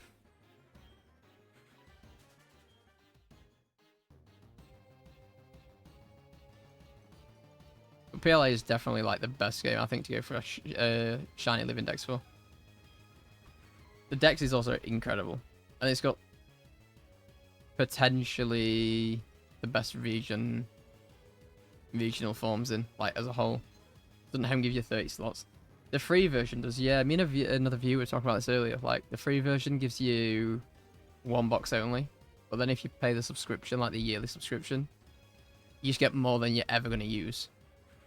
I think maybe the free version should give you 3 boxes. I think that'd be a lot more fair. So I know they can argue we're not paywalling it. But it's like if you're giving 1 box, you kind of are paywalling it. Like, what are most people going to do with 1 box?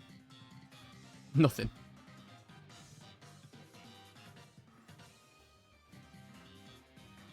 What's the swamp area got? Oh, it's got Hypno at night. And it's got Centra. We might be pivoting to the swamp. If I've got one on one of these games. We might be hunting Centra and Hypno. What else is there? Got Ferret as well. The swamp's goated.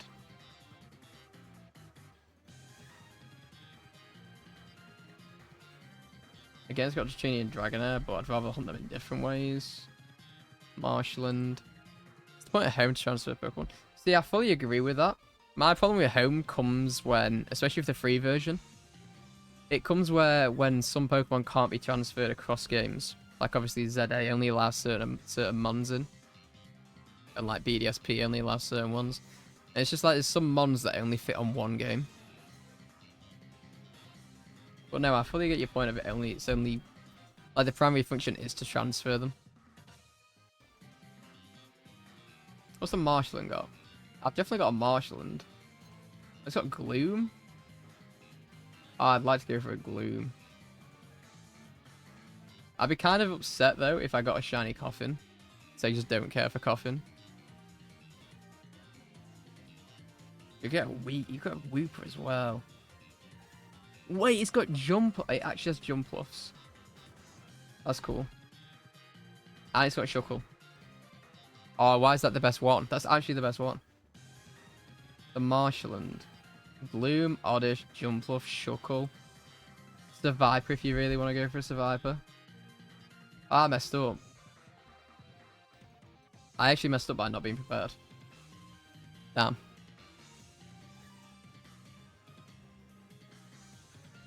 Wish me luck. I can see you next time, Pinko. I hope you have a good time with your Legends Arceus decks. You're only 25% through, so you're a lot further through than most people ever will be. And you've probably still got loads of fun hunts that you can do. It's probably like the last 10% of any living decks. Especially shiny that I'd hate. Because knowing me, I'd do that thing where you're like, I'm going to leave them all till last. And then I'd be really demotivated to finish it. Because I'd be like, yeah, came out all those, let's say 20 Pokemon I didn't want to do. That's all I have left. What's the Wasteland got? I hate Kangaskhan after ZA. I was going for a team full of shiny Furfros to get all the different colours, all the different trims on them. And I got like 10 Kangaskhan's, maybe more. I'd actually have to go and count. Like, there's definitely more Kangaskhan's than Herdias. Oh, Breloom? Breloom would be cool.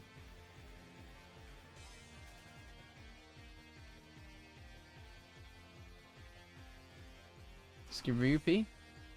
28 objects, though, is kind of crazy.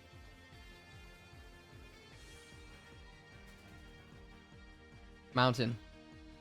See, Larvitar, cool Pokemon to go for. Catch rate is basically is on, like, minimal, so what's the point? Like, it'd be cool to go for these rare Pokemon. But there's nothing else in that zone either that I really care for. Like, Rattata, no. Raticate, no. Lickitung, no. Magneton, no. So it's like I've only got a 1 in 5 chance, and it's the rare encounter as well in that area. So the chance of getting it is... Getting it would be rare, and actually catching it would be even rarer. Desert. Desert's cool because it's got Cubone and Marowak. What else has it got? Trapinch. That's cool. Does Trapinch evolve into... This is me being terrible right now. Vibrava.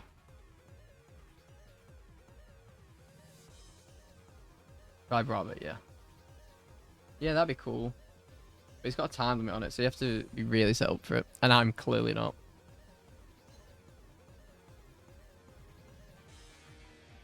We're going to get to 4250.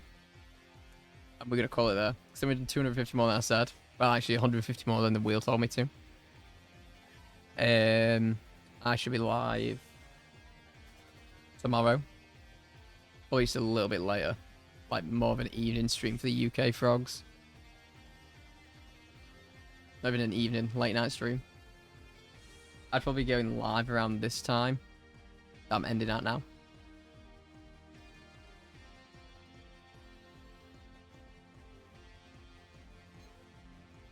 Oh, I don't frames. Why did the chat room? You kind of kicked me out the chat room then for a second. Sorry. I don't think anything got said, but if it did, I did not see that. So my apologies.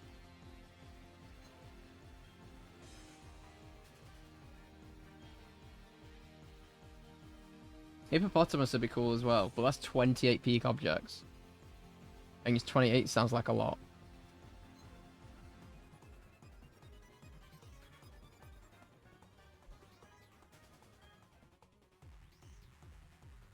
It's annoying that obviously DSs weren't made of time for like social media, so many people now can share the shinies they get on the Switch. But on the DSs, it's still kind of a lost era. That's why it'd be kind of cool to see some of the DS's games get ported over to the Switch.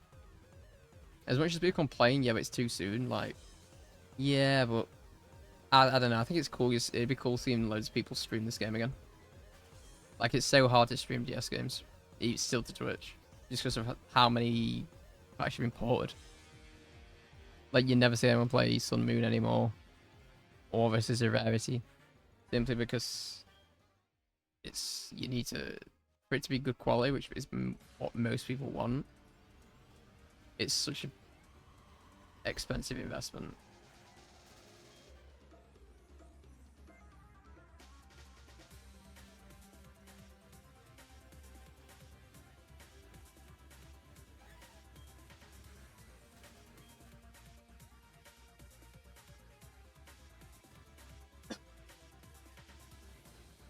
So if you keep hearing me cough, I keep trying to catch the mute button in time, but it's not always there. Also, my voice is going a little bit, just because I'm simply used to not talking for like 4 hours straight, with minimal break in between. Especially the first hour I just yapped.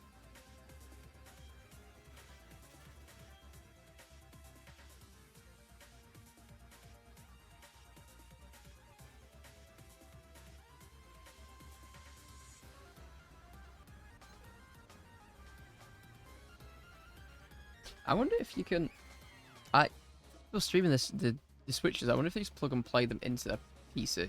I don't know if that's possible. I just had a Elgato laying around, so I was able to use it, because I used to use it to play my Xbox on my PC screen.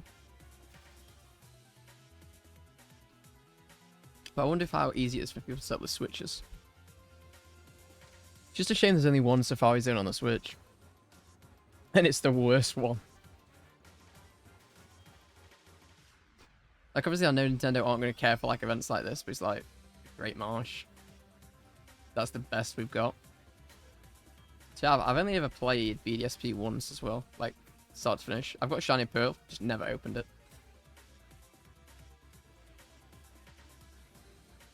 There's also 0 methods on that game, so I can see why people wouldn't want to hunt on it.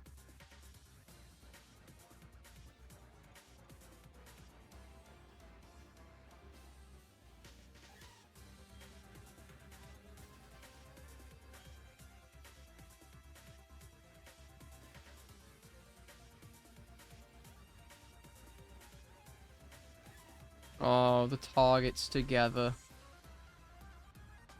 That could be the last time in the stream we see them together. If we get in these last 10, I'll actually lose it. I'll be amazed. I'll be like, yeah, we're above schedule. Ahead of schedule. But we won't be.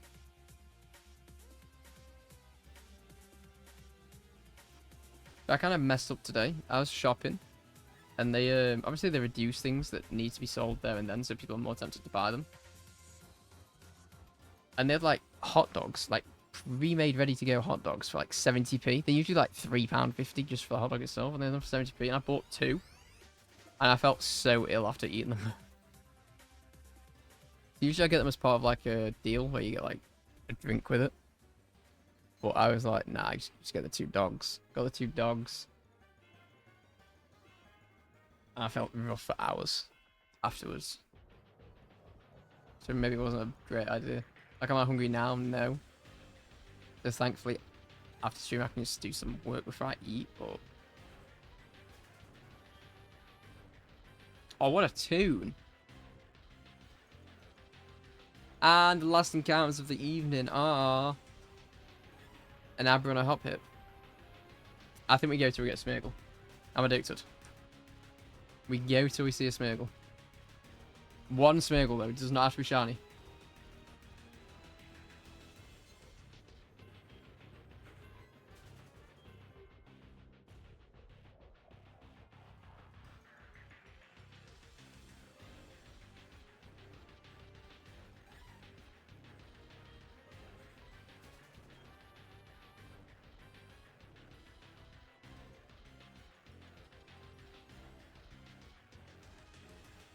I'm also concerned about the VOD.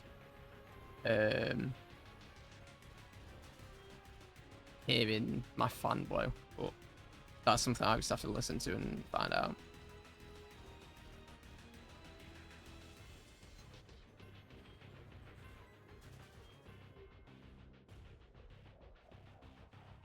Also, apologies for the this DS. It's bugging for some reason. I've got no idea why. It's only minor, but it could be annoying for some people.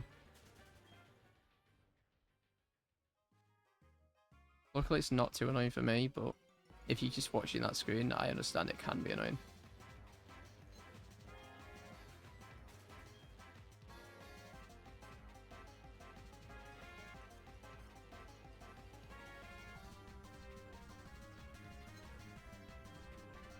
I really did it by saying I'll go till I get a Smeargle, didn't I?